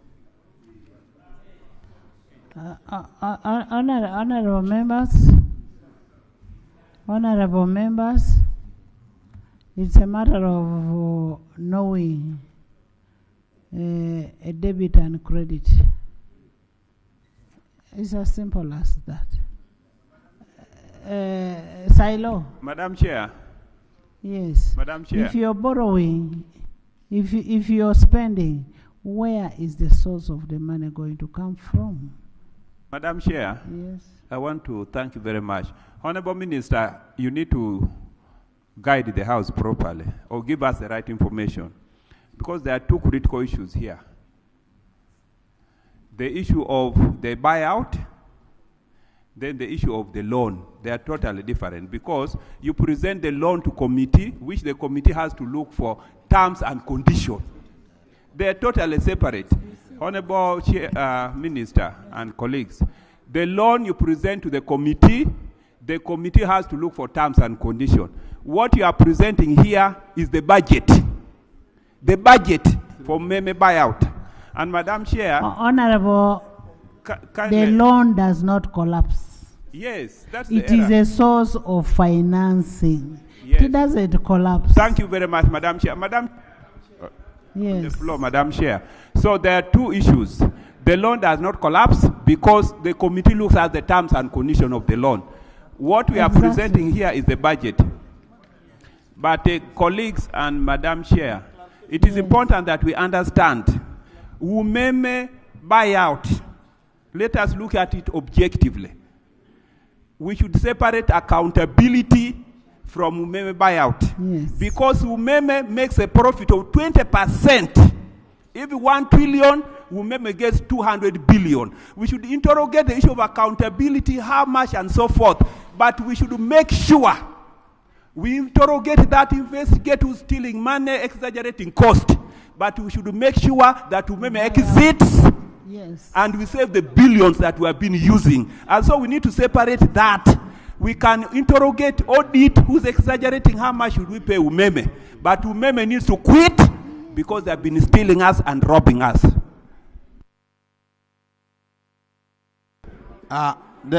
The information I wanted to give the member,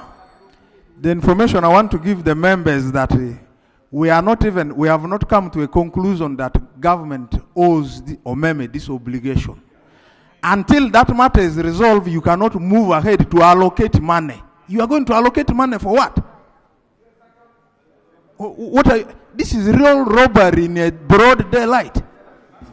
Honorable members, Chair. the question Honorable Gusli is raising should go to national economy. Here we are supplying. Let's supply what is there. Actually, you're giving us information. We don't even know what is in national economy.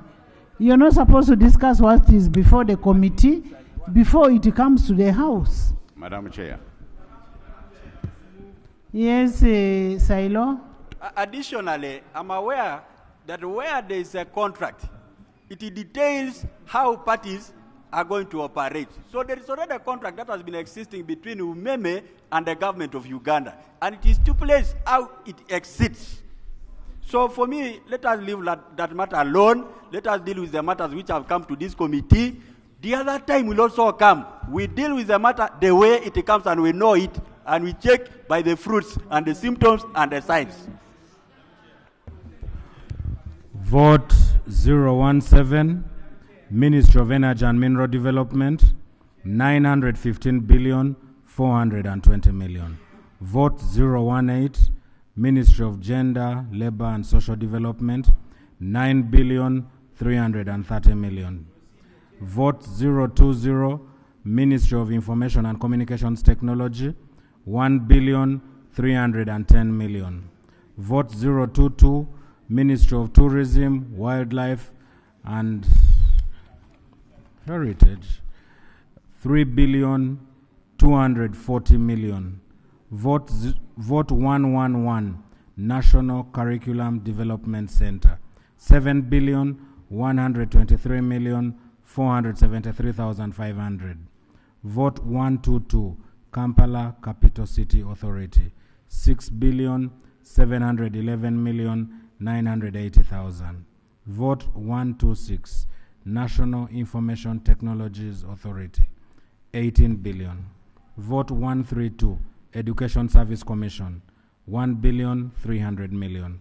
Vote 137, National Identification and Registration Authority, 436 million 872,000.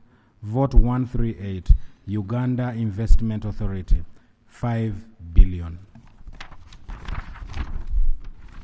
Vote 141, Uganda Revenue Authority, 38 billion 136 million 913,704. Vote 142, National Agricultural Research Organization, 70 billion. Vote 144, Uganda Police Force, 62 billion 969 million 500 shillings. Vote 16. Not wait. Why do you want me to wait? I'm not here to wait. I have issues to raise. The issue I want to raise is on NITAU. UTL was sold, and the backbone, they gave it to the new investor. Now money has been allocated to NITAU, 18 billion. I wanted to understand what is that money going to do, since NITAU is no longer responsible for the fiber backbone. Because we have already dumped. Honorable Ogusuli, I want to guide you to get a schedule. A schedule has all explanations of each amount. Just look at it. No. By the time we give you a schedule, we know you know how to read.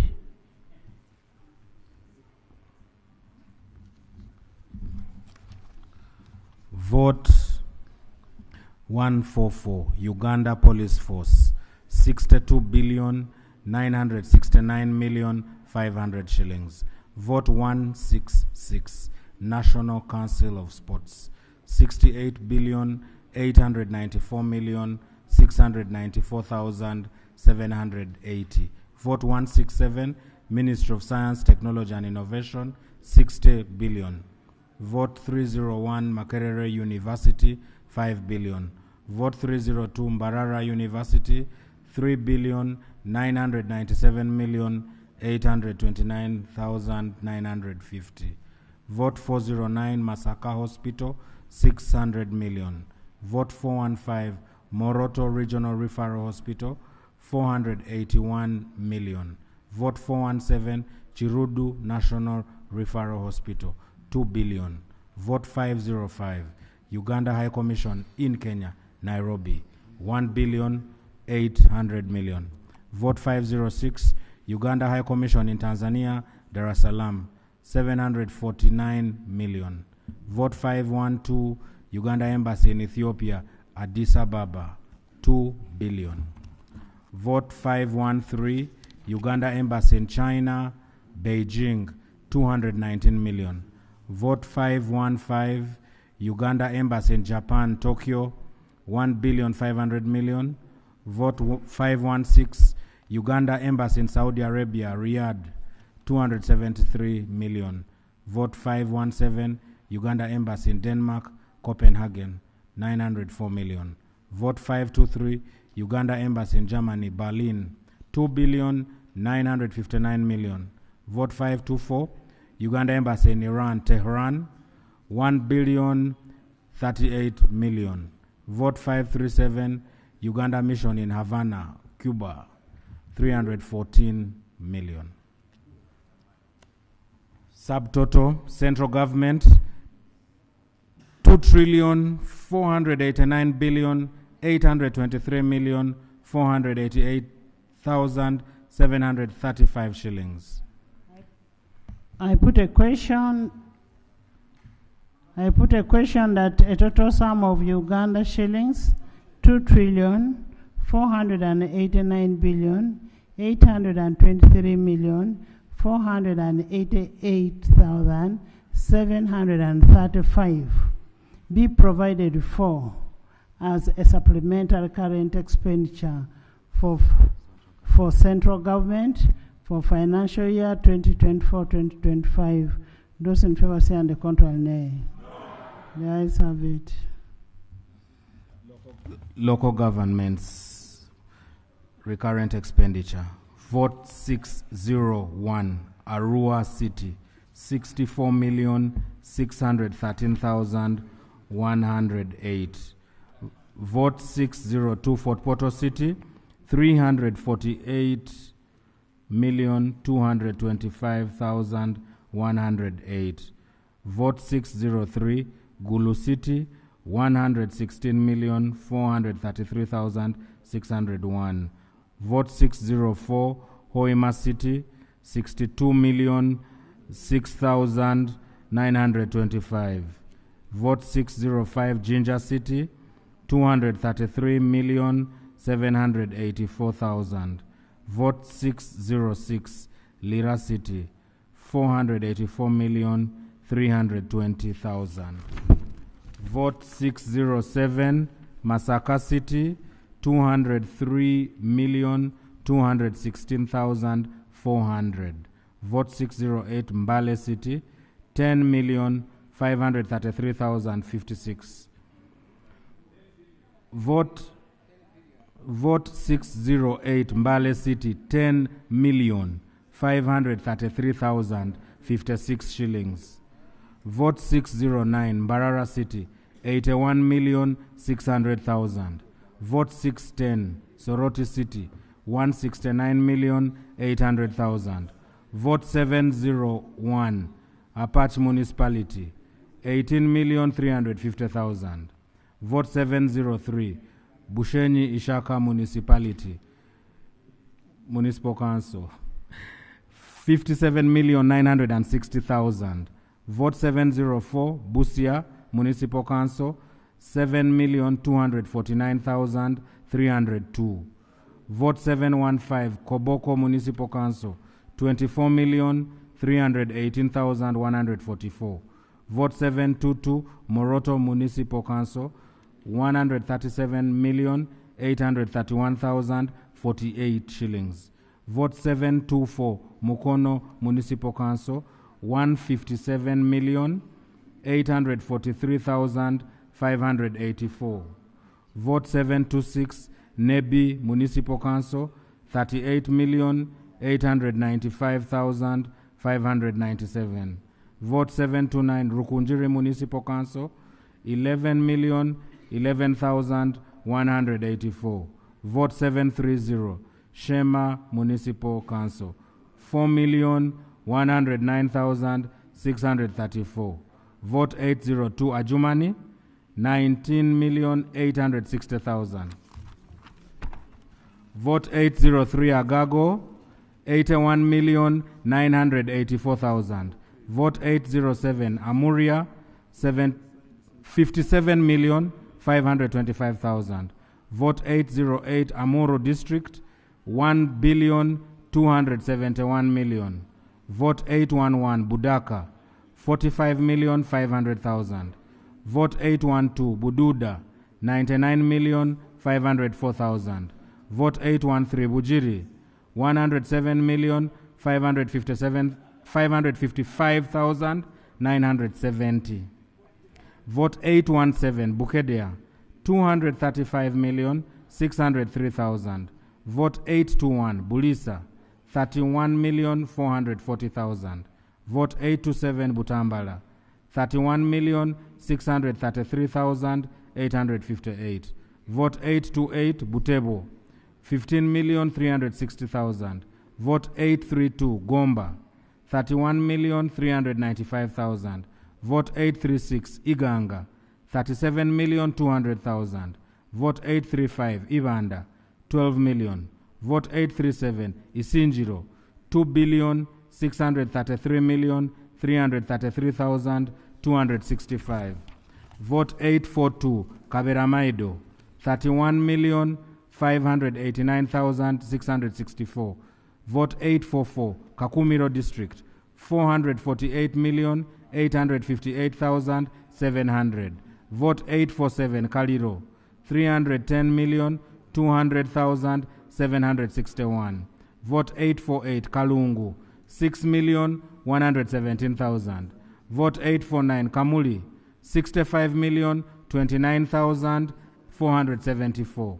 Vote 853 Kapelebyong, 88,207,238. Vote 854 Karenga, 39,240,000.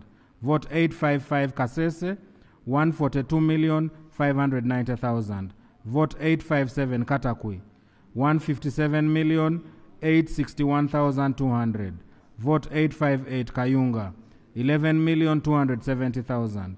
Vote 862 Kibuku, 399,326,980. Vote 863 Chikube, 127,115,012 shillings. Vote 866 Kisoro, 78,755,970. Vote 867 Chitagwenda, 700,600,000. Vote 868 Kitgum, 117,742,657. Vote 870 Kole, 64,680,000. Vote 871 Kotido, 503,436,072. Vote 872 Kumi, 202,740,000. Vote 879 Lamour, 47,114,000. Vote 880 Lira, 23,760,000. Vote 881 Luka, 56,760,000. Vote 884 Liantonde, 6,720,000. Vote 885 Madi Okolo, 44,695,393. Vote 886 Manafwa, 251,040,000. Vote 887 Maracha, 103,800,000. Vote 892 Mbarara, 18,195,000. Vote 896 Moyo, 11,070,000. Vote 900 Nabilatuk, 36,240,000. Vote 902 Nakaseke, 27,735,600. Vote 904 Namaingo, 6,580,000. Vote 906 Namutumba, 472,752,800. Vote 907 Napak, 186,300,000. Vote 910 Ntoroko, 23,400,000. Vote 911 Ntungamo, 17,160,000. Vote 912 Noya District, 259,740,200. 12 shillings. Vote 914, Omoro, 92,920,000. Vote 917, Pade, 356,782,000. Vote 919, Palisa, 114,335,970. Vote 923, Ruchiga, 51 million. Vote 924, Rukunjiri, 6,298,000. Vote 925, Rwampara, 26,694,209 shillings. Vote 928, Sironko, 60 million. Vote 929, Soroti, 56,881,000. Vote 932, Tororo District, 3,035,429,737 shillings. Vote 935, Zombo, 153,577,688 shillings. Subtotal for local government is 15,985,336,921. I put a question that the total sum of Uganda shillings 15,985,336,921 be provided for as a supplementary recurrent expenditure under local government for financial year 2024-2025. Those in favor say and the contrary nay. The ayes have it. Total recurrent is 2,505,808,825,656 shillings. I put a question that the total sum of Uganda shillings 2,505,808,825,656 be provided for as a total recurrent expenditure for financial year 2024-2025. Those in favor say the contrary nay. The ayes have it. Supplementary expenditure development. Vote 004, Ministry of Defense, 50 billion. Vote 014, Ministry of Health, 12,287 million. Vote 019, Ministry of Water and Environment, 31,749,077,543. Vote 144, Uganda Police Force, 128 billion. Vote 011, Ministry of Local Government, 76,157,405,623. Vote 115, Uganda Heart Institute, 158,863,138. Vote 013, Ministry of Education and Sports, 479,828,788. Vote 166, National Council of Sports, 188,260,305,220 shillings. Clarification. Madam Chair, I seek clarification on the vote 166, National Council of Sports, in respect of the construction, the details pertaining the construction of Akibwa Stadium and the financing model or the contract model for that particular stadium, Akibwa. 2, whether money has been released in the past for the same, or this is the first of and the how, financing and how much for that, and how much was released. Right, Honorable Speaker, when we were interfacing with the National Council of Sports, Honorable Nankabira, why you annoyed? You first smile.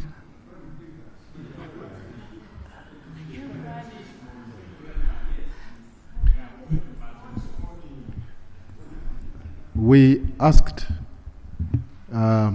major issues that came through. Number one, we wanted to know whether the stadiums will be ready for AFCON, and we were given an affirmative answer. Number two, we wanted to know the budget against each project, how much has been spent and how much is left. And we have a commitment from the ministry to actually provide a brief on the status and the amounts that have been spent. But the major confirmation was that these projects are on track and will be completed. Honorable Katesh, why are you bothering yourself as if there is no Minister of Education, Sports here? Let the Minister tell us how much has been committed for Akibwa, how much has been paid, what does the agreement say, how much out of this is going to Akibwa. I thank you so much, Right Honorable Speaker, honorable colleagues. First of all, I would like to thank you for giving me the opportunity to explain these very important projects for the country for purposes of all of us to understand. Right Honorable Speaker, first let me begin by thanking you for being part and parcel of the historical journey for Uganda, Kenya, and Tanzania to host the first kind of AFCON in the history of the three countries, Pamoja. Number two, Right Honorable Speaker, you are aware it's through your concerted effort as a person that we were able to first secure 100 billion for Akibwa Stadium. And I thought the August, the August House should clap for you. On that one. Secondly, no. Honorable Kotagong, getting the 100 billion. Secondly, Madam Speaker. Now what I'm saying, he says you should first clap for me for getting the 100 billion, the first one. No, we don't need your answer. On Let the him behalf finish. of, we want to thank the Speaker, first of all. We want to thank the President and the entire Parliament for approving 100 billion for Akibwa. Yes. Last week I was in Lira and work had stalled because of resources.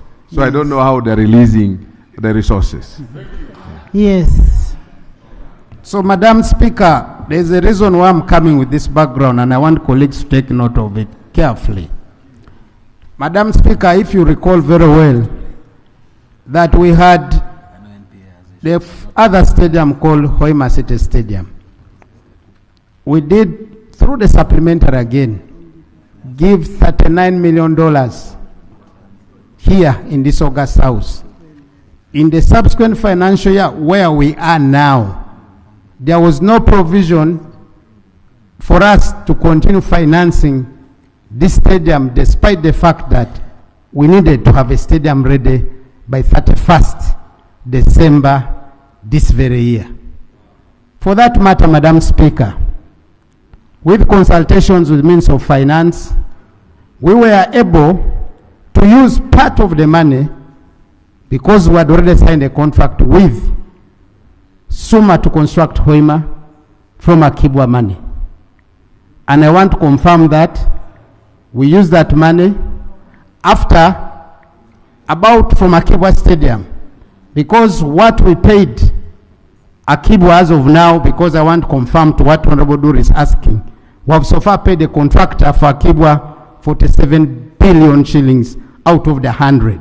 So now, with this supplementary, it's able to give us to pay additional 57 billion to raise 100% of the budget which was provided before, and that gives us Akibwa 100%. Remember, because I want us to go back to the original first project, I have Hoima, which is also part of the project. I've come to ask for money here. So for first Akibwa, I want to confirm that the money you gave me, 100 billion, I use part of it to first pay the first certificates which specifically we needed, and certificate. Honorable Gwang. Yes. How much is the total cost of construction for Akibwa? Akibwa is meant to cost us 505 billion shillings, and then Hoima City Stadium is meant to cost us 510 billion. That is the construction. That's $130 million and $129 million.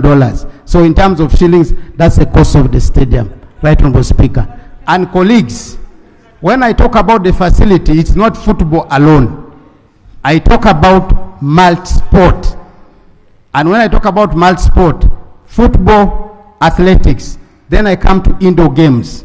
When I talk about indoor games, basketball, volleyball, netball, futsal, swimming, and then the others are also all embedded in that. That's why in our plan and architectural drawings of both the Akibwa and Hoima, we have an outdoor basketball indoor games facility. We also have an outdoor swimming pool. Then also in Akibwa, we are able to provide what we call a hostel which is equivalent to 60 rooms for purposes of the team camping in Akibwa. Clarification. Madam Speaker, at the end I will make the other remarks that will be pleasing to the Honorable Gwang. The issue I want to be clear is that this Parliament appropriated 100 billion for Akibwa. That money, He says they borrowed for Hoima. Madam Speaker, repurposed. Yes, Madam Speaker, I respect you as a financial expert. The correct word for that is diversification. No, it's a diversion of funds under public finance. We may want to call it something else, but once money is provided for a particular project, it is called environment in accounting. It is provided for under the Public Finance Management Act, where an accounting officer must get authorization from the PSST before you do environment. But for me, what I want to ask Honorable Gwang, before you come in, I want to ask Honorable Gwang, that now that you did environment of the money which was meant for Akibwa, is this money part of what you're going to take back of what was taken? And on top of what you're taking back, the 67, is there an addition for the work also to move faster?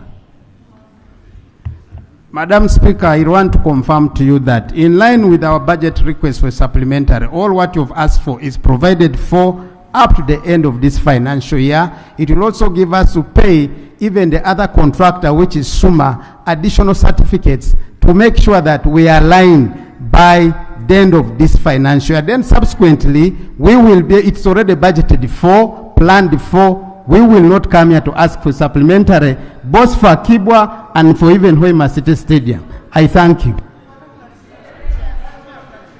Yes. Madam Speaker, thank you. I think with this confirmation, it is clear. Let the justification of the name of Akibwa not be used. They are going to refund the money for whatever, whether environment, which I understand it is not, but what is in this supplementary is that no additional money is being provided for Akibwa. They are just replenishing.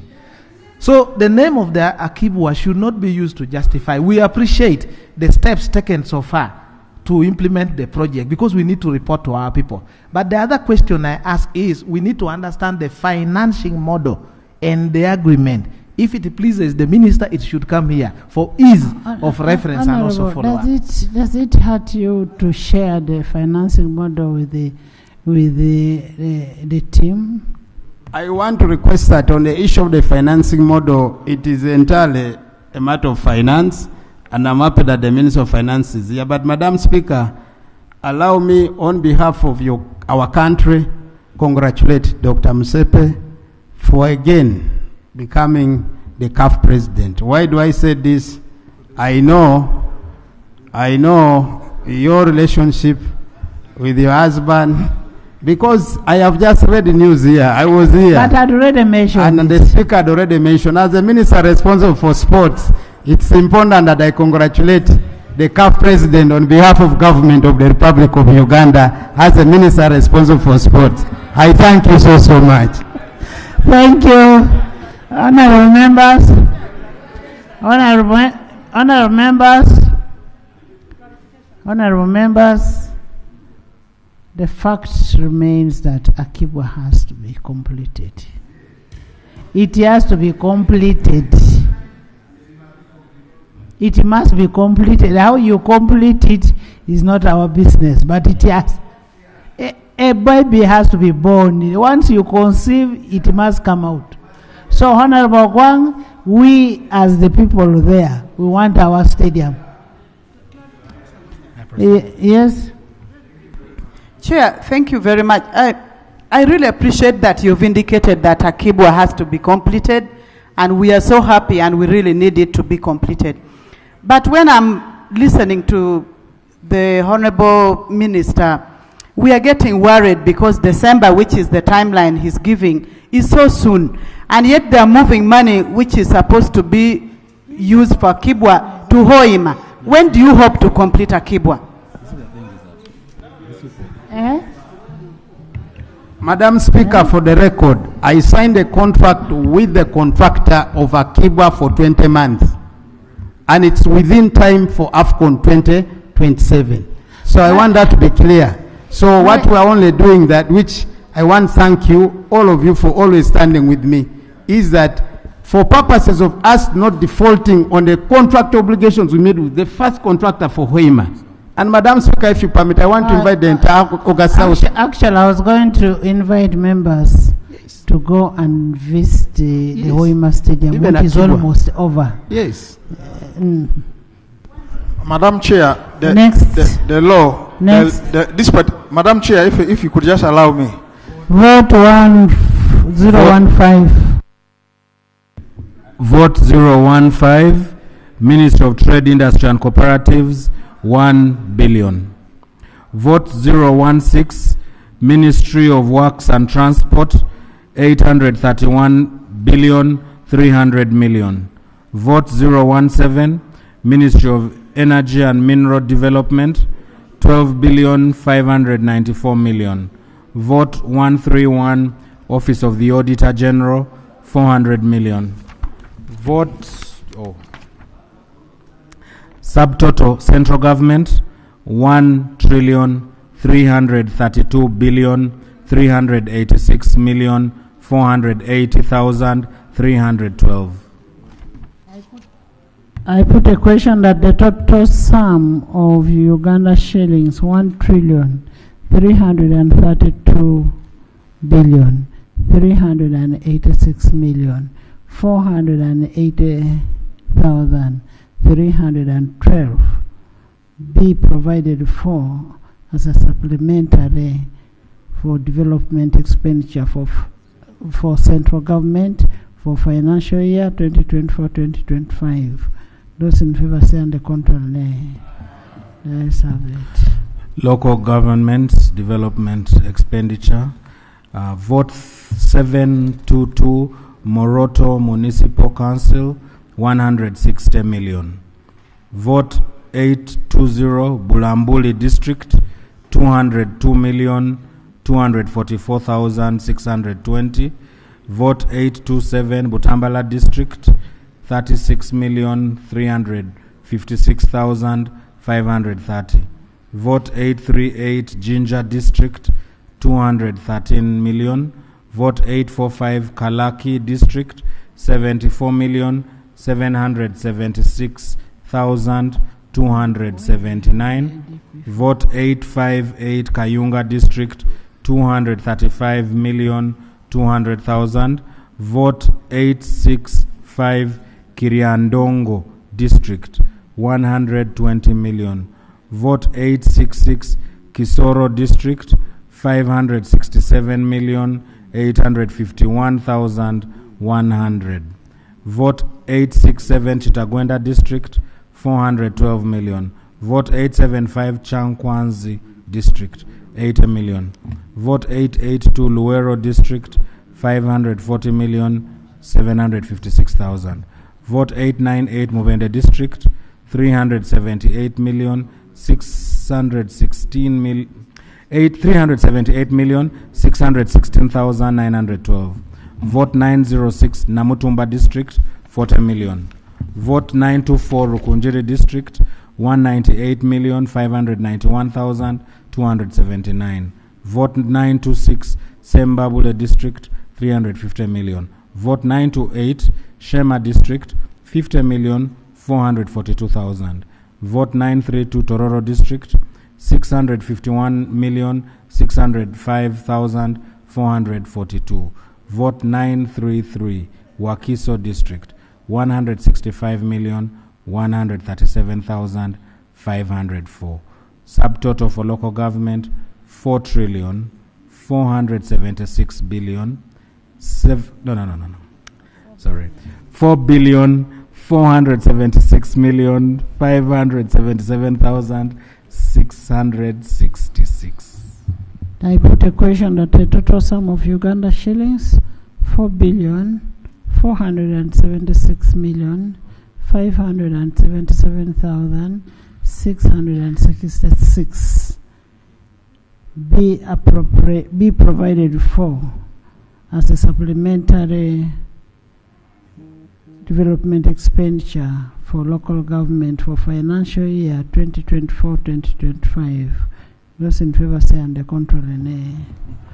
The ayes have it. Total development expenditure 1,336,863,057,978. I put a question that a total sum of Uganda shillings 1,363,978 be provided for as a supplementary for total development expenditure for financial year 2024-2025.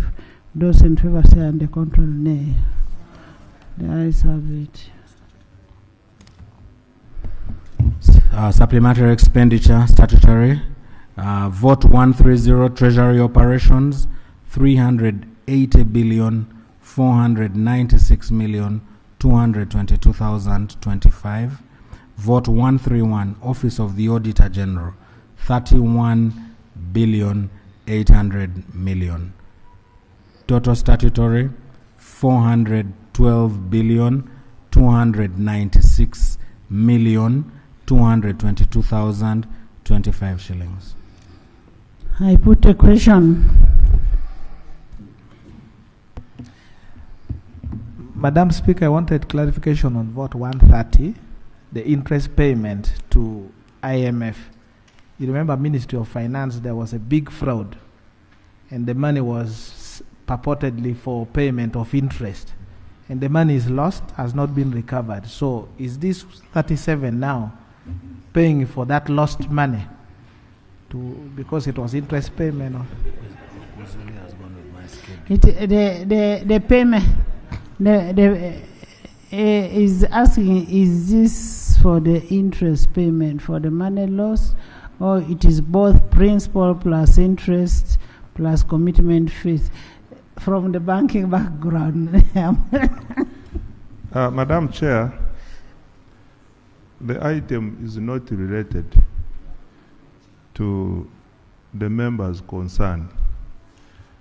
What we are seeking for is the unforeseen special drawing rights obligation under IMF.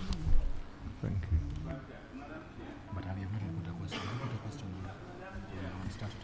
Honourable members, I put a question that a total sum of Uganda shillings 412,296,222,025 be provided for as a supplementary statutory expenditure for financial year 2024-2025. Those in favor say on the contrary, nay. The ayes have it. Motion for the House to resume. Honorable Minister. Madam Chair, I beg to move a motion that the House do resume and the Committee of Supply reports thereto. I put a question that the House does resume and the Committee of Supply reports thereto. Those in favor say on the contrary, nay. The ayes have it.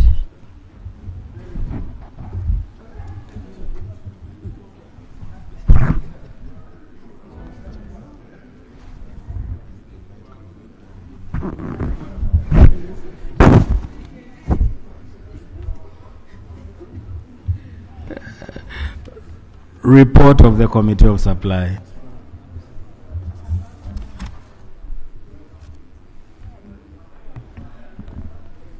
Right Honorable Speaker, I beg to report that the Committee of Supply has considered the Supplementary Expenditure Schedule number 3 for financial year 2024-2025 amounting to Uganda shillings 4.255 trillion and passed it without amendments. Motion for adoption of the report of the Committee of Supply. Honorable Minister. Madam Speaker, I beg to move a motion that the report from the Committee of Supply be adopted.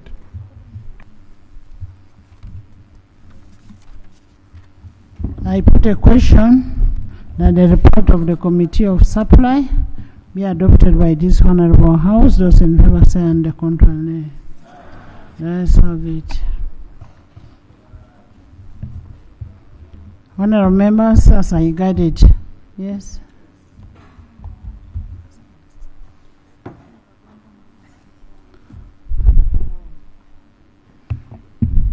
Right Honorable Speaker and members, thank you very much for the support. And Right Honorable Speaker, allow me on behalf of the committee to raise a very important matter for members to take note. Because while we have finished this exercise, we are in the budgeting process. Ministerial policy statements have been laid and we shall be processing the budget. One of our biggest concerns is that the committees, the sector committees, should do enough work to make sure that when the entities appear, you scrutinize the work plans, the procurement plans, the recruitment plans. By the time you appear before the budget committee, you have exercised your mandate to make sure that these gaps in planning and budgeting are sorted. It is very bad to find that we are dealing with wage shortfalls when actually we could have actually dealt with it in that process. So our appeal as a budget committee is that the sector committee should help us further scrutinize. The budgets that do not have work plans should not be entertained so that we make our work easier going forward. Thank you. Honorable members, I want to refer you to Rule 146, the policy statements. Each minister responsible for a vote or a ministry or the head responsible for a vote shall by 15th day of March submit to Parliament a policy statement for the preceding financial year for the ministry or a vote. And it gives you what is required when you are making analysis of of your report. What should be provided for by the ministry or by the vote holder when they are presenting the policy statement. So you need to work along with the rules that are provided for. And honorable ministers, as I guided before, that we need these reports.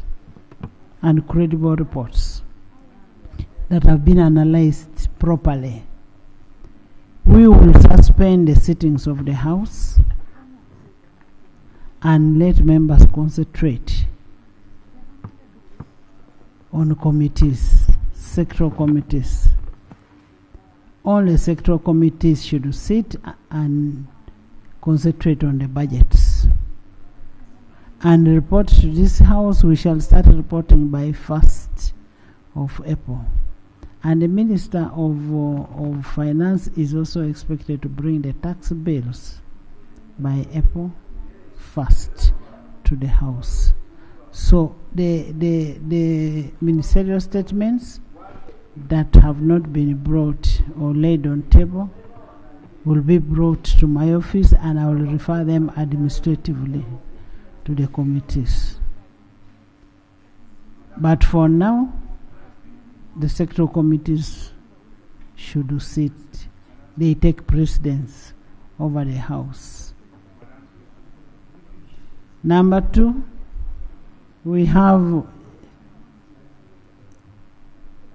the alternative statement, as I guided in my statement, that it will be referred administratively for it to be looked alongside with the government ministerial statements and be brought to the House as a whole report. So you'll bring and we'll send it to the committees. 3, we have a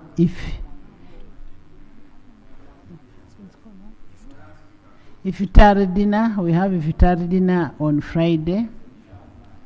Here, all the members are invited to join our Muslim brothers and sisters for the dinner on Friday.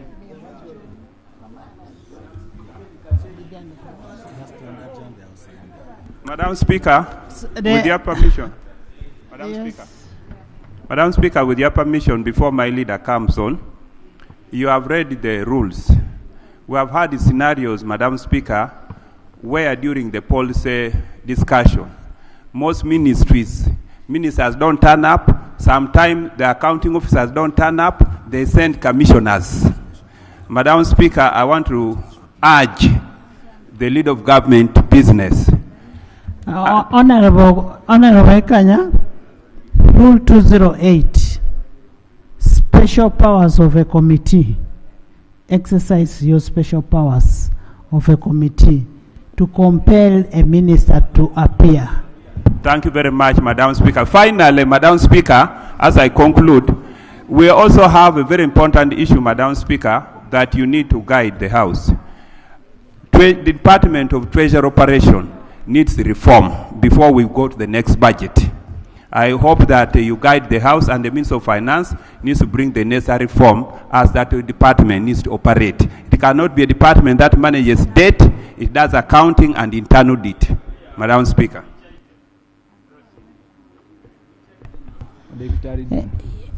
You want me to do micromanagement? Madam Speaker, we are not requesting you to do micromanagement, but we are just putting the...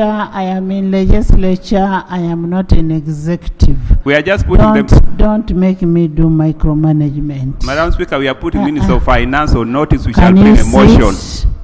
Can you sit? Okay. Yes.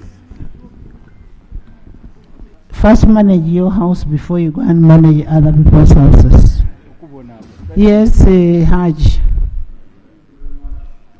Right Honourable Speaker, for inviting colleagues to the iftar dinner on Friday. I want to inform colleagues that the iftar will begin at exactly 5 p.m. In the parking yard, and it is being hosted by the Speaker to all Muslims and friends of Muslims. So it's important that we keep time. Make sure the caucus ends before 6, because we really want all of you to come here. Right Honourable Speaker, we look forward to receiving our colleagues on that day, on Friday, inshallah. Assalamu alaikum. Alaikum salam. Thank you, Right Honorable Speaker. I just want to request Honorable Gwanga to come and clear the answer, because he said he signed the contract. He does not have powers to sign. He does not have powers to sign the Attorney contract. General.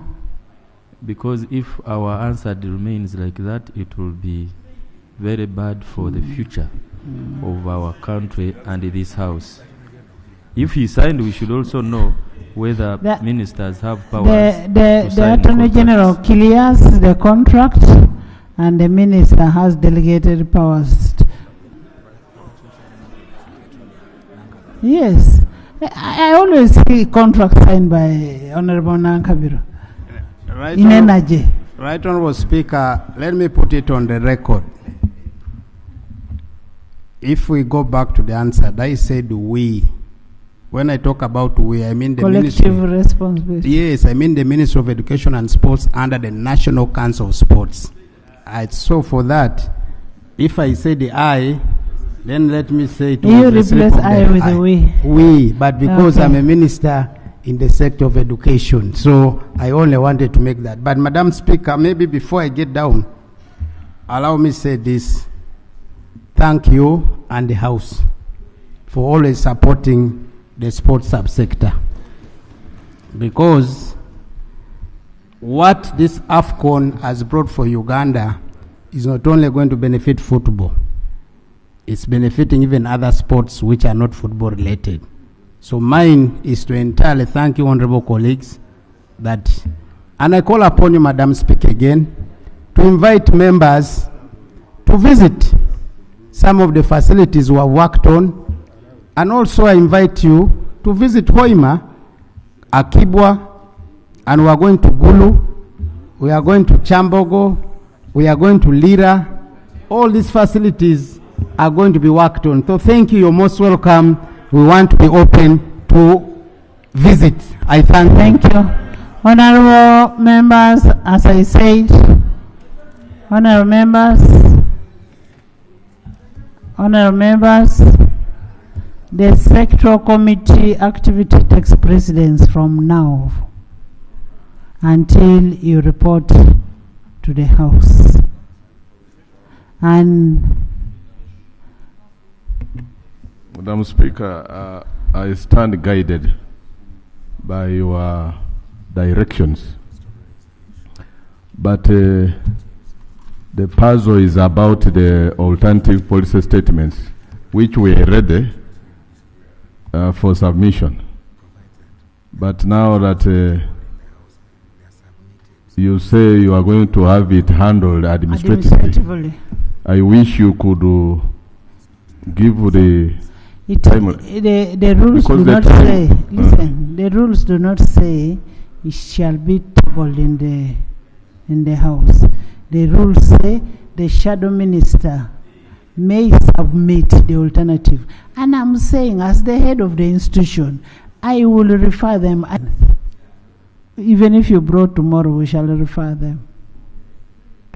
Much obliged. Thank you. The House is adjourned Sunday.